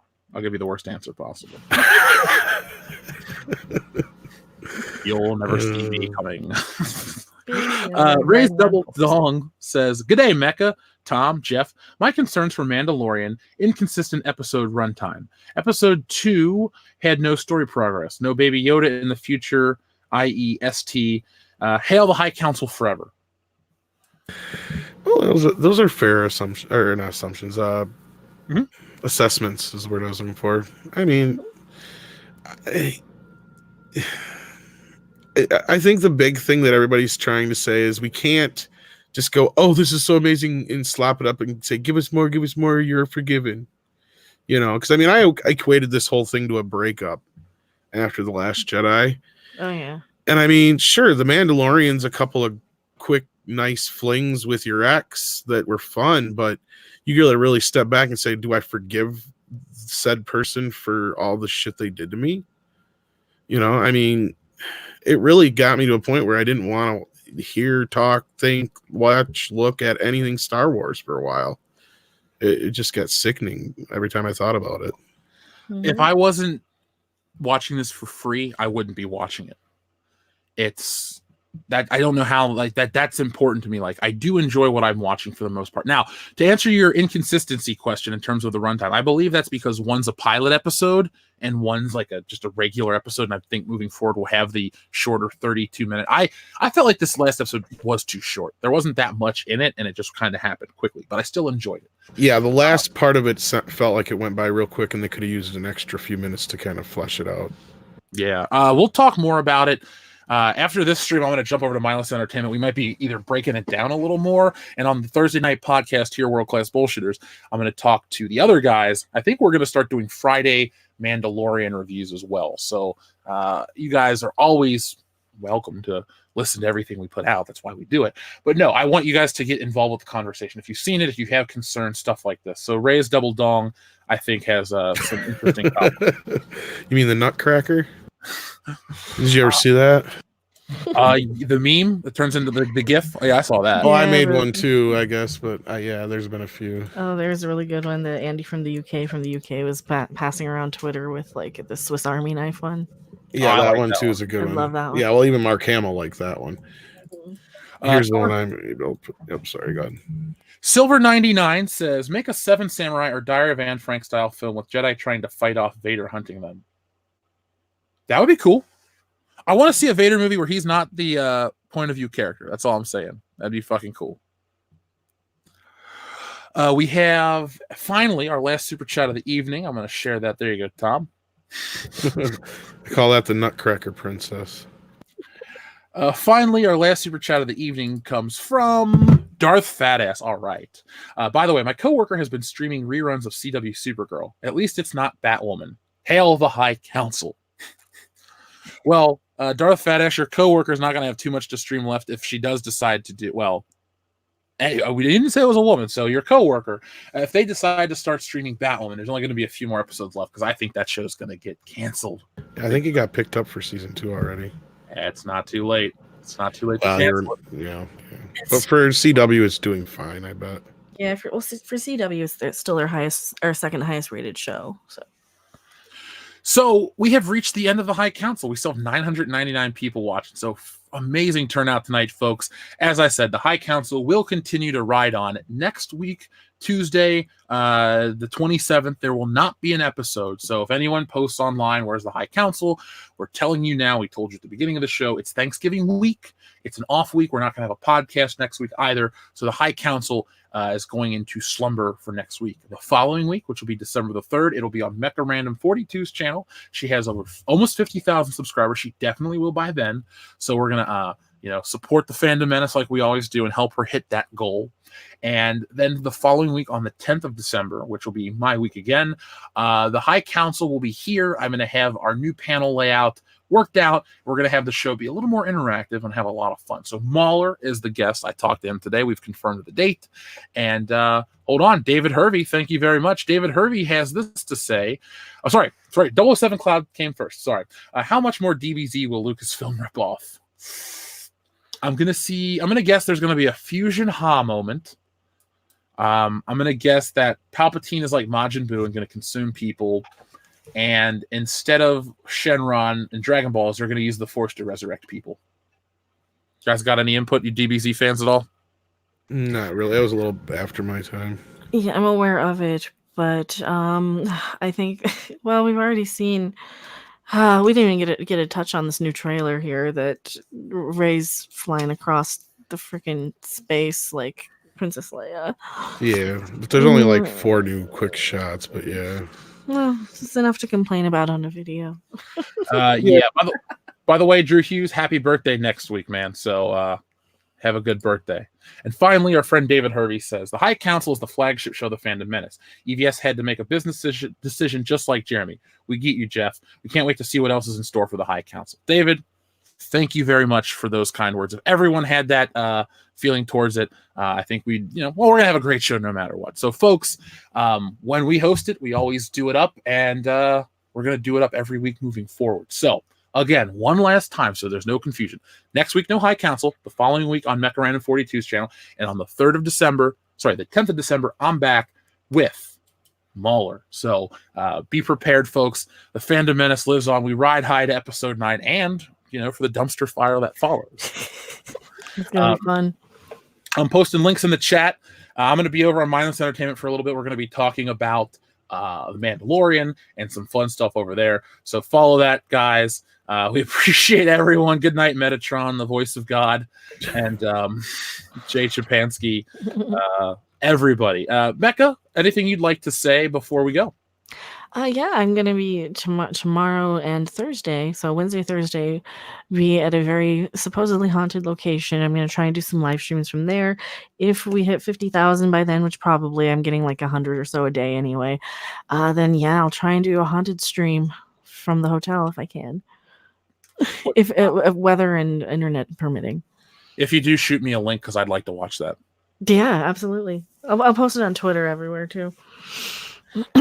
Tom, Midnight's Edge After Dark. Anything you want to promote? Yeah, check us out on Midnight's Edge After Dark. If you like what we did here tonight, I'm always hanging out there with Mecca and Rob, and we got to get Jeff on there soon. We always try and pull in some other people from the Phantom Menace, and I just want to thank, everything considering with, Ethan and all that kind of stuff.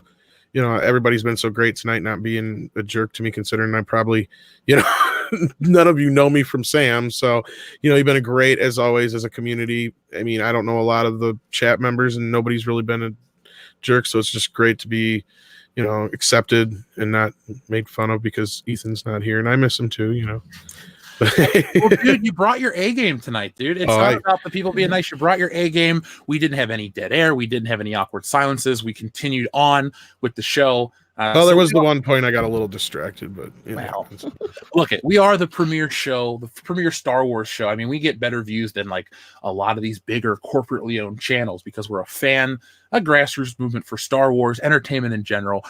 We will continue to grow. We continue to grow all the time. So, folks, everybody, I'm over on Mindless Entertainment in literally 1 minute. So go over there, check it out if you want more. Jesse, I said hello.